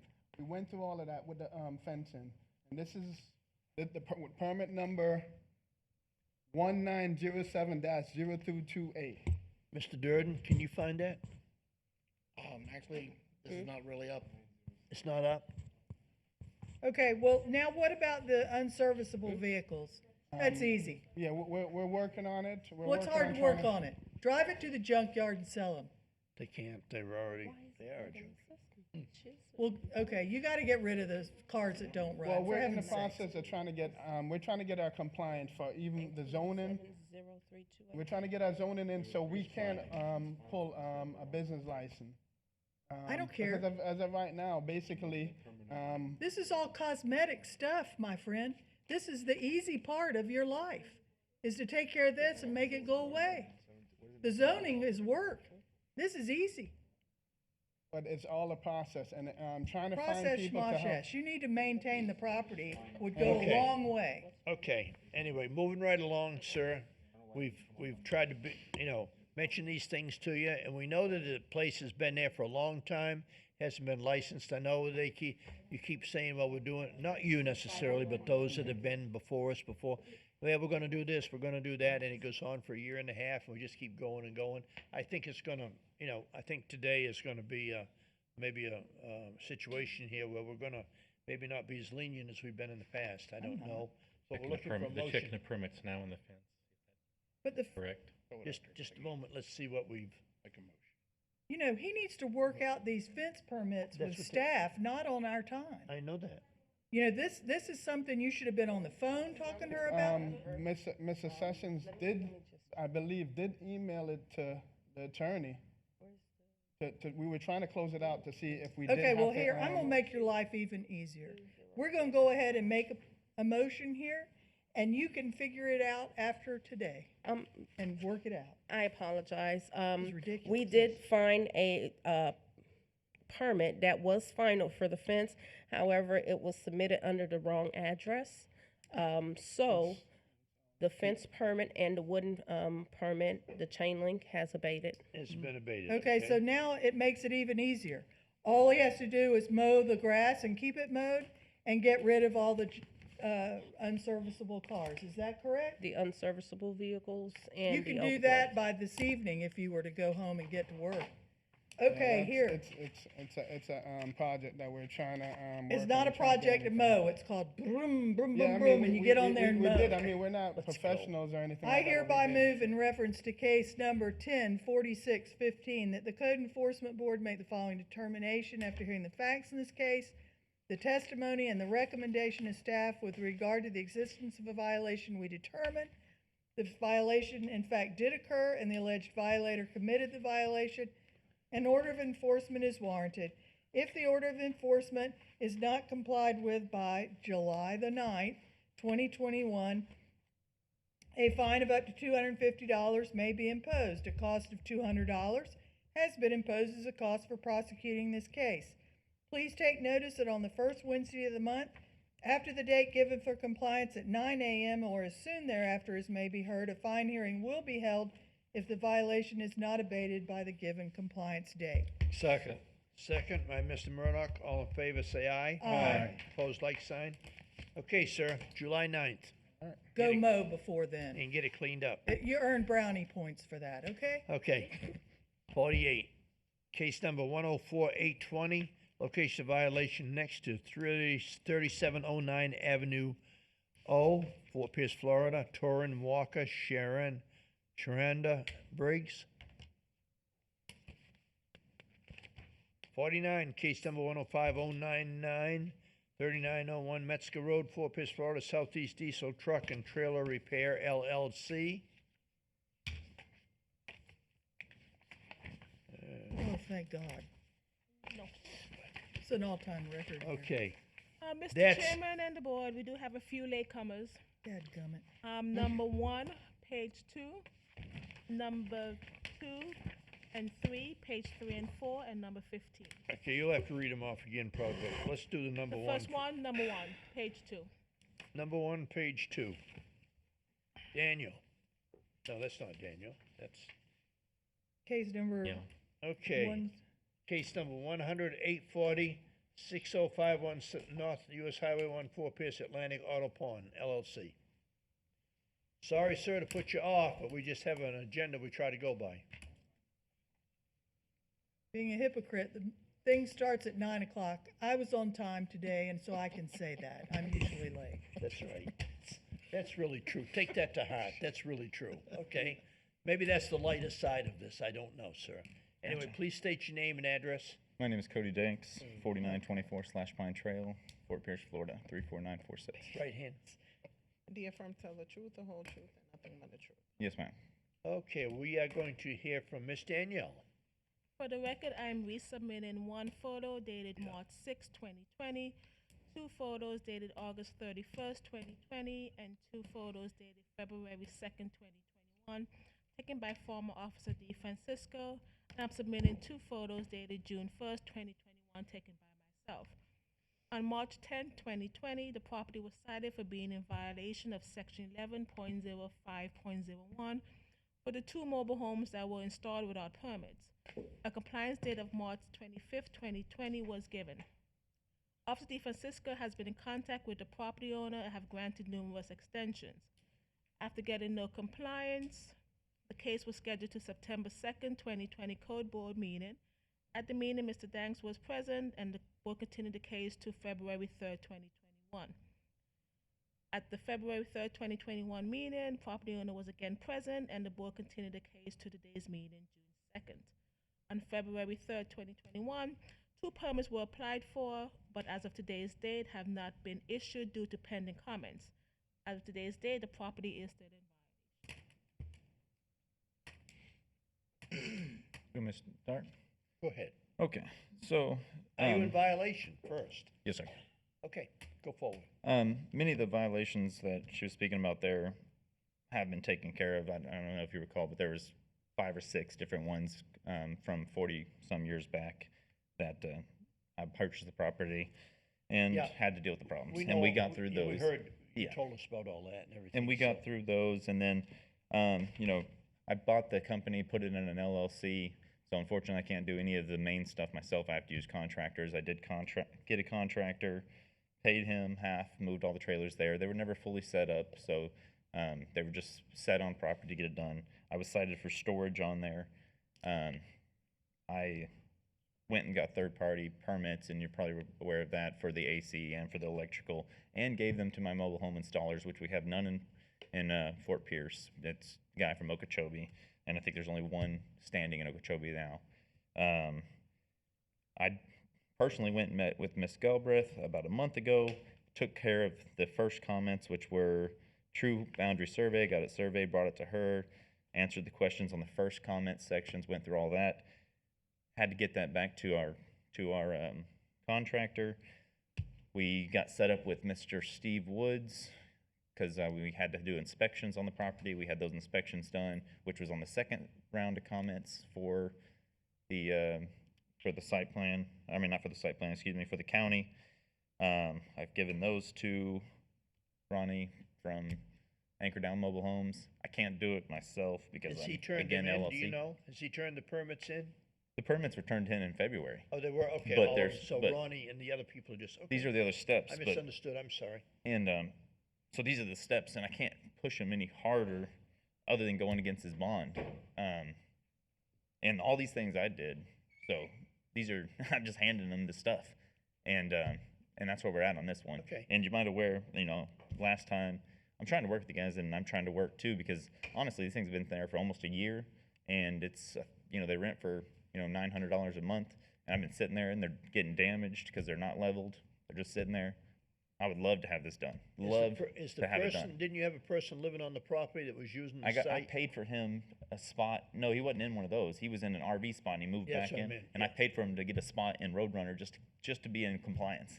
I bought him a month in Roadrunner just to be in compliance. Okay. But now I'm in this one, and the case that I abated too, just so you guys are aware, and that's why I wanted to mention it when we came up here, is I have a pending permit on I moved the dumpsters myself. I picked them up, put them on one of my trailers, and removed them. Told everybody in the park they're going to have to put trash on the curb, called Waste Pro, until we get the permit. Okay. And I have a pending fence permit on that, but By the way, I know the you guys are tired of hearing it. excuse me but- for a minute, the last section on here has been abated already.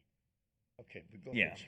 but that was abated, but just so you guys know, just for complete disclosure, is I'm still planning on putting the dumpsters back, but I wanted to, again, be in compliance on that. So the permit is in, I had the number, it's not completed. That's through Diamond Fencing, and I have the original one there, but it's abated now. But just a full disclosure, if you guys, there will be a fence enclosure, it will be permitted. Permit's currently in, it's been ongoing for a month and a half. I so- noticed here, and excuse me for interrupting, but No I problem. noticed here that we've, continued you along and along and along. Mhm. Do you have a final date in your mind that it's gonna be done? The reason I stayed is because I think I could get it done by July 9th, but it's By really when? completely out of my control. July 9th on here, because I know that the actual fine hearing You'll hits have- July 9th, and I think I could get that done. You'll have everything else, everything will be in place, and the I think trailers so, will be but in I mean, place and all that? But I'm asking, I guess, for 60 days on the mobile homes. The rest of it is already done. We're cleared through that. Unfortunately, I got an affinity for distressed properties. I bought like 5 of them over the past 10 years, and they're just difficult. And you'll probably see me more on 'cause we don't- distressed if properties, we but give I'm you trying to time- make an assets for everybody. Yeah, if and we give but you it's time, hard. we'd like for you to be able to come back and Yeah. say, yes. I would like got- to, most Yeah. definitely. That's why I stayed. I mean, it's 4 hours. I stayed just to tell you kind of what's going on, where we're I know at. it's We've up to got the through all the board. other stuff. This is the only thing, and if I would have done it as a non-LLC, I could have blocked them, leveled them myself. But then you got legal other ramifications. So it's No, and You know, we understand what you're saying. It's just, it's very unlikely that we would do this and go that far. Mhm. But I think we probably understand, the problems that you're having and what you're going with. I don't know. It's up to the board, I guess. If there's any thoughts, Well, he appears to be done everything within his power, and I hate to penalize him for, Yeah. And at the same token, I hate to continue it. But it's outside of his control, and even if we do a date certain, it's still outside of his control. He's depending on a contract. Mr. Waters? So what do I you don't think? know what to do. I'd go for continuing it, just Okay, August. let it happen. go ahead. Make a motion, case number 100840, that we continue this case to the August 4th, 2021 meeting. A second. Second, Mr. Waters, all in favor, say aye. Aye. I appreciate it, guys. Opposed, Hopefully I like won't see sign. that one. We'll be done. And Boy, let me tell you, you're pushing it on this one. I know. But we appreciate what you're doing. We appreciate you. I trying. appreciate it. I really want it done. I mean, it's not helping anybody as it is. Okay, And could we have this hall sounded, please? got No, more we have more. cases. Oh, wait a Number minute, we got 2 some more and cases. 3 is here. What's the next one? Number 2 and Thank you. 3, companion cases. Edith McLean. What did she say? What? Number Page 2. 2, page 3, Oh, page 3 and page 4. and 4. Okay, case number 99926, 2704 Juanita Avenue, Edith G. McLean. And the companion case, which is going to be number 3, case number 104069, Edith G. McLean. You didn't get up early, did you? I did. I didn't know today was the scheduled date. Okay, well, you're here in front of us, and please state your name and address. Yes, Edith McLean, 2704 Juanita Avenue, Okay, raise your right hand. 34946. Raise your right hand and be sworn in. Do you affirm to tell the truth, the whole truth, and nothing but the truth? I do. Okay, we're going to hear from Miss Moisey, and we'll be right with you. Yes, ma'am. Okay, first I'm going to read the first case in, which is case number 99926. For the record, I am submitting one photo dated November 27, 2019, one photo dated April 29, 2019, one photo dated October 26, 2000. No, I apologize. I think I did those dates wrong. I'll just start over. For the record, I am submitting one photo dated November 27, 2019, one photo dated April 29, 2020, one photo dated October 26, 2020, one photo dated November 2nd, 2020, and one photo dated May 28, 2021. During my first inspection, I found a property located at 2704 Juanita Avenue in violation for Section 13.08.01 Standard Housing Code, Section 304 Exterior Structure to repair the roof, I issued a notice and gave a compliance date of December 19, 2020. After getting no compliance, a notice to appear was issued for the November 4th, 2020 Code Board meeting on August 12, 2020. At the November 4th, 2020 Code Board meeting, the owner was present and the board made a decision to continue the case to the February 3rd, 2021 Code Board meeting. At the February 3rd, 2021 Code Board meeting, the owner was present and the board made a decision to continue the case to the June 2nd, 2021 Code Board meeting. I have had contact with the owner. As of May 28, 2021, the property does remain in violation. I will be reading. Please, you want to read the other one also? Yes, case number 104069. For the record, I am resubmitting 4 photos dated September 13, 2019, 2 photos dated October 26, 2020, 1 photo dated December 29, 2020, 1 photo dated January 25, 2021, 2 photos dated February 1st, 2021, and I am submitting 1 photo dated May 28, 2021. During my first inspection, I found a property located at 107 Hilton Drive in violation for Section 13.08.01 Standard Housing Code, Section 304 Exterior Structure to repair the roof, Section 13.08.01 Standard Housing Code, Section 305 Interior Structure to remove the mold and mildew from the ceiling and vent in the hallway bathroom, Section 13.08.01 Standard Housing Code, Section 305 Interior Structure to repair the small holes in the ceiling and throughout the house. I issued a notice and gave a compliance date of November 17, 2020. After getting no compliance, a notice to appear was issued for the February 3rd, 2021 Code Board meeting on January 4, 2021. At the February 3rd, 2021 Code Board meeting, the owner was present and the board made a decision to continue the case to the June 2nd, 2021 Code Board meeting. I have had contact with the owner. As of May 28, 2021, the property remains in violation. So, Ms. Moisey, let me ask you a question. Has anything in your mind, nothing actually has been done, even though we've continued this right along, correct? No, from my understanding, nothing has been done. She has been waiting on her insurance company. Okay. In order to start with the repairs. All right. It does appear in the pictures yes, that she's cleaned it up a little bit. Well, she did remove the tarp off of the home that is located at 107 Hilton Drive. The tarp was All right, removed. so, ma'am, are you in violation or are you not? Yes, I am.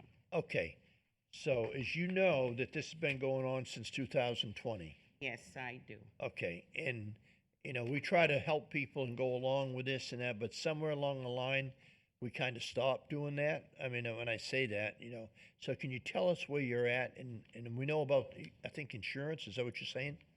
Yes, that has gone through and there has been work done. As of yesterday, if there was a picture taken, the house wouldn't even look like that. It has been painted. The repairs inside has been done, but, you know. The roof is done? The roof isn't done. I'm trying to decide which contract I want to go with, and all of those that have come out, they're saying that they can't get on it right away to do the work. It would be out like 3 weeks, and they have to apply for a permit, but that is not an issue now. It's not an issue? It's not an issue as far as funds. Okay, so she can start getting it done. Got the money for it now. Okay. Okay, so I think this should be date certain. Yep. On this, because of the continuation that we've done, and so, the board, if we have any, can you have it done in 30 days, do you think? Absolutely. You can do it all in 30 days. Yes. Okay. Okay, so if you get a little bit more than that time, then you might be able to get it done, okay. All right. All right, I'd give her 60 days because roofers are kind of busy. Yeah, gotcha. but date certain. I hereby remove in reference to case number 99926 that the Code Enforcement Board make the following determination. After hearing the facts in this case, the testimony, and the recommendation of staff with regard to the existence of a violation, we determine the violation in fact did occur and the alleged violator committed the violation. An order of enforcement is warranted. If the order of enforcement is not complied with by August 31st, 2021, a fine of up to $250 per day can be imposed. Please take notice that on the first Wednesday of the month after the date given for compliance at 9 a.m. or as soon thereafter as may be heard, a fine hearing will be held if the violation is not abated by the given compliance date. Second by Mr. Murdoch. All in favor, say aye. Aye. Pose like sign. Okay, the next one.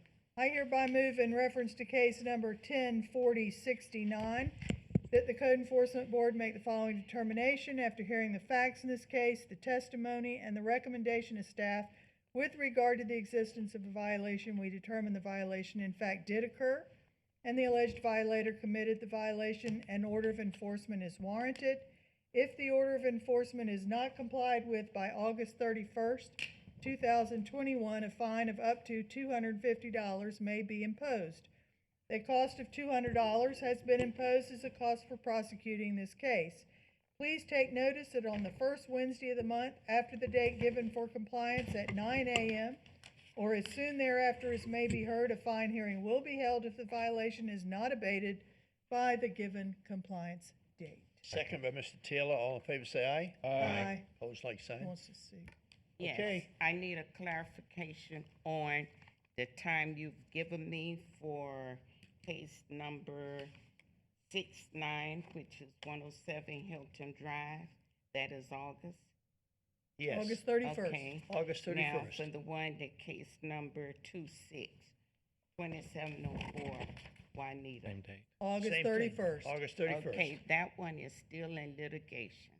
Well, With you've the got- insurance company and my attorney. Okay, but you've got till August 31st that you could. Well, you may be hopefully you will fined. get that settled by I August hope so. 31st. If it becomes close to them, contact Ms. Moyes and talk to her, and we'll give you more time. Thank you. We will. Maybe. Okay. One more. Yes. Page 13, number 13. 1313. You're done, Ms. McLean. Oh, Bojidar Moskov. No. Sir, we start early.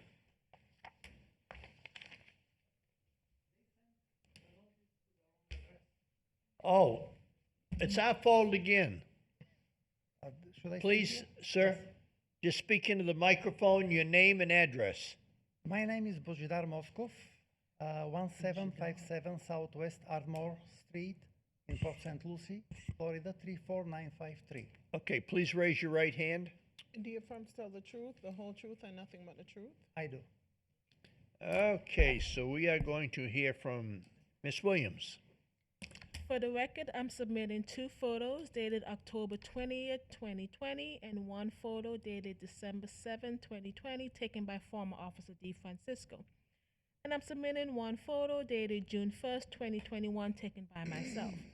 On November 13, 2020, a notice of violation letter with a compliance date of December 7, 2020 was issued for being in violation of Section 13.09.00, Section 301.5, unsafe structure for the damaged and exposed mobile home. Officer D. Francisco and Doug Harvey, the building official, have had contact with the property owner and his engineer and design professional numerous times to discuss the documents that's needed to be submitted. However, after getting no compliance, a notice to appear was issued on May 14, 2021, for today's court board meeting. At today's date, the property is still in violation. Yes, sir. So what is going on? Can you help us? Yes, it's a single push behind trailer, and in the past they attached like a living room to it. And the big rain torn the living room away. So I removed it and I installed this, hire a contractor to install siding to the side of the trailer. An engineer? Did you have an engineer? You had a contractor? I had a contractor, a Okay. licensed contractor, and engineer approved it. The engineer approved it. Did the county Yes. approve it? Did you go to the county? I went to Mr. Doug Harvey, and he said that this is not property of the building department, and I have to contact people from the HUD homes. And I From the called them what? twice. Contact from the, to the, what? HUD homes. Greetings. Oh, HUD homes, HUD okay. homes, yes. I called them twice, nobody answers the phone, and they told me that they have two offices, one in Jacksonville, one in Miami. I couldn't get in touch with them, and then I decided to go ahead and destroy the trailer. You live Then- there? Nobody lives there for years. Right. Okay. And I went there today, this morning, to speak with the manager of the village. And he wasn't there. He was on vacation till Monday. And I found the letter for to be here on the hearing. And the lady from the office told me, you cannot destroy the trailer. We have 10 trailers here that people died in it, and we found that weeks later, and the trailer is still there. The county cannot ask you to destroy the trailer, but speak with the manager. He will be here Monday. Okay. All right. So let me ask you a question. Mr. Harvey, welcome. I see you came up. Is it to do with this? If necessary, yes, sir. Okay. All right. So you said that somebody, did I understand you to say somebody passed away in the trailer? 10 people. In that trailer? No. In the village. In the park. Oh, in the In park. the park, in the trailer park. Okay. So I don't quite understand what actually is going on here. Does the board understand? Not I. Okay, people have Mr. died. Harvey, can you help us? This one. Do you affirm to tell the truth, the whole truth, and nothing but the truth? Yes. Sorry, Mr. Durden, I had to go to Mr. Harvey. Is that all right? I Just more than listen. happy. Just listen, okay? Good afternoon. For the record, Doug Harvey, building official. I have had conversations with several people, including the owner, over time. This has been going on for a while. The primary issue with this structure is that this is a manufactured home. As a manufactured home, they are not built to the Florida Building Code. Therefore, when we received a letter from a professional engineer registered in the state of Florida stating that repairs had been made and it is code compliant, I called the engineer and asked the engineer, what are we certifying it to? Because we can't certify this to the Florida Building Code because the structure was never built to the Florida Building Code, does not comply with the Florida Building Code, and it complies with housing and urban development standards out of Washington, D.C. In order to work on or repair a manufactured home, it's actually a requirement to go back to the manufacturer or determine what standards were used. And most of the manufacturers then have a list of authorized personnel that are permitted to work on the manufactured home. The other option is to go ahead and perform a design on it and then have the manufacturer recertify the home as meeting the required standards. That is what we are lacking.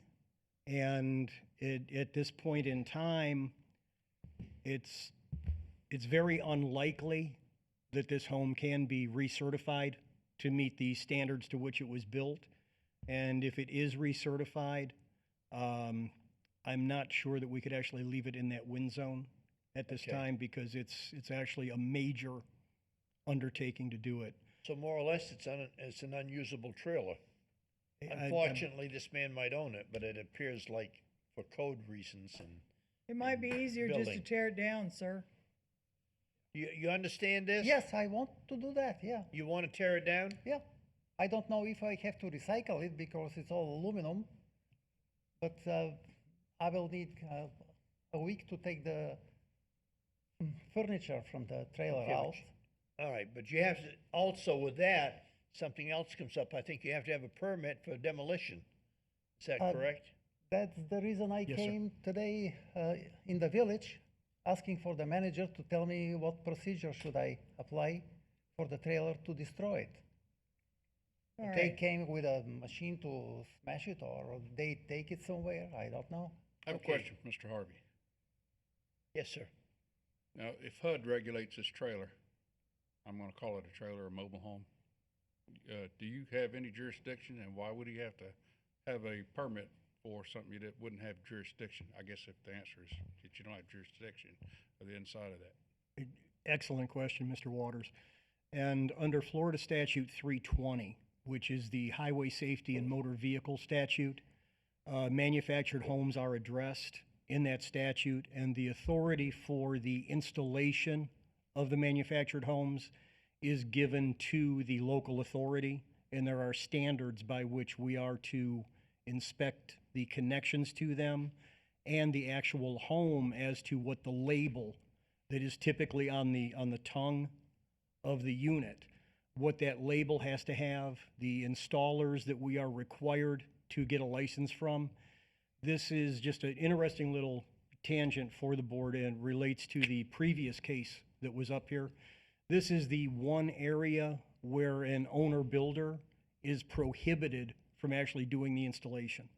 If we issue a manufactured home installation permit to an owner builder, we are required by that law, or I forget if it's actually in the law or the rule, which is 15C1, Florida Administrative Code. We must have the license number of the licensed manufactured home installer must be present on the permit number. But, so are you carrying this forward to the demolition portion of that you have jurisdiction to tell them that he can't demolish it or can demolish it? No, sir, I'm not saying he can't demolish it, but we do require a demolition permit because the water line, the sewer line, and the electrical to it all need to be properly Okay, those disconnected, portions- I got you. removed, and capped. Okay, I get you, all right, I see that, yeah. Makes Okay, that sense. gets beyond the mobile home. All right, Yes, sir. thank you.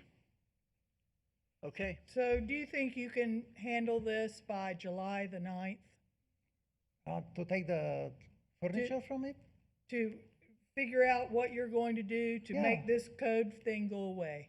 Monday, I will speak with the manager of the village and Yeah. ask him what are the procedure to demolish the Okay, trailer. you can do all of that work by July the 9th? I can do it No, on we can Monday. get permitted and all for that, to be honest. To get a permit, I'm sure demolition permit demo might take permit? longer than that. No, sir, we can do a demolition permit in a very short order. Oh, can you? Oh, Okay, excuse me. all right. Okay. So you're aware of that, sir? Did you understand that? No. Okay, once you see your manager, it's a very short time, you can get a demolition permit, if you're ready to go right away. Yeah. Is that correct? Yes. Okay, all right. I hereby move in reference to case number 104179 that the Code Enforcement Board make the following determination. After hearing the facts in this case, the testimony, and the recommendation of staff with regard to the existence of a violation, we determine the violation in fact did occur and the alleged violator committed the violation. An order of enforcement is warranted. If the order of enforcement is not complied with by July the 9th, 2021, a fine of up to $250 per day may be imposed. A cost of $200 has been imposed as a cost for prosecuting this case. Please take notice that on the first Wednesday of the month after the date given for compliance, at 9 a.m. or as soon thereafter as may be heard, a fine hearing will be held if the violation is not abated by the given compliance date. Second by Mr. Murdoch, all in favor? Aye. My only request is when you have to send something for my attention, please send it to my home address. Nobody lives there for months. And I found it on the street. You let people know that ahead of time, sir. You let the staff know where your address, that you have an address change on that. The You have mailing a- address change? No? Are you at Ardmore Street? Yes. Okay. But this one was left by the trailer in the Okay. puddle of water. Ms. Williams, you on that one? We sent a certified letter to his address on record, and he came back, so we had to post the property. That's the posting of the notice to appear today. Oh, you So sent a you letter got a to letter, him? nobody signed for the letter when it was sent to No. Ardmore Street. Nobody? That's what she said. Sent a certified letter, it was not signed, it came back, so we had to post the property at 2023 said Lucy Boulevard. That's what the violation is. Saw a letter like that. Okay. Okay. All right. Thank you very much. Would you please sound the halls, ma'am? Yeah, we'll sound the halls and here are the cases. Case number 1046, no, that's not it. The case number is 102979. The location of violation 806 South 40th Court, Fort Pierce, the property owner John H. Stam Jr.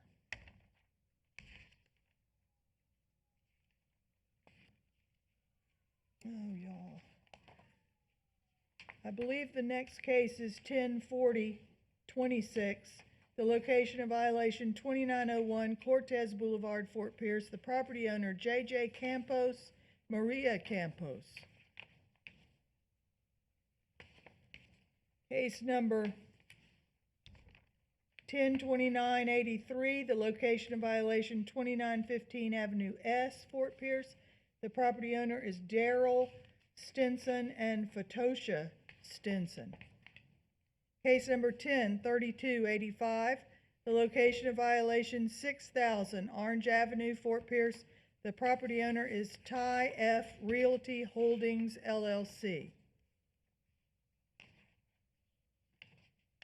Case number 104820. Location of violation next to 3709 Avenue O, Fort Pierce. The property owner is Torrin Walker and Sharonda Briggs.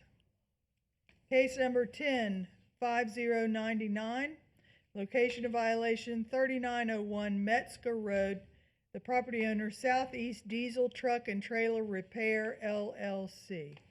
I believe that to be all of them, Mr. Chairman.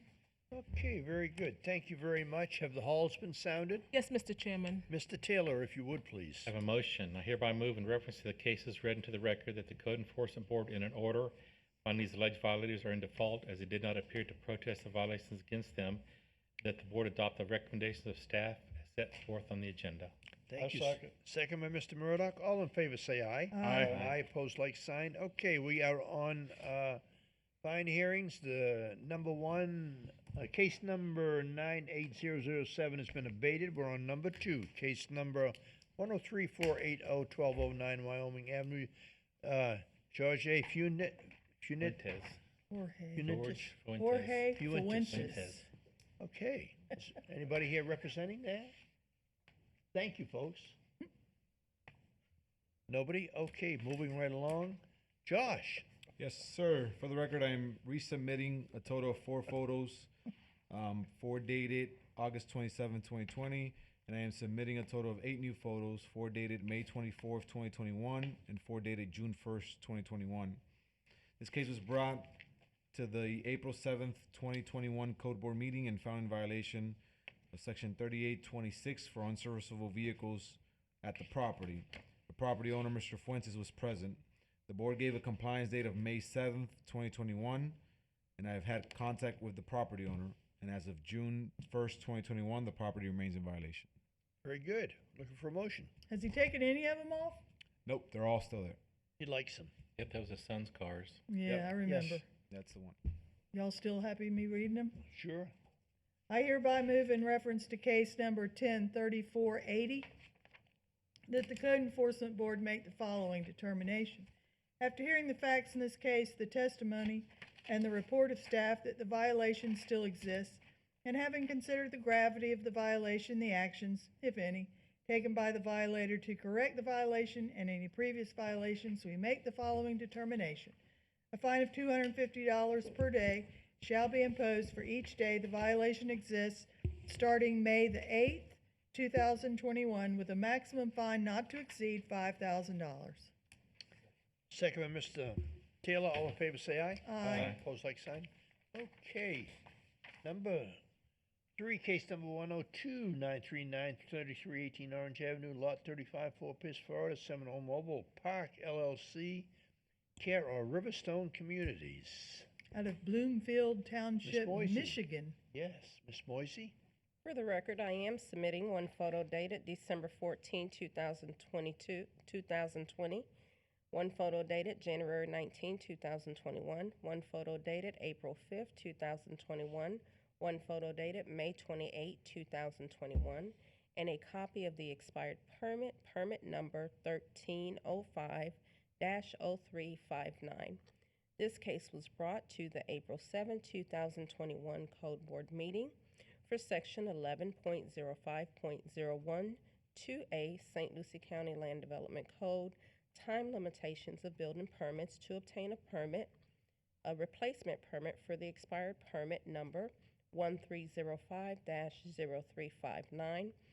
At the April 7, 2021 Code Board meeting, the property owner was not present, and the board found the property in default. The board gave a correction date of May 7, 2021. I have had no contact with the owner. As of May 28, 2021, the property remains in violation. Yeah. I hereby move in reference to case number 102939 that the Code Enforcement Board make the following determination after hearing the facts in this case, the testimony, and the report of staff that the violation still exists, and having considered the gravity of the violation, the actions, if any, taken by the violator to correct the violation and any previous violations, we make the following determination. A fine of $250 per day shall be imposed for each day the violation exists starting May the 8th, 2021, with a maximum fine not to exceed $10,000. Second. Second by Mr. Murdock. All in favor, say aye. Aye. Opposed, like sign. Number 4, case number 103742, 2805 Kingsley Drive, Fort Pierce, Florida, Louise Mitchell and Joe L. Mitchell. Ms. Moisey? Yes, for the record, I am submitting one photo dated September 28, 2020, one photo dated April 5, 2021, one photo dated May 28, 2021. This case was brought to the April 7, 2021 Code Board meeting for Section 7.09.05, removal of exotic vegetation to cut back the invasive species from the neighboring properties. At the April 7, 2021 Code Board meeting, the property owner was not present, and the board found the property in default. The board gave a correction date of May 7, 2021. I have had no contact with the owner. As of May 28, 2021, the property remains in violation. Yes, ma'am. I hereby move in reference to case number 103742 that the Code Enforcement Board make the following determination.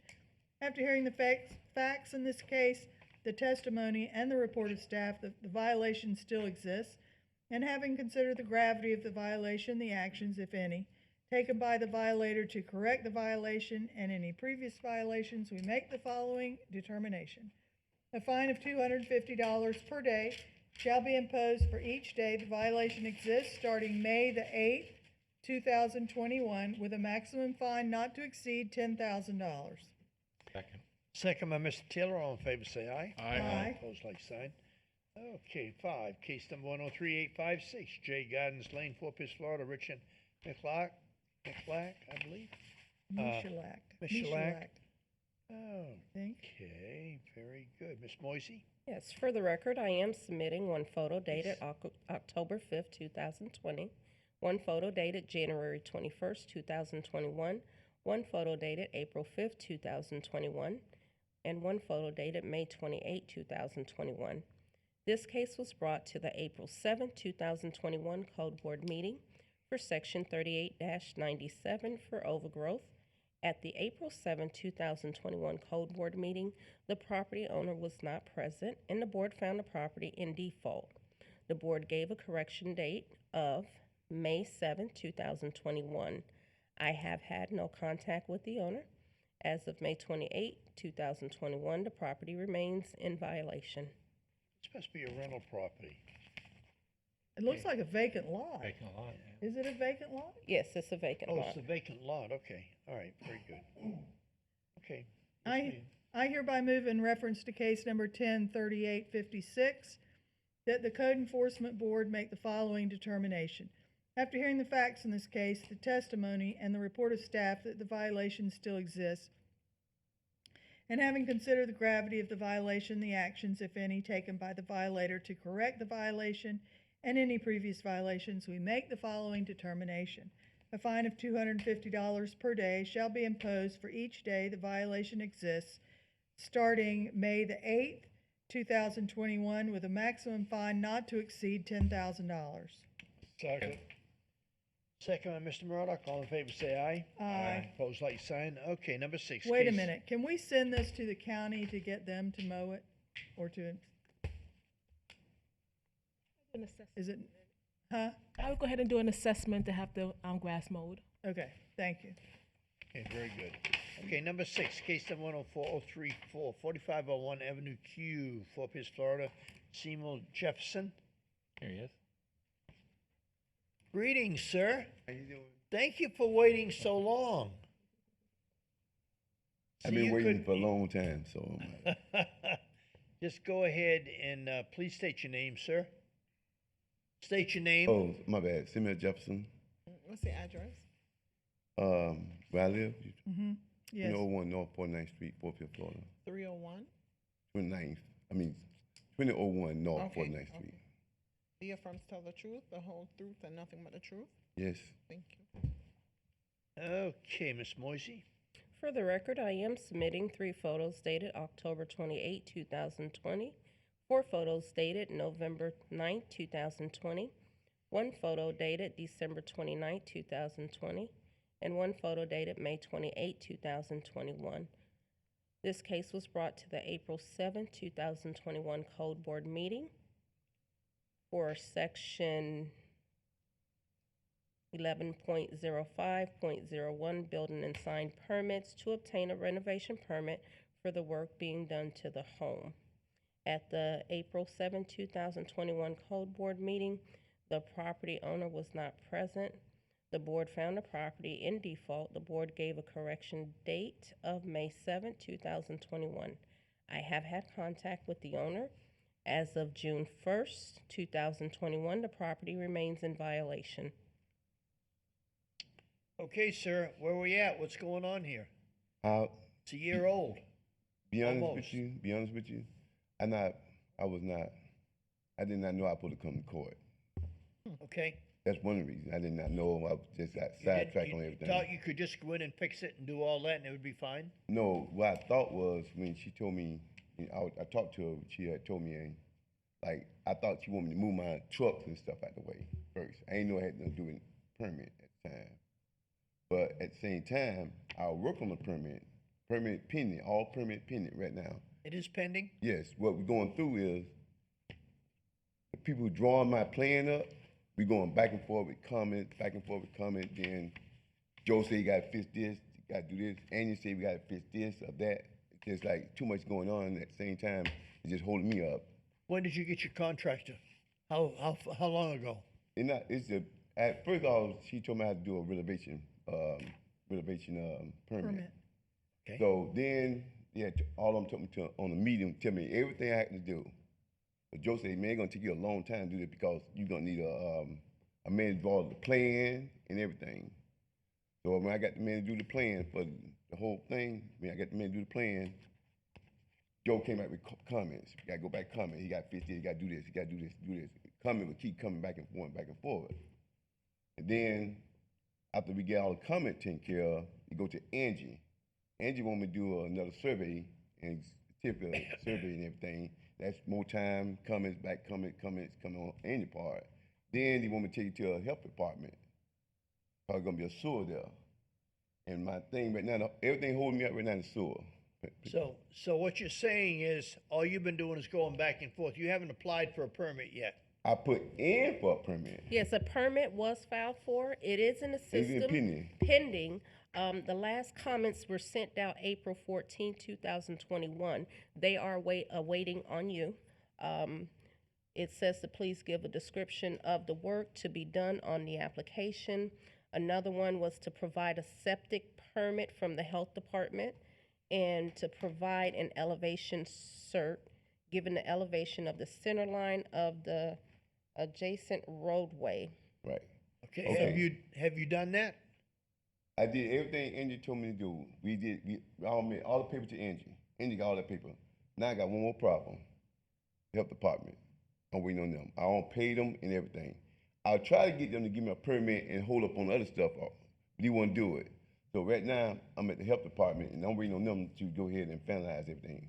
I don't pay them and everything. I'm just waiting for them to come out there and do So you just need more time. yeah, then your sewer. What kind of thing you had to test the sewer, see the sewer right? Everything up there to the health department. I don't been up there. I don't do everything I possibly can. I've been up there yesterday. I've been up, like, we need this done. We need it done. I'm begging them. I don't call it. I know they mad at me here because I've been calling them forever. Please give me, ask them what I don't know what to do. Well, keep pounding them, they'll get it done. Go in person. Go up in person, see them eye to eye.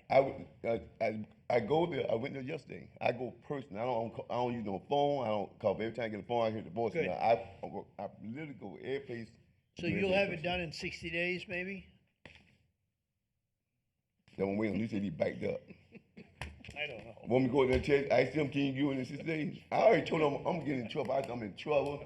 I told him downstairs I'm in trouble. I told Andy I'm in trouble. I told Doug. I told Doug. I'm told everybody I'm in trouble. Okay. Ain't my fault. We'll see if we can help you out, maybe. Okay. Well, I suggest we just I continue can't this. continue a fine hearing, can I? Yes, you can. Oh, sure. Oh, cool. Let's just I'll tell you continue. what, I'll give him 90 days. all right, well, let's continue this till the, the September 1st? Can we send the fine to them? You can tell them We can't you're use going COVID no more, so we gotta go somewhere else. I'll second that motion. September the 1st, we'll give you till then to By then, hound dog them enough to figure it out. I don't get I don't get. And if it's not done by September 1st, you need to come to that meeting and tell us you need more time. Okay. Thank you, Okay? ma'am. I Okay, appreciate second by Mr. Waters, all in favor, say aye. Aye. Opposed, like sign. Okay. Okay, you got this September, keep going, don't let Don't up. fall down now. Okay, we are on number 7, which okay, thank you, thank you for waiting, good things happen if you wait. Okay, number 7, case number 104342, location violation lot next to 202 Vena Avenue, Troy Grant, he didn't wait. Okay, Ms. Moisey.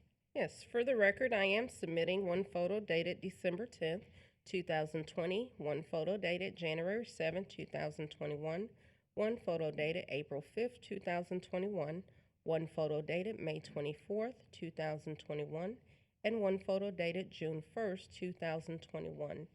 This case was brought to the April 7th, 2021 Code Board meeting for Section 7.09.05, removal of exotic vegetation, to please trim back the invasives from the neighboring properties. The owner was not present, and the board found the property in violation. Well, I apologize. The board found the property in default. The board gave a correction date of May 7, 2021. I have had no contact with the owner. As of June 1st, 2021, the property remains in violation. Ms. Monahan? I hereby move in reference to case number 104342, that the Code Enforcement Board make the following determination after hearing the facts in this case, the testimony, and the report of staff that the violation still exists, and having considered the gravity of the violation, the actions, if any, taken by the violator to correct the violation and any previous violations, we make the following determination. A fine of $250 per day shall be imposed for each day the violation exists, starting May the 8th, 2021, with a maximum fine not to exceed $10,000. Second. Second by the whole board, Mr. Murdoch. All in favor, say aye. Aye. Opposed, like sign. Folks, it's been a pleasure. Now, I know we have to go through things here. Let me see, what's it say? Oh, rehearing, reconsideration, repeat, referral. No There's other nothing. business. The only thing I would suggest, as chairman of the code board, If we're going to continue to extend our meetings through lunch, I mean, can we have just a buffet out in front of us from the county? Take a break Or somewhere. even a Diet Coca-Cola to deal with a headache? Anyway, thank you, everybody. I'm sorry it's been so long. We're going to adjourn at 1:45. My I think it's the lord. longest.